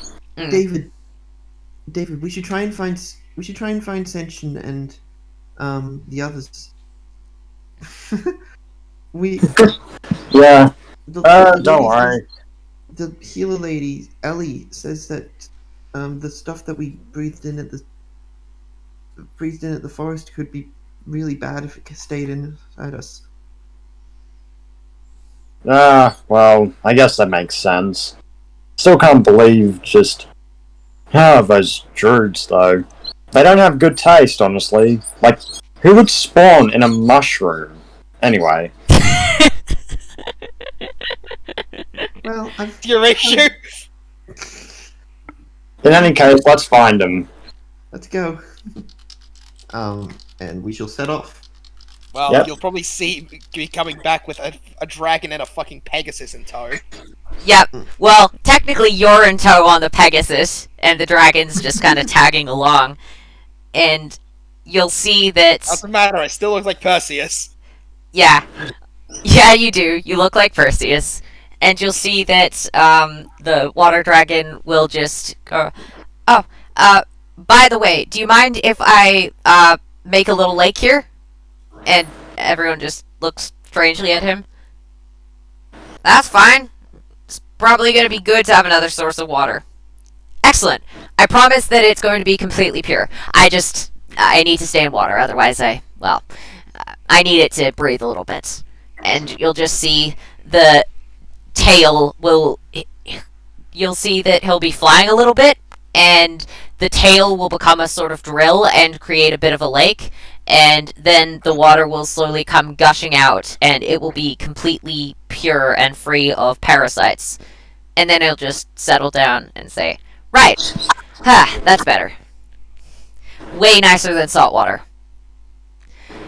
Now, thank you for allowing me to interact with your village. It's really nice to meet so many people. I don't get to meet new people that often. So, any exciting tales you've heard lately? I'd like to exchange them if possible. It looks like, in short, Curva has made a few friends. And apparently one's Susa. Yeah. Yeah, apparently some random village person just... Decided they wanted to go full bard. Yeah, some random village person decided to go even further down the bard route than the bard.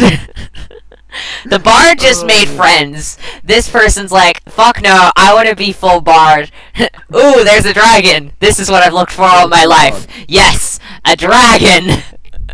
Who is completely not interested and entirely interested in just telling stories and hanging out. Senshin, Ethan. Yeah, what is it? And Ethan will just transform back into an elven man after seeing that the sheriff is a half-elf. While I'm sitting on him. No, he'll tell you to get off and then transform into an elven but man. It's so much funnier if he just falls. Okay, Yeah, fine. that'd be- Well, while Senshin is still sitting on, you'll just see Ethan transform into a elven man, just on all fours. Okay. Oh, sorry, forgot you were on there. I figured that much, yes. So we need to go in with the healer so that she can get the spores out of our lungs. Oh, Apparently crap, there's still what? some of them in there. Yeah, that would explain a lot. Also probably why my breathing was off. Is breathing that important? For Is breathing that important? A My demon sword slayer technique. would legitimately just cut your head off for that. Just like, is breathing important? You're not a demon, but I feel the need to use my breathing techniques on you anyway. I mean, you ever tried swinging anything while holding your breath? I don't hold my breath all that often, so Okay, well, let's just say that it's a little hard to do techniques that use a lot of brain and energy when you're currently, lacking in oxygen. Interesting. I'm gonna have to write that one down. Interesting. I'm gonna have to write down the fact that people need to breathe. Look, he didn't really. He went outside of that tavern quite possibly a grand total of like 5 times in his known life. Yeah. So, Ha! People need to breathe. People die when they are killed. Taishiro Emiya says after having not died when killed. People die when they are killed. So why I the do fuck not am die I when I am killed. Therefore, I am not people. I'm Oh not- man! In that case, my suicidal dream of becoming a hero of justice.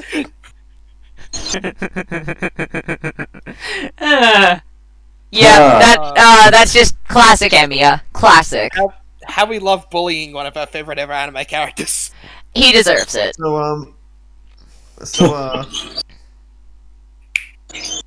Yeah, so we should probably find, we should probably find... Yeah. Find a way for Liam to stop dying. I agree. Let us go and we should probably go and talk to that healer. Yeah. Where's that adventurer lady?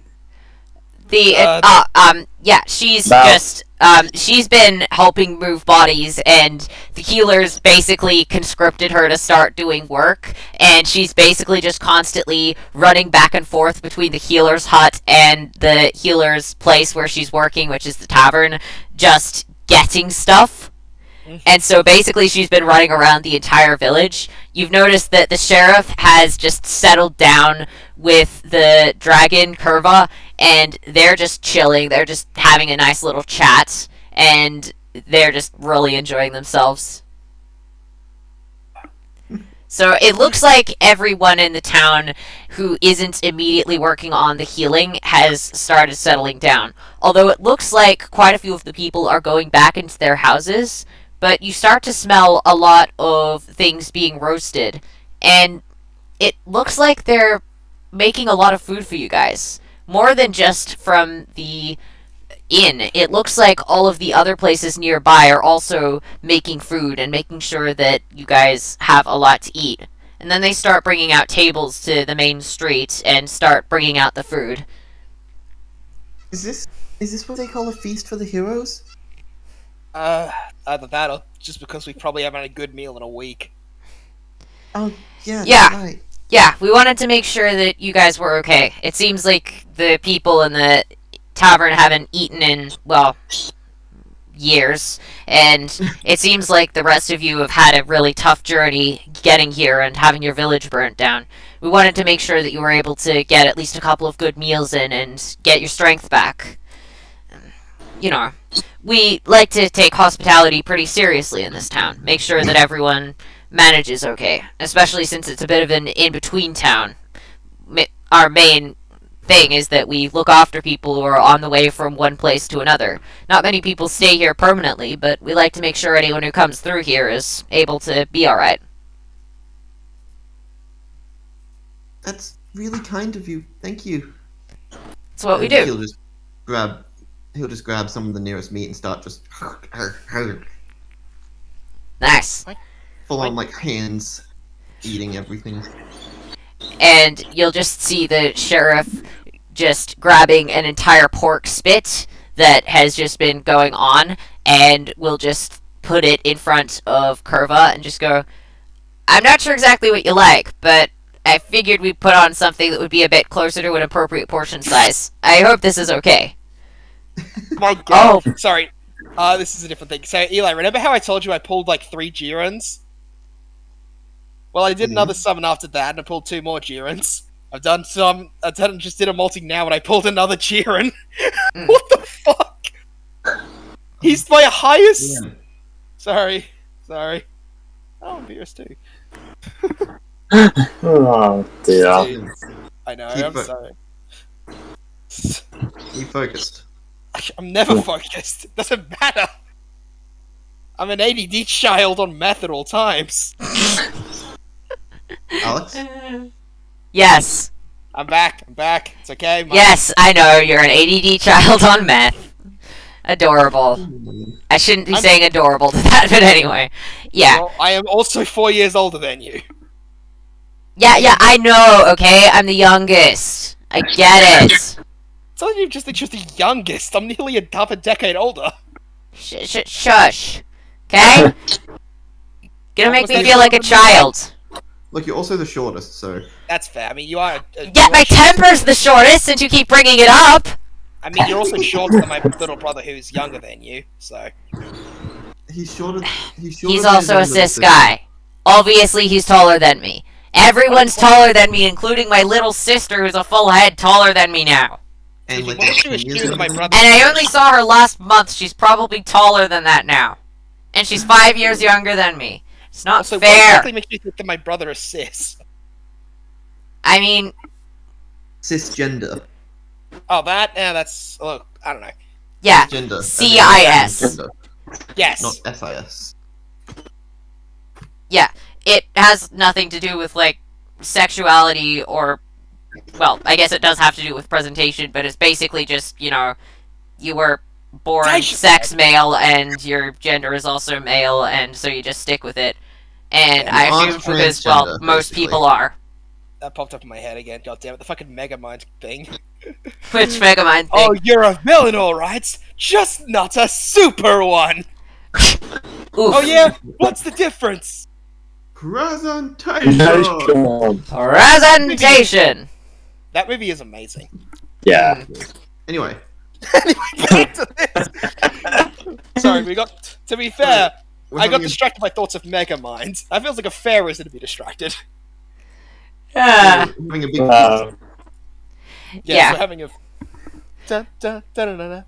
So, What? you guys, Yeah, village. just before dinner, will have your lungs cleared out. You'll end up coughing a fair bit as the spores tend to go out, but then you'll feel your breathing come a lot easier as it feels like it's just normal air and your lungs aren't coated with anything. A lot Ooh. a lot of the patients will just have a lot of water poured down, but will be given chairs to sit at to just start eating whatever they can safely manage. And so everyone is sitting down with chairs and tables while it's nighttime in basically the center of town instead of in the tavern. And everyone is bringing a little bit of food to it as well.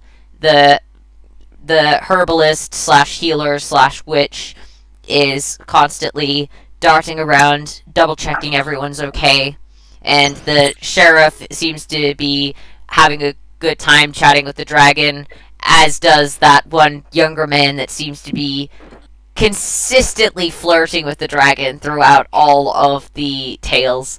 But do you think the dragon notices? No, he does not. The dragon either doesn't notice or doesn't care. Most likely doesn't notice because he's very engrossed in exchanging stories. Also, the man is maybe in his 20s, and this dragon is definitely over 100. Also, Taishiro would most likely be trying to learn as many stories as he can from the local people as well, because, you know... Yeah. In that case, it's probably pretty much just that there's a lot of tables and there's some chairs for those who need them with the food, and then people are either sitting down at the tables, sitting down near the river, or sitting down near the pool where the dragon is and exchanging stories. There's also some people who are just going to bed, some people who are going into the tavern. There's a lot of people moving about, and the area is definitely bustling, but everyone seems to be enjoying themselves. And then one of the younger people there just goes, "Let's have a sing-along!" And you can tell she's super drunk. And she just gets up there and starts singing, and it is horribly off-key, but it's a familiar folk song that a lot of people know. And everyone starts singing along, and then it's like, alright, come on. I want to hear something cool from some of our new people. You got any cool stories? Any cool songs? If you're up for it, of course. I can't really sing. If I can't really, I mean I can't. I got I can only sing when I'm drunk. got one. At least I think I can. Oh, I Yeah. got one. Wait, I got one. Yeah. Ready? me. Okay. Never really done this in front of a crowd before. That's alright. Hold on. Where is it?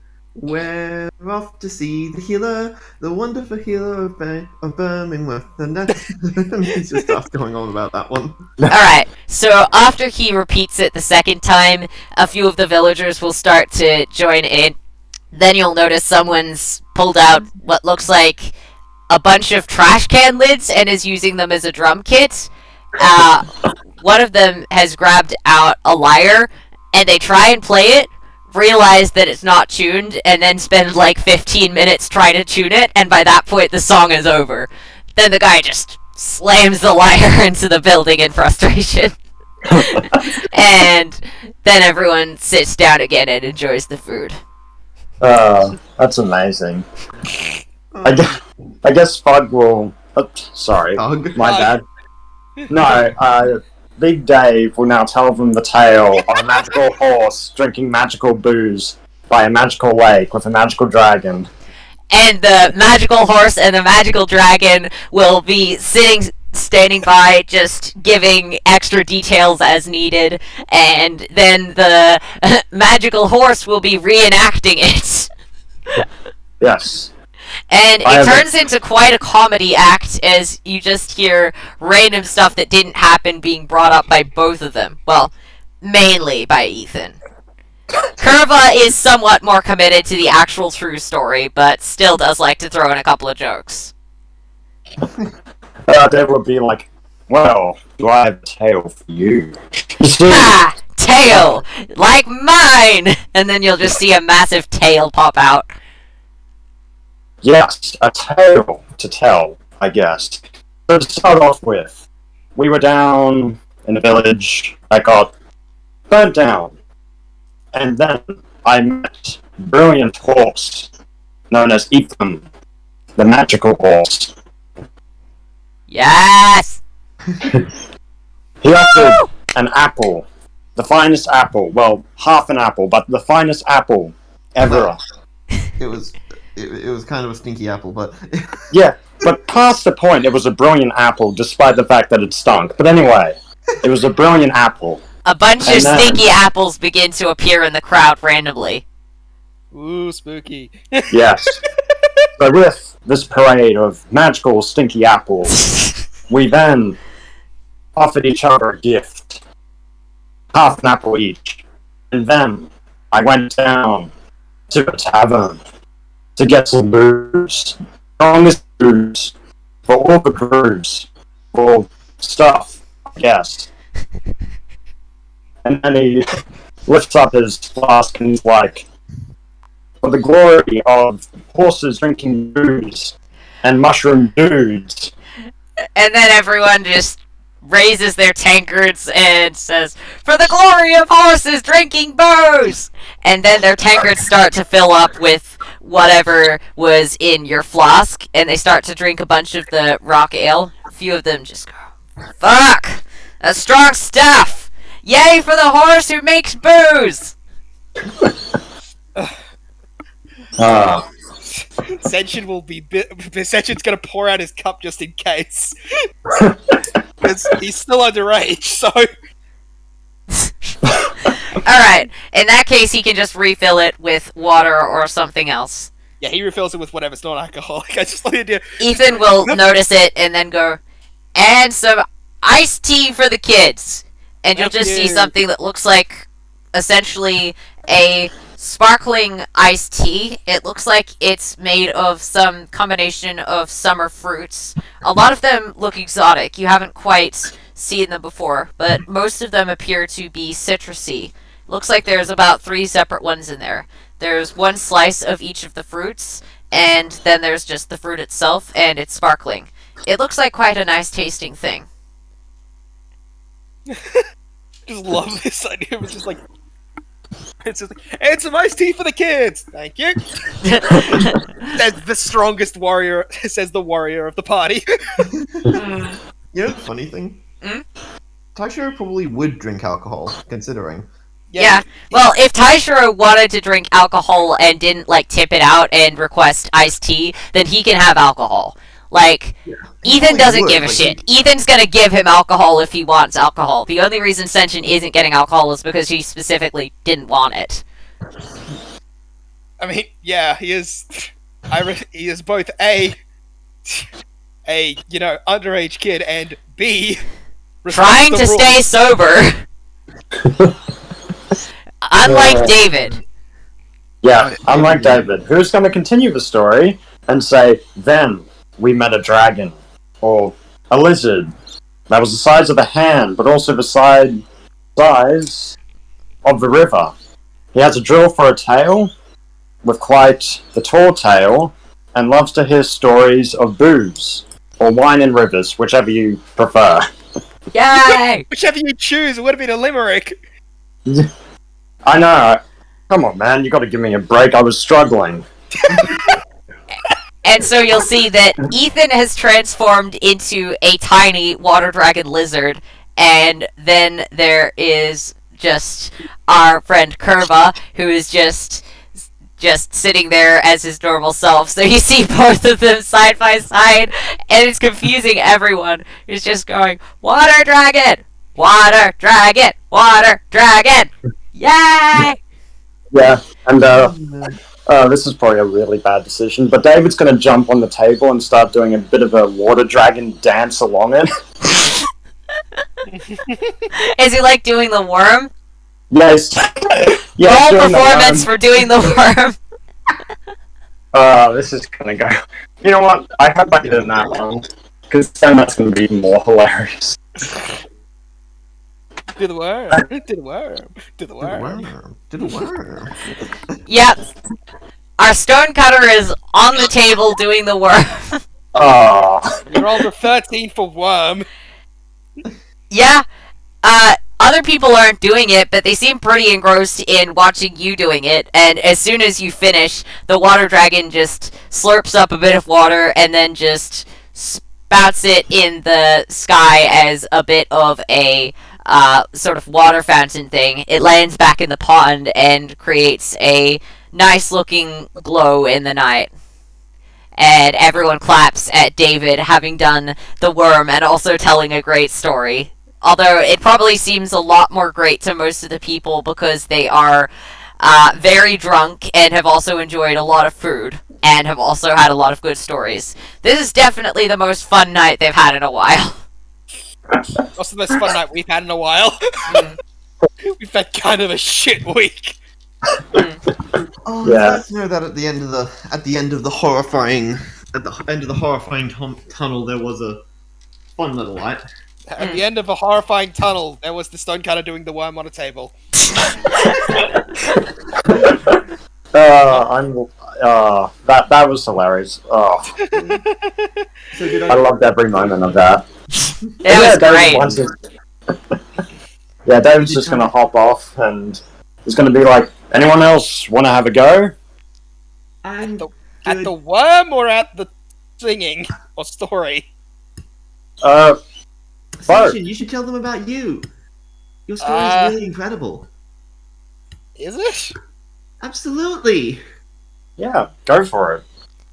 I mean, Do it! Do it! Do it! And you'll just Do see it, Val do it. just smiling at you and giving you a bit of a thumbs up. goddamn peer pressure. Do it. Do it. Doing it. Okay. So, hi, I'm Senshin. You may have heard of my family because they're apparently fucking everywhere. Jigoku Umare. Nice! Yeah. Now, I have had a lot of things that I've done. When I was 6, I first used, pulls out his sword, this, and ignites it immediately. Wow! You just hear a lot of people just going back in shock and then just smiling, seeming like they've just seen a super cool magic trick. They've all definitely seen magic before, but not, like, showy cool magic. Yeah. Let's just add. I think I could just add a little flair, and he'll just make a bunch of sparks come out of the blade as well. Ooh! Normally do that. When I was 7, I learned this as is the second move. The blade seems to freeze over as the air behind it seems to snow with the slash. Wow! and a little bit of snow will just begin to fall right near Senshin's feet, and you'll just see that everywhere else is completely normal, but there's just a bit of snow where Senshin is standing. It quickly melts, though, considering the fact that there's a lot of fire nearby. And when I was 8, I first did this, and then he just seems to teleport across the thing as a flash of lightning. Yay! Those are the 3 arts. Those are the 3 blade styles taught to all, but only once they reach the age of 10. I have been the... Because I am what my family called... What's the word I'm looking for but failing to remember? Oh, right. I am the next big thing. Literally what they told me. Just gonna tell... It just does the same Really not lightning cocky at flash. all. I was told this for my entire life. I am terrified of living up to it. Says the same to the crowd with complete honesty. Just thunderclaps back onto the stage. Mm. Just, Yeah. Everyone's cheering and smiling, and Val will just pop up to you and just go, look, take it from one adventurer to another. You're gonna feel like you're screwing up for quite a long time. That doesn't mean you're actually screwing up. The adventuring life is hard, and it's a lot to live up to, even in normal cases where people aren't expecting the world of you because of your family name. yeah. Just do what you feel is right, and stay true to your party and your principles, and you'll get results as good as you possibly can. Some things are impossible at the current level, but as you grow more powerful, you'll be able to make more change. And what's most important is that you're doing what's right, not trying to show off to people. Yeah. I'm sure I you've like got showing that off. in you. I also like showing off to people, though. That's really cool. Yeah, just value your morals and your life over showing off to people. If you can as well, then by all means.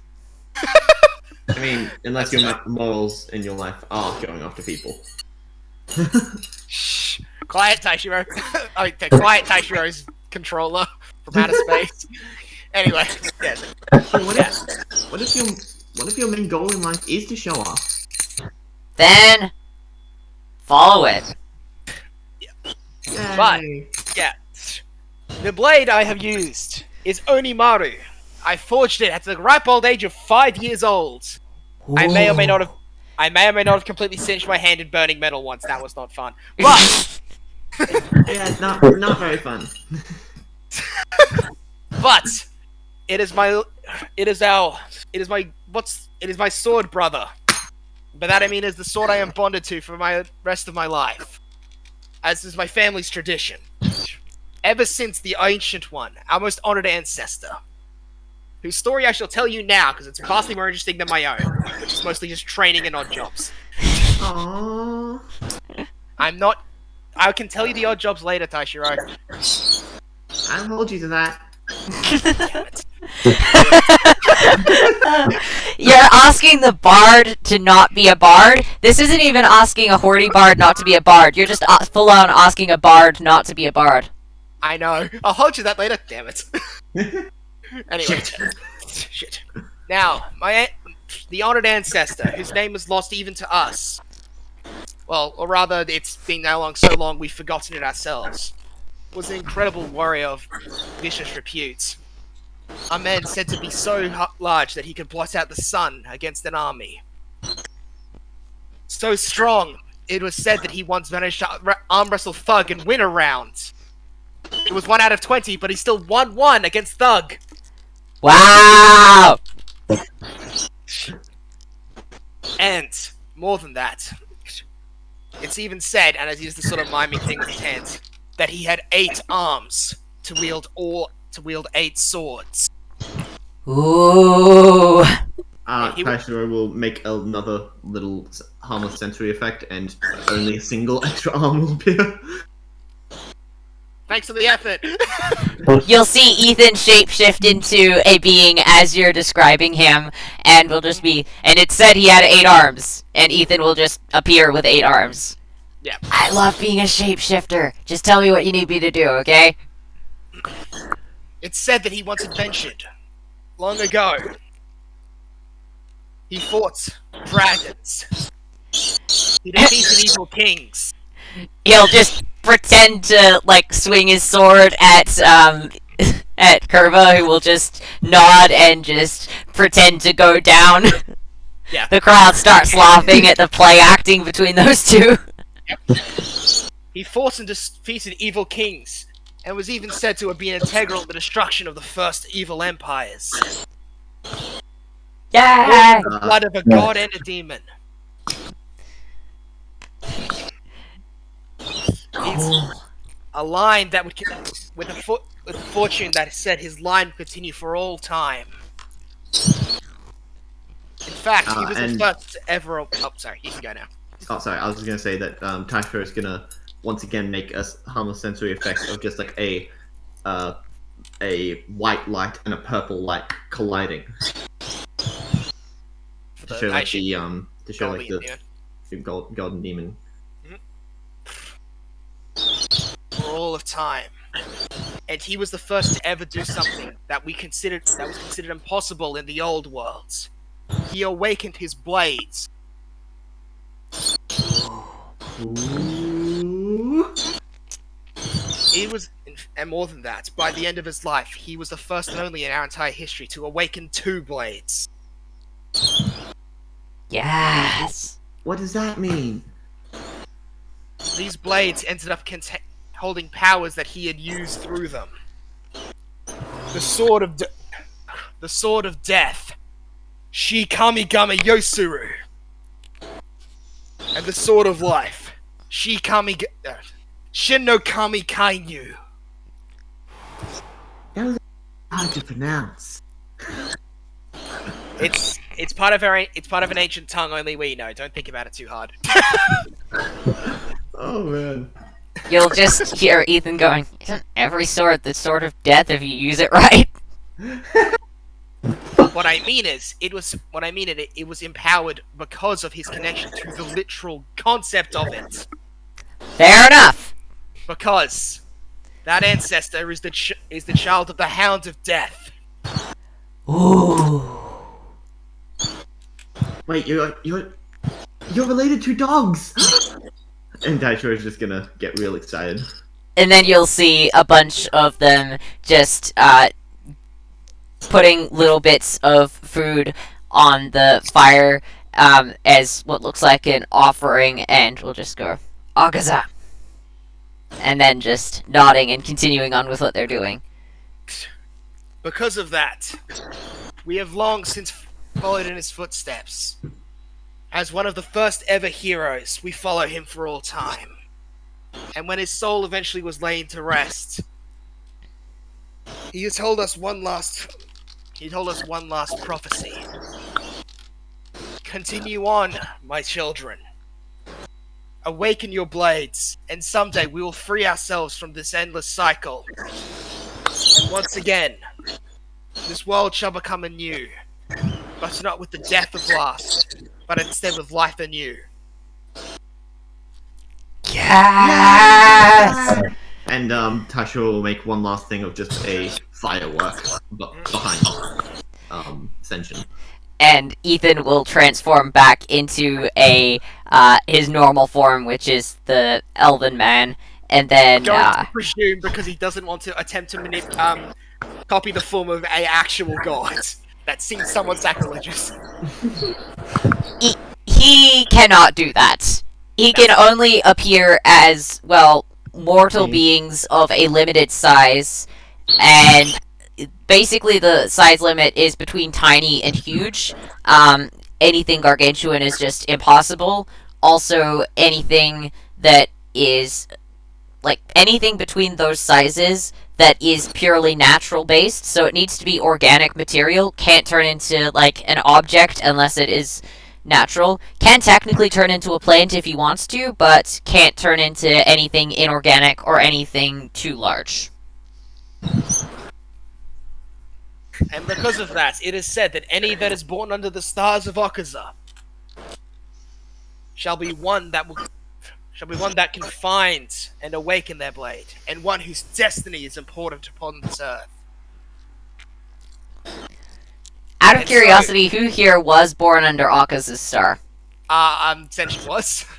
Nice. Yeah, Taishiro was Ixkin. Yeah. And what was David again? I think he was Earth, so Earthful Mountains and also No, Zodiac. Zodiac. Oh, yeah, the Zodiac. Was it Star. Thug? Yeah, I think so. Let me just have a look. I think I remember he also rolled Akaza. Yeah, that is true. Okay. We should roll. I'm gonna roll for our second Actually, I'm gonna roll for my second character. Just 1 sec. Just cause, why not? 10. Let's see which one that is. That would be 10th in order in the Zodiac, which should be... before Axum. It's just before Axum. Born to J. I mean, or you could just pick one that makes sense. You know one that would make a lot of sense? Tristan. Yeah. Take the Yep. simp. That's the star. Yeah. Let's have the love interest be under the Zodiac of the simp for the pro tag star. So, that is so perfect because we've got not only the powerful warrior and the simp, we've got the simp for the powerful warrior. While the Zodiac is real fucking accurate in this reality.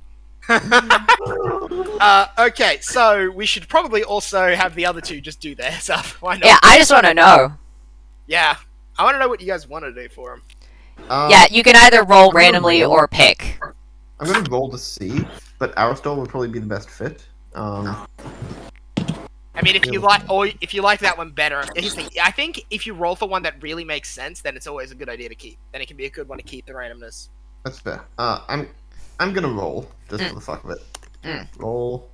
If it's one that's already taken though, I'm gonna re-roll because. Yeah, that's fair. I think probably all of us should be born under different ones. Okay, 3. Yeah. So we've got Akaza, That's Narbok. that is, wait, isn't it? Let me double check. As Yeah. Go Akaza Narbok. Okay, so she's born under Navok, huh? I mean, it makes sense considering the battle readiness and capability. Not a bad. Not to mention she is, well, part angel. Okay. It's not a terrible star to be born under. Yeah. Robbie, what star was David born under? Because I think all of us being born under different stars isn't a terrible idea. Yeah, I think I went with, Thug or... Thug does seem to match him in terms of personality, so not a bad Yeah. idea. I'll just roll. You want to roll for them? I can tell you them because I've got up the constellations that are different. I'll just roll just to see what I get. I love how we've actually got this whole Zodiac thing in game. Go. Basically 5, pointless, 6, but- 7. Ian is apparently this one.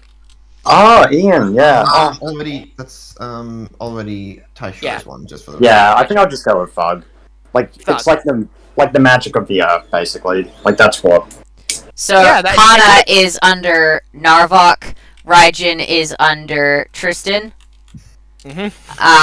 So no one's under Darkane, no one's under Dane. Triss, Jay, Axum, Aristol, and Pinko are all 3 stars. Alright, so Ian was Taishiro, Triss was none, and then there was Thug, who was David, and Jay, Axum, and Aristol are all 3. Cool. I'm just writing down who's born under what star. What about Raijin and? Raijin is born under Tristan because she's simp. Oh yeah. What about Alexander? No, Alexander! Andrew. Andrew. I was thinking of a different thing. Yeah. Yes! Yes, we know. Maybe you should be born in the 3rd month under the star of frickin' Tristan, you simp. Hey, I am. Tristan's the 4th star. That Never was mind. brilliant anyway. Sorry. Never mind. Just quiet. No. Alright, I'm So- gonna roll to see Yeah. what Andrew the shitty ferret gets. 3. Already That's taken. Narvok. That's Narvok. Narvok. So Narvok. far we've got Pinko, which is number 1. We've got 2, 3, So- 4. Roll a D8. Darkane, 1, which is 5, number 5. Number 6 is Dane. 7 is Taken, 8 is Triss, 9 is Thug, 10 is Jay, 11 Axum and is Axum and Aristal. Roll a d8 on an 8 reroll. That works. Yeah. Okay. I love that this star thing's actually really quite fun too. I got a 4. So that's Pinko, Darkane, Dane, and Triss. It's Triss. Unless you want to pick a different one. What is Trish under? Sorry, Trish under again? Triss is mechanics and shit. She's the Yeah, Triss is, the goddess of Forge from last campaign. Oh, yeah, that's right. I still love this reasoning for the stars. I'm also so glad Jay ended up there, considering how integral she was to the entirety of the plot. Yeah. Yeah. I'm just so Sorry, pleased that I got to play her for that long. Yeah. She's definitely one of my favorite characters I've made, and I'm including, like, player characters in that. Jay's also. Jay was so much fun just because she pulled out way more fun dynamics than I thought she would. Like, honestly, the big idea of like, oh, it'd be fun to cross over with these two, spiraled out of control into such a fun thing because the crossover led to so many fun character arcs between characters. Oh, Hell- so cool. I think like the fucking Aristal Pinko one was one of my fucking favorite things I've ever done. I'm just so pleased that everyone got on like a house on fire. It was awesome. I mean, Yeah. even when we the didn't best. get on, it was in character reasoning that works so fucking well. I love it. Anyway, so Yeah. I think so. We're all having a good time and getting ready, and I guess Taishiro is just going to go up to Senshin and just be like, tomorrow's going to be basically the start of my actual life. So, what's the date today? Today's I'm pretty sure that, when did we agree that it was in relation to character birthdays? This is Ian. He's considering his zodiac to be the day that he was, the day that he was freed. So Okay, Yeah, so convenient let's month say of that this is the, it's the first of Ian. first of Ian. Yeah, that makes sense. first of So date is currently the, let's see. Ianth. Well, I don't know. Ianth would probably be it. Yentha. Iantha. Or Ixkin. Yeah, the first of Ixkin, actually, that works. Because here's the thing. I somehow imagine, as the incarnate form, he probably would go by Ian instead of Ixkin, and Ixkin's just the name of the month.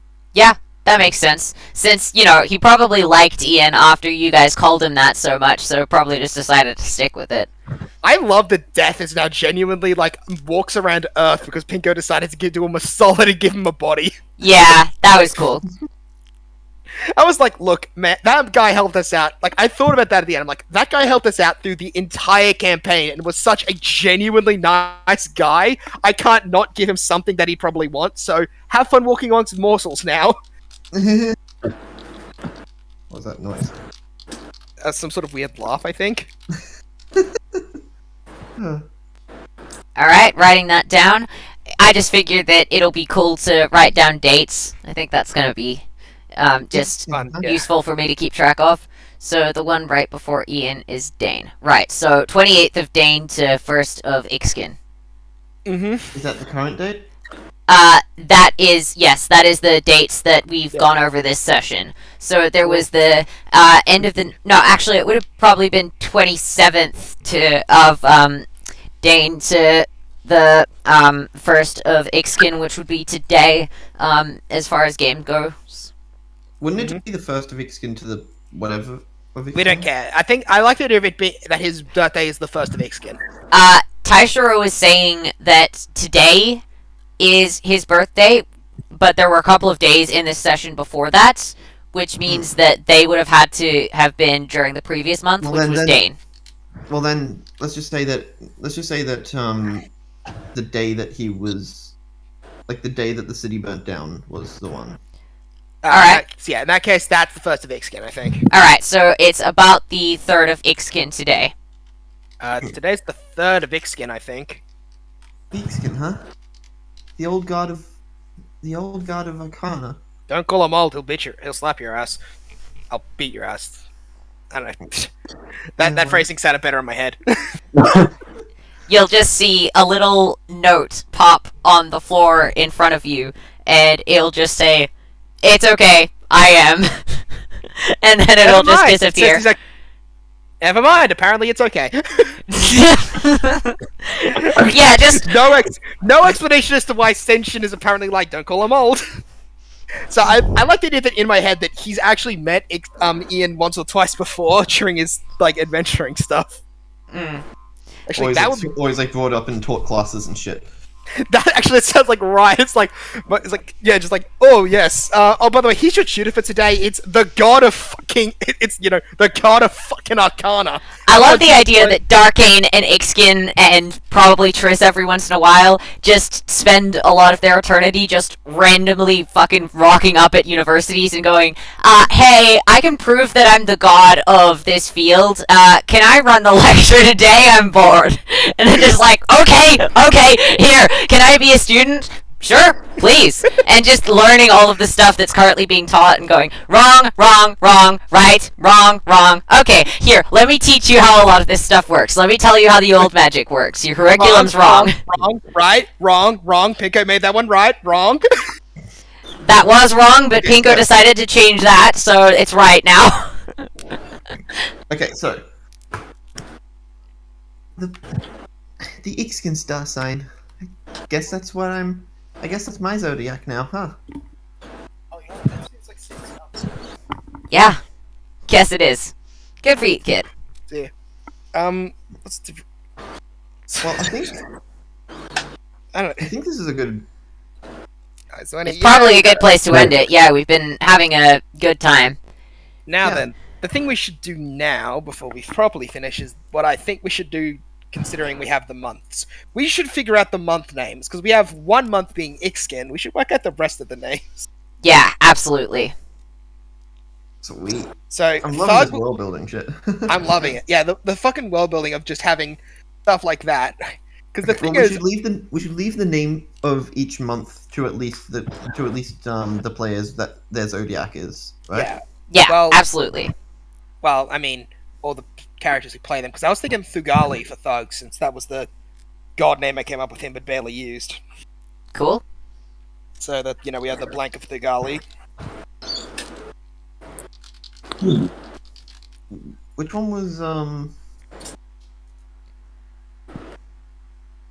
Which one was Andrew again? Triss, I think he ended Yeah, up under? Triss Triss, was the one yeah. that you randomly ended up on. If you wanted to pick a different one, then you're welcome to. Actually, I think that one works well. I just had a vision, if you will, of like him being kind of like a Bear Grylls ferret. Nice. Bear Grylls ferret. I Yeah, am really looking forward to seeing Andrew in action. I'm probably going to have all of the secondary characters show up on the second island. That just makes the most sense to me. That's second character, second island, second Hey, session, possibly. I mean- it's not going to be the second session. I said You possibly. will probably be able to get to the second island. You probably won't be able to get to the second city. There will be a few things going on before that, but yeah. Not to mention, aren't we still going to be doing stuff with the Duregar and stuff? I mean, yeah, considering the fact that you've got your guys to safety, I'm kind of assuming that you guys, I mean, you can go onto the second island if you want, but We'll there's work it out. also, Yeah. there's some leads that you're trying to follow with the Duregar. There's a bunch of Circle of Spores asses that you want to beat up. Oh, yeah. There's also the option of going to find the Oracle, which is in a cave that you passed a day ago. And there's also making sure that you guys get over your PTSD. I mean, I think- if you don't do that, that's probably going to have some major psychological consequences. So, there's a lot of things that you can do for next session. Are you going to take I care like of this yourselves, or are you going to just- go kill people? A lot of sense is just, I am absolutely probably not going to deal with this well. I just have not had the time to not deal with it well. Okay, so I think next session we should probably go to find the Oracle, right? Oh no! Actually, yeah. So I think we'll do that thing, but I think that we should start with the Oracle. If you're More than willing to anything. stay in one place as a base for long enough, the Oracle will be able to come to you guys. But yeah, so if you guys are willing to stay in this town for a couple of days, the Oracle will be able to move from the cave to the town. She's Fine, willing to gladly. meet with you guys, just you need to be able to stay in an area for long enough for her to actually be able to meet you. I'm fine with staying in this area for a while for a couple of reasons. A, making sure that people stay alive, are good. B, resting up, and C, training a bit because that'd be fun. I am a shonen protagonist after all. I must train. Yeah, so you guys will probably strengthen up, train a little bit. There's also probably going to be a couple of plots coming up that you're going to have to deal with. Also, fun fact, the cave also does connect to the underground, which means that it's actually another place that you might be able to go looking for the Duregar. It's not exactly the same entrance they found, but the cave systems are connected. So, that is actually another place where you can try and have a look around for the Duregar. So you don't need to go all the way back over the forest to have a look underground. Now all I have to do is start running stuff. Oh, right, I forgot. Man, I forgot to have both Second Wind and Action Surge. You didn't really need to worry about them too much, considering not really. that the battle was just essentially you fighting stuff until they decided that it wasn't worth screwing themselves over by dying, or whatever it was they said. You didn't exactly understand what they were saying. Yes. It was fun. I also liked the whole getting to show off my mad sword skills against the crystals. Yeah, that was really cool.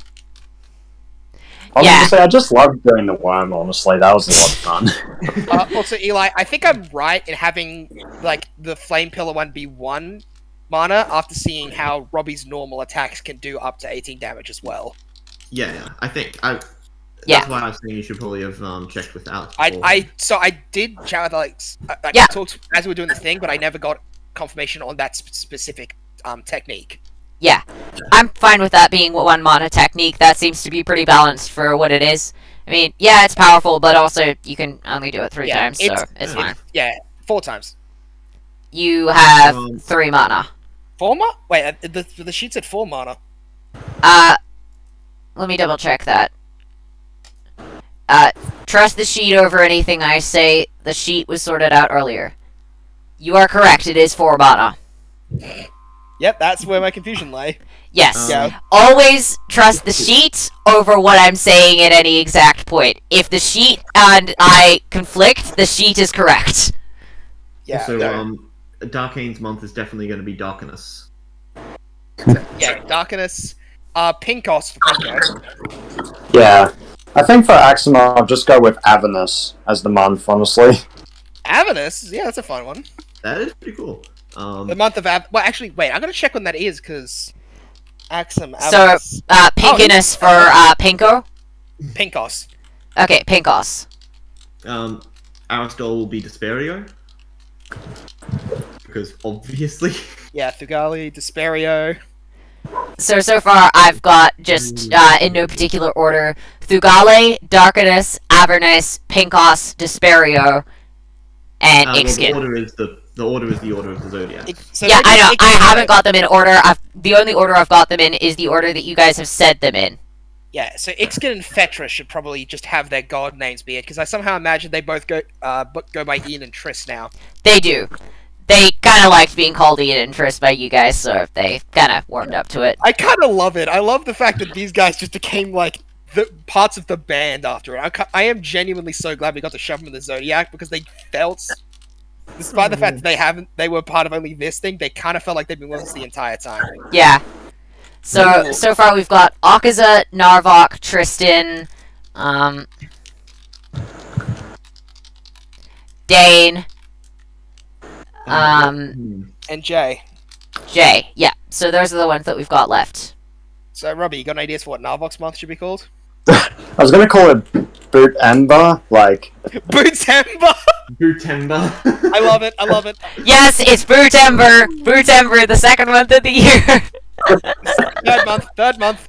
Wait, third month of the year. Okay, yep, that's a good... Yeah, I keep forgetting for some reason. Okay, yeah. What about Akaza? What are we putting Akaza's at? Because Bootember is perfect. Flamuary. Flamuary. Flamuary. Pinkos, Flamuary, Bootember, Tristan's month. Simpril. What's Dane gonna be? That's probably not Simpril, but that's still a fucking fun one. Wait. Are you gonna call it Simp-tember? No, I call it Simpril because it's April, but Simpril. Oh, yeah, that's right. Simple. Simpril. Oh, man. Squeak. Simple. It's simple. Alright, so next after that is Danes. Yes. I can't think of anything for Dane. I'm assuming he doesn't want to do Eurydice anymore. What does No. he? He is kind of king of the Eurydice. Well, the only no, the whole Eurydice. point was that he was evading that. How about That's fair. Okay, man, my internet's fucking broken right now. Or my Google Chrome is. Sanctuous? Sanctuous. Yeah? Like the sanctuaries he used to be. He did make a lot of them. I somehow imagine they are everywhere. Exactly. They are. He's created a lot of forests just by creating sanctuaries. Which we barely remember to use. Yep. So, that sounds good, right? what's a good one for Jay? Janice? No, I'm kidding. No. J. What is J most well known for, apart from drinking with Thug? Oh, yeah, just being Thug's best bud. Hetero life mates, except that already technically hetero life mates. I mean, a guy and a girl, they could be a thing, but probably not. They're both... The thing that they are is not romantic partners. The thing that they are is drinking buddies. Yes, they are the closest form of friends, the ones that would both die for each other, but also drink a lot together. Yeah. It's just... I'm so pleased that Jay managed to make friends. Not only Jay made friends, Jay made fucking life partners who will die for her. Yep, and she will die for then. Technically have in Pinko's case, Wait, but... Jay actually works really well, because like Jay and May... Yeah, Yeah. fair enough. But I feel like that'd be confusing because the reason why in my head why the names are different is so that it doesn't get too confusing for the gods themselves. That's true. Also, I kind of love that Okaza was fucking Flamebuary, because I imagine it was like, well, I think I should call my month like Bootsober or something. That's an early title. I'm calling it Flamebuary! I mean, why not? What's stopping you, right? I imagine what happened, like, they were doing the table and they were talking about this, like, Thug went, I think mine should be Thugali, as it is a name I do not use or associate with. And then just the others, these smart ones, Pinko and Pinkos, most likely. That is the original translation of the name. And then, just like, Navok, I guess, maybe Boottober? No, that's not great. And then Okaza immediately, Flamebuary! I want to have Flamebuary! What about? Oh, this is a bad one. This is a good one. What about Alcorgust? Yes, using that. Oh my god. Like, we've got, you can tell the people who started... For some reason, that is always the time of year that for some reason, all of the best wines come from the fruits that are ripe during that year. So I kind of like Axum's being in, November, because that's actually when Thanksgiving is in America. So it kind of makes sense for the bountiful harvest to be around that time. And Avernus is actually a really cool one for that. Mm. Yeah. And then Aristolus Desperio, because there's no fucking way he wouldn't do that. And He's always going to try and associate with that name regardless of the circumstances. Even though it's he's his favorite probably- faux name. At this point, I think it fucking is his damn name, because, you know... Which is the funniest part. I love the god... tricked him- So he I just tricked love the him so idea much. that... This is like Taishiro is just reading out, like, I found this legend about how the months were named. Starts reading it. Like, this doesn't seem right. This makes them all seem like idiots.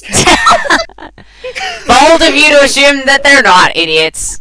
Well, that's the thing. I just love the idea that these people all worship them as these almighty, all-knowing gods, but we actually know what they're really like. They know a lot, but they're not all-knowing, and they are absolutely idiots. You know full well that they're idiots. We know they're idiots, but as real people, we know they're idiots. As characters, we have no idea. You think that they're, well, gods. They can't be this stupid. Oh my god. Could you imagine someone that's just like really, really in deep with the zodiac of this world? It's just like, I'm a Narvok sign with a rising spiky Mikey. Oh right, yeah, we got the couple of minor constellations. We should probably... I forgot, wait, we gave Death a minor constellation. Where's his on this list? That man saved our ass so many times. Also, Uh, Alderov's cousin, whose life we definitely saved. Alderov's on the minor constellation list, and yeah, I think the only reason that Death. Yeah, good point. Yeah, Alderov should be on the. Alderov's cousin should be on the minor list, as should Death. Considering that was one of our minor quests that we never really touched on, but the fact was that Thug and Pinko were definitely spending half their fucking time trying to get her back to normal. Because Thug was regenerating her body back somewhere, and Pinko just went to find her soul. Oh man. That was actually the initial reason I met with Death. It wasn't to get his allegiance; it was to try and get. So we've got the names, right? Yeah. Yeah. I just love the boot. I guess maybe Boot Turbo. No, it's a bat. That's not a great name. Boot Boot Turbo or Boot Temper. It's like, and then just Arcus is immediate. Just Flamebuary. I'm calling it Flamebuary. I always like to believe that most people pronounce it Flamuary. But it's Flamebuary. It's just because remember we had the regular months in the other campaign, so I just like the idea that it's just some of them have actual names, and then some of them just went my big thing plus month. Alcorgust! I'm calling Alcorgust! Yes. Yes! Yeah, that's. Oh wait, so Thug would be January, Thugale. February, March, April, May, June, July, August, September, October. September, October. So September to October. I imagine that month is just like a fucking 2-month-long wine festival in some places. Yeah. Oh, totally. Different places just will create a bunch of nice wine and just leave it out as an offering for Jay and Thug, and then it will just disappear. Oh yeah, Thugtoberfest. I like that idea. Thugtoberfest. It goes all the way until the end of Alcoholbury. Alcoholgust. It goes to the end, all the way from the beginning of Thugale to the end of Alcoholgust. Yeah, I'm sure that Jay and Thug are just fist bumping all the time about that. Yeah. You know, this is going to be really weird to explain once I start making the manga. Fine. I'm sure. Don't worry. I'm sure people are going to be very confused about Simpril. Simple. I mean, yeah. I am 100% sure you are going to add in the joke from comparethemarket.com, aren't you? You're going to add in the fucking joke about the meerkats, aren't you? Also, hold on. Simple is meant to be April, right? Yeah. Yeah. That's the joke. That's It's the Valentine's 4th Day. month. No, Valentine's Day is in Flamebuary, actually. Valentine's Day is in February. April is it? Oh yeah, it is. Damn. Yeah, it's like 5 days before my birthday. Can we make it so that it's in It's absolutely in Simpril in this universe. Mm. Yeah, no, that's it. If the Valentine's Day of this universe is definitely the day Raijin was born. Fair enough. I was actually conceived on Valentine's Day. Neat. Also not unexpected. Yes. See, I can know this because I was born November the 14th, which is exactly 9 months away from February the 14th. You do know that it's very rare that you were born exactly 9 months after you were first conceived, right? I know, but it is way funnier to say that. Avernus, Desperio, Alcoholgris, Thugale, Fetrus, Ixkit. Like, you could tell the ones who definitely already thought it up, and then the ones who kind of just came up with it on the spot. Yeah. Oh man. I bet that Tristan didn't even name his own month. Akaza just suggested it, and then Tristan immediately, not understanding the irony of it, just immediately agreed with it because Yes, my Akaza lady. suggested it. Yes, my Yes, lady! I will call my month I shall Simple! call the month named after me, Simpril! He's just like Uh. I need to come up with this very integral and very detailed part of this universe. Maybe! Let's Yeah, see. you should call a name you that should- goes you after should my call it- honor. My You should call it simple or something, jeez. Yes, Simpril, I shall go with that! Wait, no! Ah, god fucking damn it. No, she goes, yeah, no, that's way good. Oh man, this is so cool. I love a lot of this just holiday and zodiac based stuff. What sort of holidays do you think everyone would want during like their months? Ooh, Um, well, that's something. Also, I'm just trying to think of these guys as the what's it called again? Like the Olympian gods. Mm. Yeah. I'm just trying to figure out like who's Talking would kind of definitely who. be Zeus.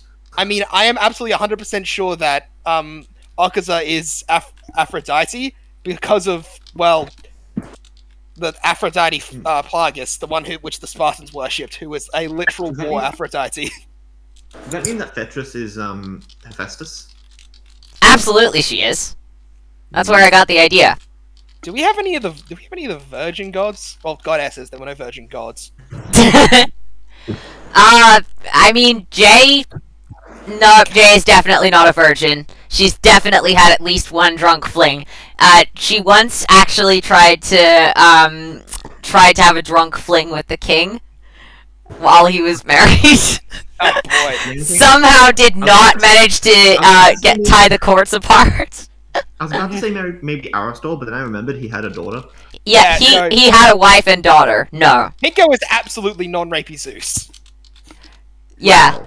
Still very sexually active, but... So, yes, sexually active, but I think they go a lot more for it because you're the god that saved their entire world! Also, Yes. Also, Now if anyone you isn't into it, Pinko absolutely wouldn't do it because, I mean, Pinko can just kind of fuck himself, so there's no real reason to get anyone else involved. Also, he can... I have decreed that we shall bone! Also, he can shapeshift into a really, really hot girl of whatever race. Yeah, let's not forget, Pinko just kind of goes around as whatever the hell Pinko freaking feels like, because Pinko has both created and carried legendary warriors. Isn't it Pinko who considers themselves to be the ultimate being, as they have no specific sex or sexuality? Yeah. Pinko's kind of just into whatever Pinko's into at that exact point, and Pinko can just turn into whatever they're into at that exact point as one of them, and then the other one just sleeps with them. It's like, yeah, you can sleep with other people, but also if they don't wanna, then just, create a body that's physically very similar to theirs as a Pinko, and then just go with that one. Timber. So, Simpril, I'm just trying to think, because... it's kind of... Because I think, technically... I feel like Boot Temple would probably have some sort of Anzac Day or something on it. Yeah. Yeah, but also the gods. Darkane. Who would Darkane? Darkane has, the powers of Zeus, but personality-wise, he's a little closer to Hades, isn't he? That is true. Also, who do you think... fusion dance of the two. Also, who do you think is our big three, the big three gods in this, out of our three? Okaza, Narvok, Darkane. I mean, yeah, and then Pinko's just kind of like, I am not part of the big three, because considering me part of the big three is a bad idea. Well, he was one of the original. He's more like Chaos or Kronos. Yeah, except he didn't get castrated. Instead, he just fucked himself. Well, he probably well, did. He fucked himself, and then herself got knocked up. Okay. I would not be shocked if someone castrated Pinko at some point. Pinko's response was just, finally, I have stopped him. Now you will. It's some enemy cult. It's like, finally, I have stopped you. Now you will never have children again. It's like, no, this body will just no longer sire children. I can still carry them all the fuck I want. Look, that one over there, that's me, and she's 8 months pregnant. Yeah, just people thinking that they've succeeded, but no, they haven't. Also, speaking of which, you are now a ferret. No! Sad ferret noises. Is this evil guy fucking Andrew? Oh. Andrew castrated Pinko? It's like, no. I once castrated the god of creation. He didn't really seem to care. Also, I think I may not have. It's like, that's because that one was a lady, you dunce. Oh! Actually, I want that to be the story, honestly, that Andrew was made into a ferret, and then he slowly becomes human, and he's like, well, I guess I'm the most ferrety Bear Grylls right now, so... Ferrety. Yeah, that's fun. Like, the fucking weird-ass backstories every one of them has. Also, so, excluding the two that clearly had the most demigod children, who do you think else was the one who had the most demigods? If you consider the dragons, then probably Darkane again. Probably Darkane. The question is, let's consider children, not creations. Because if we consider creations, then Narvok absolutely made the most regarding angels. Then Darkane would have made the second most. So let's include only children, as in beings that you either got pregnant with or sired. or or with god logic, just do the zappy zap, and now the person is the pregs, because that's the thing Yes. Zeus could apparently do. Yeah, so something along those lines where you're not just actively creating a being, you're, someone is involved in making them the normal way or one of the relatively normal ways. Which is why I think as clearly number one, probably second is Okusa, because she's full on Aphrodite. I wonder if any of my guys would have had kids. It's 30,000 years, dude. I imagine at least two of the. I imagine Aristol may have had at least one or two. That's fair Darkane, enough. possibly a few as well. Like, let's get 30,000 years. There's a high-ish enough chance that a few of them would have had at least one or two. Also, they're gods. I somehow imagine eventually it's like, I'm kind of bored. Fuck it. I'll live like a mortal life for like 30, 40 years, get a girl or guy, Mm. live a life, eventually leave them once they die, tell them as they start to die, tell them my secret, and let them ascend as like a minor god. Or something. Because that's kind of what I somehow imagine is it's like, because while like I not going full Greek gods, but still keeping another thing. Eventually, it's like the sort of connection to it starts to wither away. So that's actually a thing I've always thought about. Is that might be why some gods do that in Myth, is that they start to lose that connection, so they go down and have something resembling a human life to recall why they are the gods of these people. Also, hey, do you want to hear this fun headcanon I thought up a while back as to why Hera doesn't hate Perseus despite him being a son of Zeus? Sure. Because, unlike others that were seduced, all Zeus did was literally magically impregnate the Perseus' mother. Therefore, Hera was more like, I can't even really blame your mother. It wasn't even her fault. I mean, you know what? Nope, I'm giving it to her. She even ran away from Zeus and doesn't really like him. Yep, okay, fine. You get a free pass. Yeah, it's not your fault that my husband was a terrible person. It's not even that. It's like, you weren't even seduced or had it the normal way. He just went, zap, you're pregnant, and then left. Yeah. Like, seriously, Zeus, what the fuck? Don't do that. If you really want to make someone pregnant, make it be your fucking wife. That's one of my His favorite wife ones made- about his wife freaking made him pregnant. That's one of my favorite ones about freaking Heracles. Mm. Was the thing of, it's just like, it was a thing in the overlay sarcastics one of, it's just Heracles' birth. It's just like it's like, Zeus, what did you do? It's okay, she didn't know it was me. That actually makes it worse. Guys, I'm going to head off now. If you guys want to watch some stuff later, then I'd be completely down to, but I need to head off to feed my dog and feed myself and all that. So. That's fair. Yeah. Alright, awesome. I'm fine Sweet. chatting for a bit. Yeah, sounds good. This is fun. Yeah, I just need to head off. So are we going to be watching stuff later? I mean, I'm up for it. Yeah, that sounds Yeah. like fun. Not too late, though. I have gym and work tomorrow. Fair. I mean, I've just got to grab myself food and stuff, so it'll probably be like maximum 45 minutes. Alright, sweet. Sweet. See ya. See you guys later. Bye.